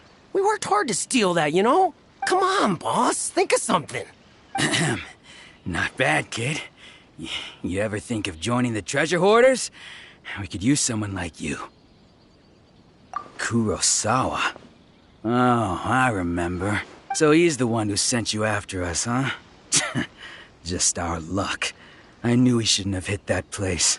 So what did you see inside? Was it stuffed with food supplies? Food supplies? You kidding? That place was a complete mess. All we found was a strange-looking box, hopefully with valuables inside. I didn't want anyone else to see it, so I was planning on opening it myself once we got back. But now that you've caught us, how about we make a deal? That little box for our freedom. What do you say? You've got a deal! Now show us what's in the box! Huh? What the? There's nothing in here but IOUs! Yeah, a lot of them too! And they all seem to be made out to the owner of a general goods store, a Miss Aoi. We're talking tons of Mora here. We better talk to this Miss Aoi and get to the bottom of this. As for you guys, you're free to go. Just pray that our paths don't cross again. Yes, of course. So, we redeemed ourselves for some IOUs. Does that mean we broke even? Shut it. Let's just get out of here.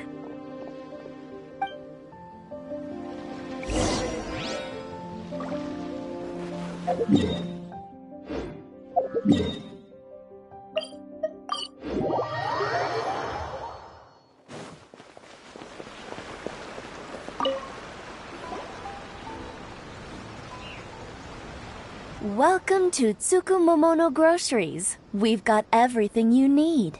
Can I help you find something? Or perhaps there's something you want to inquire about? Ah, so you're friends of Kurosawa, I take it? Perhaps you're here to pay off his debts. Whoa! Let's not get ahead of ourselves. We're just here to learn where they all came from. How did Kurosawa end up owing you so much money? Did he buy anything super expensive here? Let me think. Kurosawa would come regularly to purchase large quantities of foodstuffs. He'd always put the payment on his own account.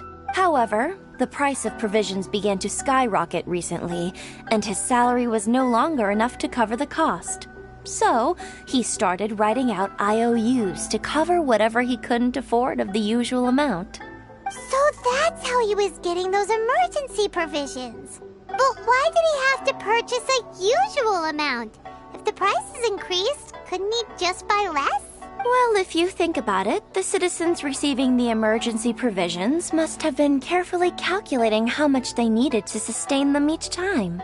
Kurosawa thought that it would be quite the disappointment for them if they found they didn't have enough, especially after such long and careful planning. So he deemed it necessary to take on the debt rather than let the people down. Wow. Kurosawa was purchasing all the emergency provisions at his own expense. And no one ever appreciated what he did. They just complained and held him accountable. People's attitudes will always reflect their circumstances. In the face of hardship, nobody cares to think twice.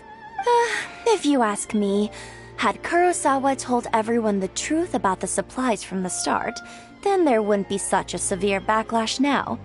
Of course, I'm sure there would still have been some unrest. What he was doing was truly a thankless deed.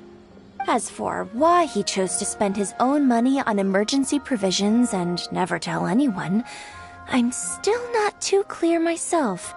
If you're still curious, why don't you go ask him yourself? I see. That reminds me, it seems that his vision was recently confiscated. Most unfortunate. If he doesn't clear the debt on his name, he'll have no choice but to sell that sword that is so dear to him. Sword? What sword? Oh, didn't he tell you? He possesses a very valuable blade. He's carried it for years now. I've asked him about its origins. He told me that it was a gift from his father, that it was too precious to sell. In hindsight, I regret that I never made an offer on it. Everything has its price, at least that's what I think. Why don't you ask him about the sword yourself? Perhaps it'll even provide you with the answers you're looking for. Oh, but before you go, if you would kindly settle today's bill. But we didn't buy anything! Information is also a kind of commodity, wouldn't you agree? Don't worry, I won't charge much for information about Kurosawa. Nothing we ever discussed was explicitly confidential anyway. Oh, let me think. 2,000 mora should be a fair price. At least we now know where the emergency provisions are coming from. Plus, we found out that Kurosawa has a priceless sword in his possession. Let's go talk to Kurosawa again and see if he can remember anything.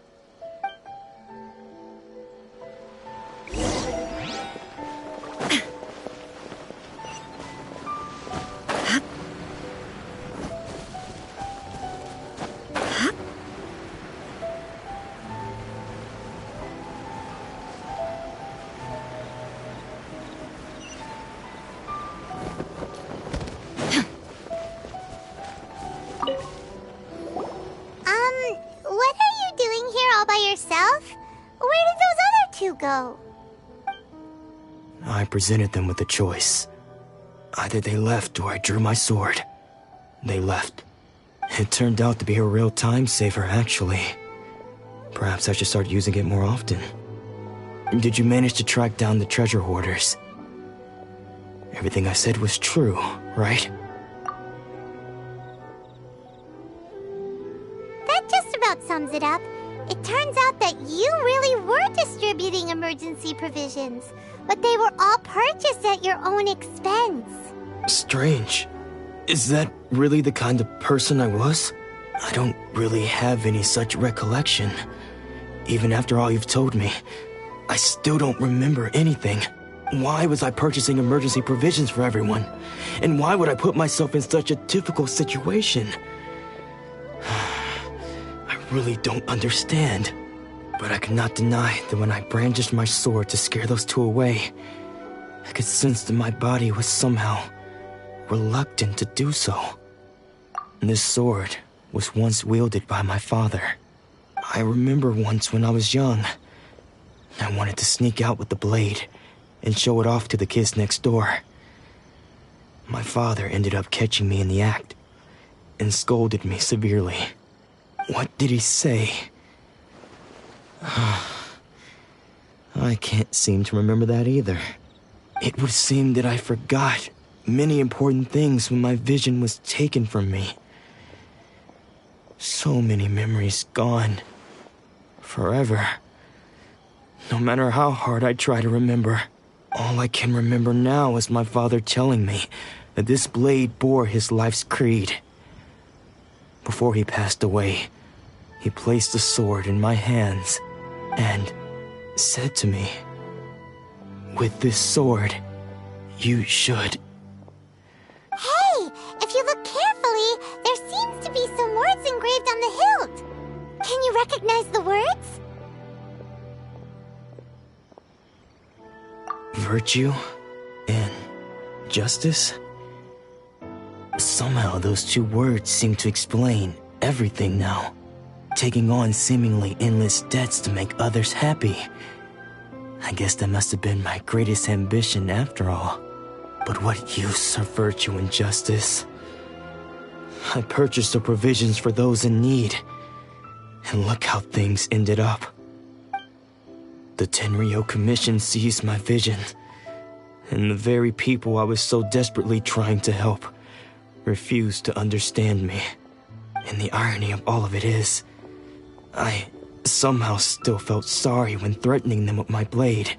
I'm incapable of being a good person, yet I'm equally unable to be bad. I don't know what to do with myself. Yet another troubled soul. When we get the chance, let's speak to Toma about Kurosawa's debt. The Yashiro Commission would surely help cover his expenses. In any case, we must never let him sell off that sword. Yeah, seems like losing all ambition is a terrible experience. Fortunately for us, you don't have a vision. Let's go find the next poor soul.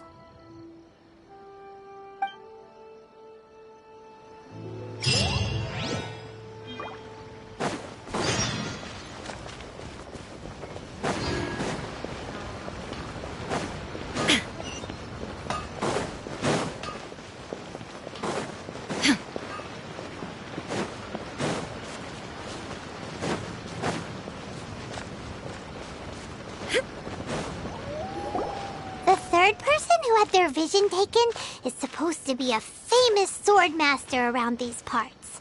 Paimon heard that he's the present-day master of Meikyo Shisui art. Sounds pretty impressive. This is his dojo. Luckily, there's some people around. Let's go talk to them. Nanako, don't worry. Sensei will be fine. Those thugs that challenged the dojo were strong, but he fought them all off in the end, didn't he? Maybe, but I'm still worried about him. Things have gotten dangerous before in the past, but it's never shaken him. This time, though... It's just because he's been possessed, that's all. Once the exorcism has taken place, he'll be right as rain in no time. Hey there! Did something happen? Who are you? I don't care whether you're trespassers or just here to harass us while Sensei is impaired. Get out of here immediately! Don't make me draw my blade, or you won't live to regret it. No! You got it so wrong! We just came here to...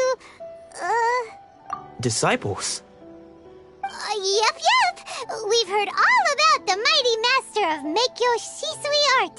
It's the whole reason we came all this way, to seek him out and ask him to train us.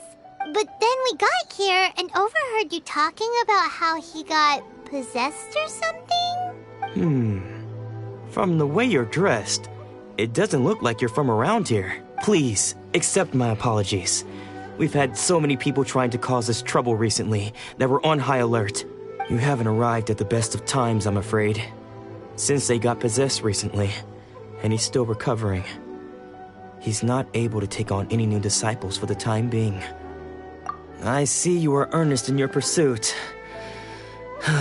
Okay, how about this? My fellow disciple Nanako and I will explain Sensei's situation to you in a little more detail. Then you can decide whether to stay or to leave. Sensei's name is Domon, a name I'm sure you've already heard. Though self-taught, he mastered the art of the sword to a high level. He then proceeded to defeat many other prominent sword masters, never losing a single fight. He once said that his goal was to become the best sword master in the world. And so, even while training us, he continued to hone his own art. His fervor truly inspired us, and we trained hard, determined to keep up with him. But then... Not long ago, Sensei had his vision taken away.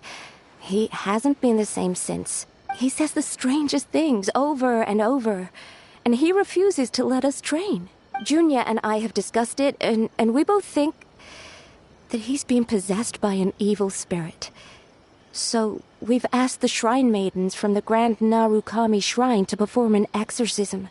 But if I'm honest, I still have my doubts over whether he'll completely recover. The Grand Narukami Shrine? What's that? You haven't heard of it? It's the largest shrine on Narukami Island. The head shrine maiden is reputed to have very close ties with the almighty Shogun herself. Not that we'd have any means of involving the head shrine maiden, of course. But even one of the ordinary shrine maidens from the Grand Narukami Shrine would have clear power and authority to perform an exorcism. So don't worry, Nanako. Sensei is going to be just fine. The exorcism will take place this evening. You're both more than welcome to come and watch if you're interested. So, losing your vision can cause possession? Guess we should come back this evening and see for ourselves.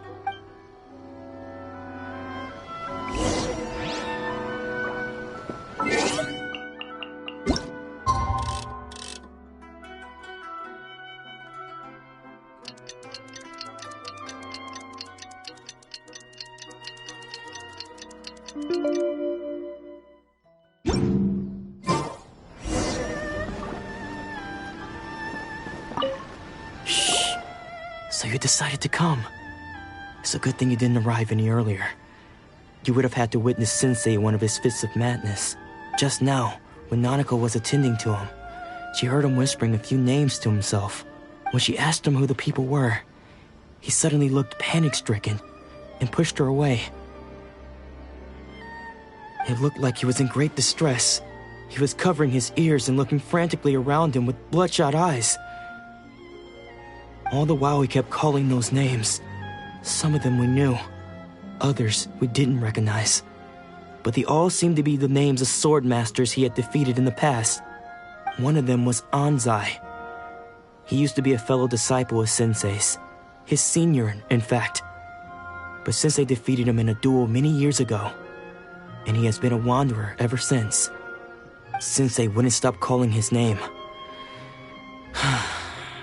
Thankfully, the shrine maidens managed to subdue him, so the exorcism can finally continue. The ritual has now begun. All we can do is patiently await the result. Here's hoping Sensei will be back to his normal self very soon. Please, excuse me for a moment while I fetch some water. If he wakes up, he is sure to be thirsty.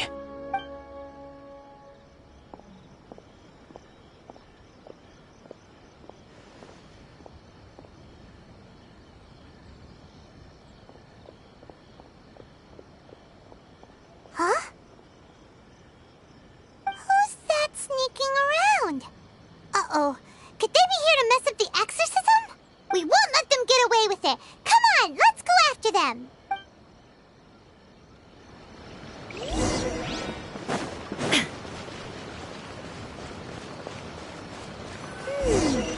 Seems they aren't here. Should we keep going further up? According to Miss Kamisato, the second one who lost their vision is a samurai from the Tenryou Commission.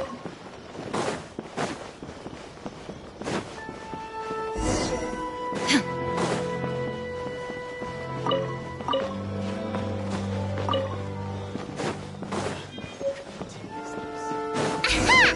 Suspicious person sighted! That's gotta be him! How did you catch up with me so quickly?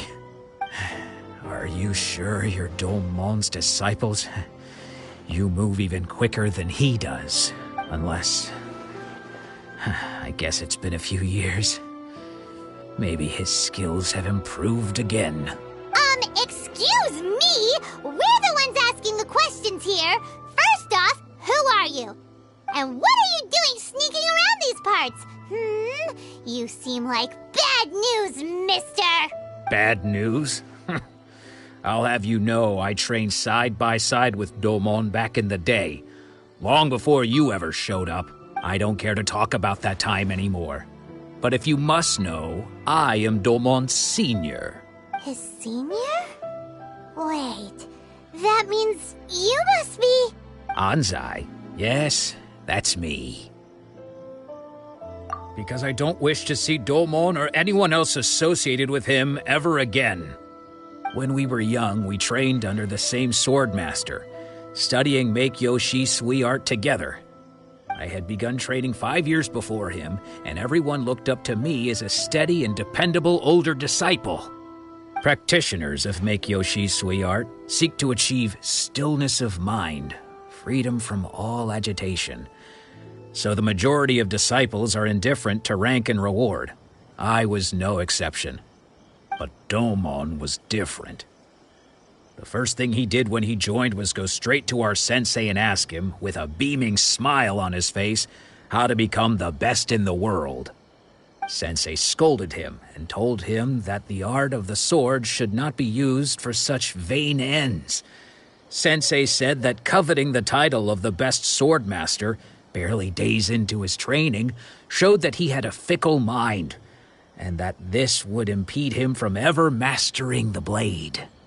I thought so too at the time, but Domon began making swift progress in his training and even started catching up with me. Only then did I realize that it was Domon who had long since freed his mind from all agitation. He was consumed by his singular desire to become the best in the world. He sought nothing less than perfection in the art of the sword, and nothing could deter him from this goal, no matter what stood in his way. Sure sounds like he meant business. So how come you don't want to ever see him again? Because until he arrived, I was convinced that I would succeed our sensei as the master of Make-Yoshi Sui art. Of all the disciples, I was the most gifted. I had trained the longest. Everyone had high expectations for me. Domon's arrival changed everything. When we sparred, I lost not just the match, but my pride and my status too. I fled the dojo that day and never looked back. Later, I heard that he sparred with Sensei too. Sensei was advanced in years by then, and unfortunately that match used up every last ounce of energy in his body. After that, I wanted nothing further to do with him. Deep down, though, I still respected his mastery of the blade and his commitment to the art of the sword. So, when I heard rumors that he had lost his mind, my first reaction was to dismiss them as false. How could he, of all people, have lost his mind? His mind was the sharpest of them all.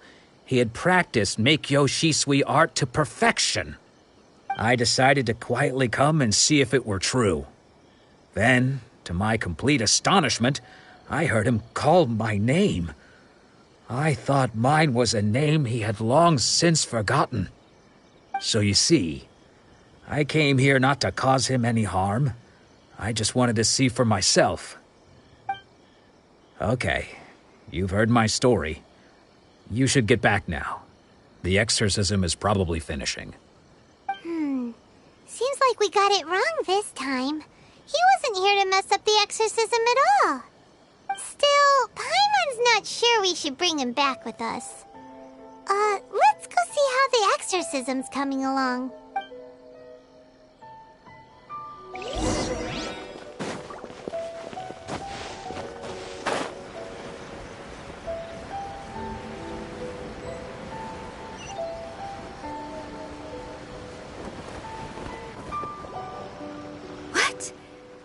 You're saying he isn't possessed? Does that mean he's just lost his mind? But how is that possible? No, I refuse to believe it. Something's clearly wrong. Nanako, please. Try not to get agitated. I am sorry. With what powers I have, I can find no sign of any malignant spirit having possessed Domon. But spirits may take a myriad of forms in this world, many of which I cannot claim to have witnessed myself. Thus, I dare not rule out possession with complete certainty. And all is certainly not lost, for I received word not long ago that Lady Yai has taken an interest in your sensei's case. Lady Yai? Is that the same Lady Yai that I think you mean?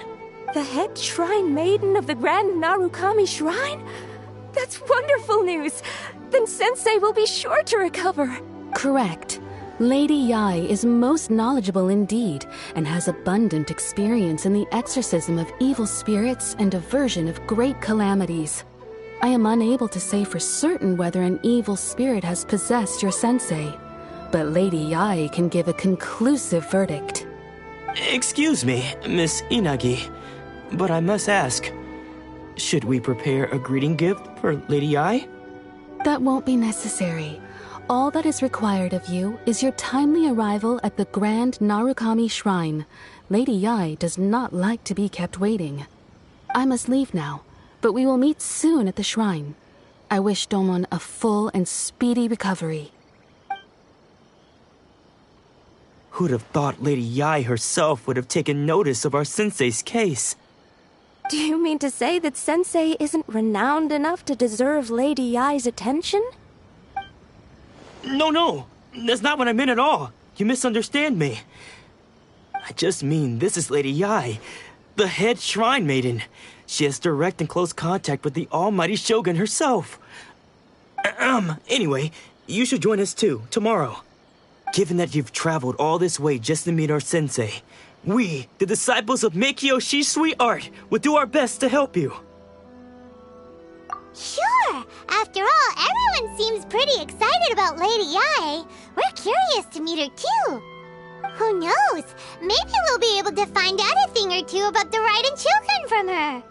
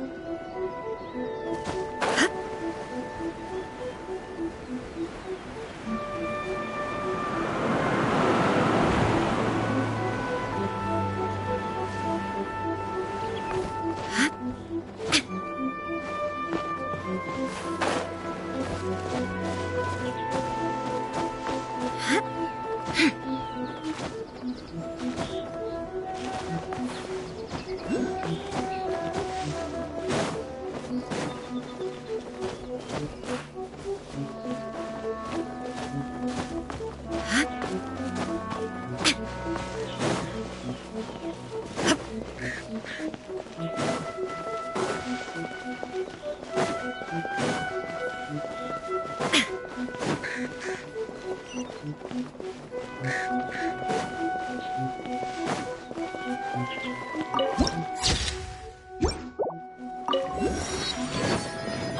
bad one? No, let me try again.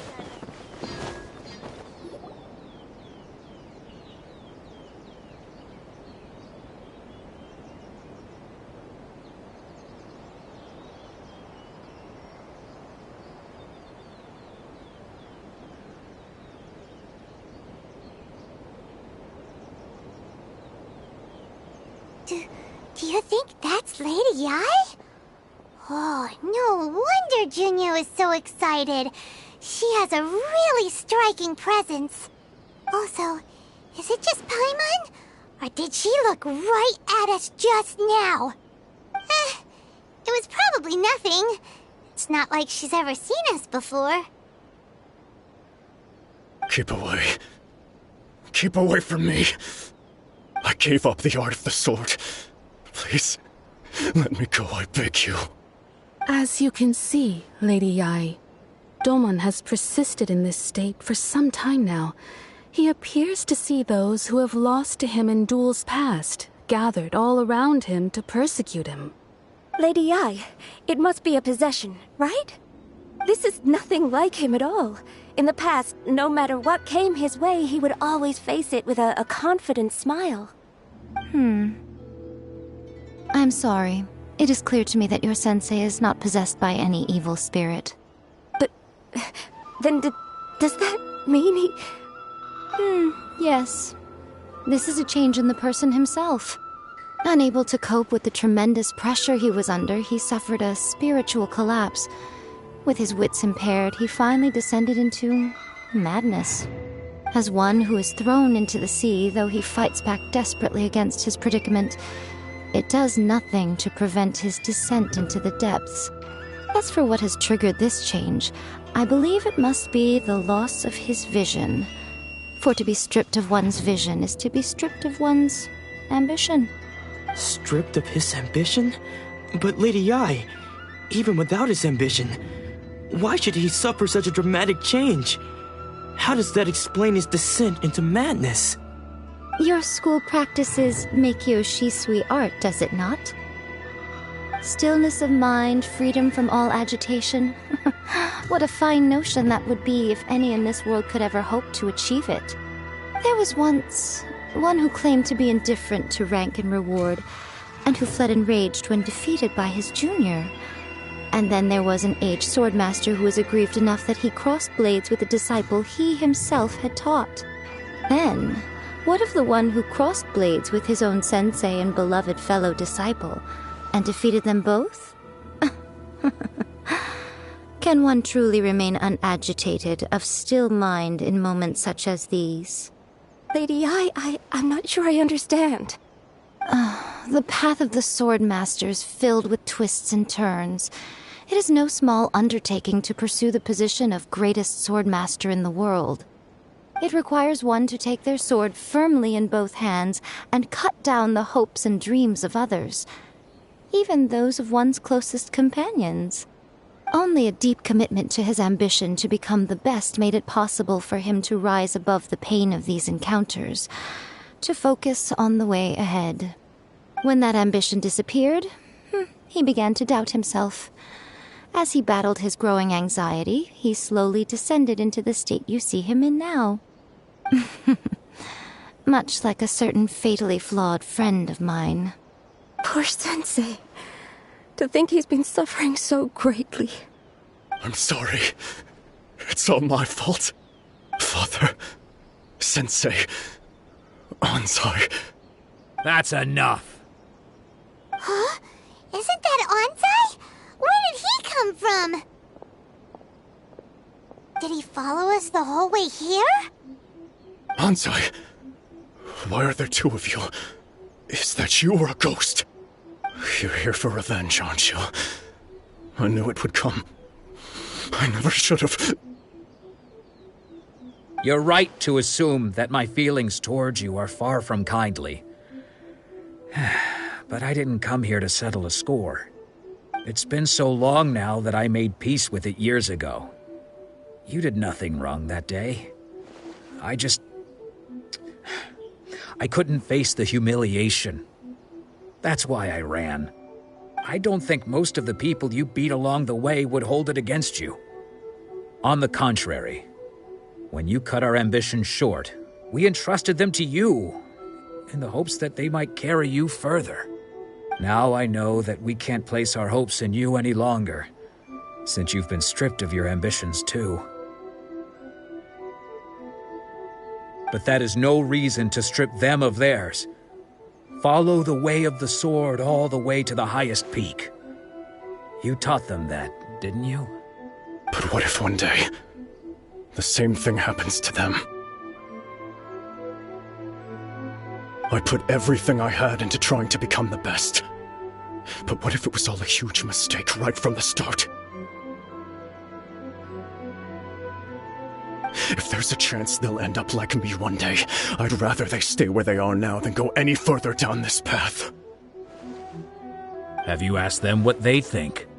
Sensei, after you rescued me from the hands of the pirates, I told myself I would follow in your footsteps for the rest of my days.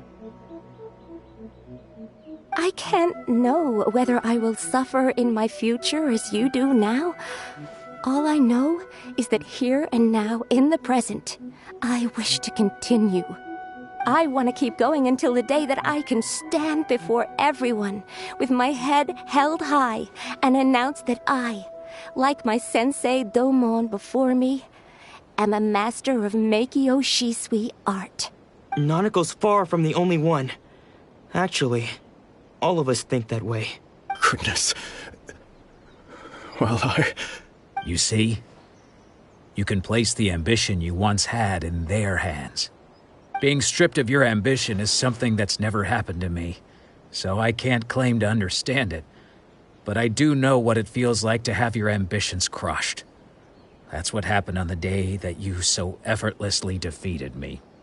So, just as I once placed my ambitions onto you, it is time for you to release yours into their custody. You are not in the same position that I was. When I left, I had nothing to my name. But you have a great number of worthy disciples. I understand. I'm sorry to have made you worry for me, and for the state of Meikyo Shisui art. I no longer have the resolve to become the best in the world. The emptiness and suffering inside of me will not abate, so I cannot hope to still my mind and be free of agitation. But as your sensei, I shall commit to imparting unto you everything I have learned in my life so far. This is my promise. And I humbly ask Anzai, my senior, to hold me to my word. You can count on that. I'd be checking in on you occasionally anyway, just to make sure you hadn't lost your mind again. But I am now used to the life of a wanderer. I do not belong in the dojo anymore, so I will simply stop by once in a while to make sure you aren't cutting any corners with them. Well, don't just stand there staring at me. Say thank you to Lady Yai and then get yourself back home.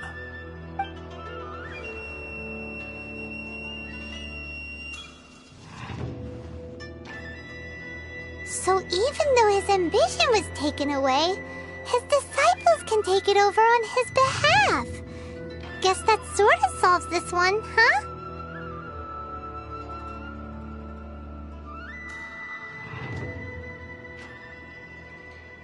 Traveler, a moment, please.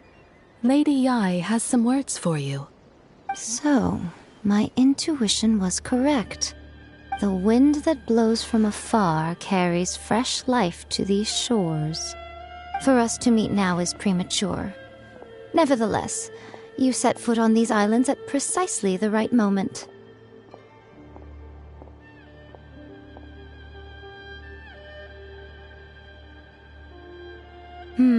I have high hopes for you, child. Don't disappoint me. Ooh, Lady Yai seems to have taken a real interest in you. She seems super mysterious. Paimon's so curious what she really meant by all that. We can come back to it another time. For now, we should go report back to Miss Kamisato.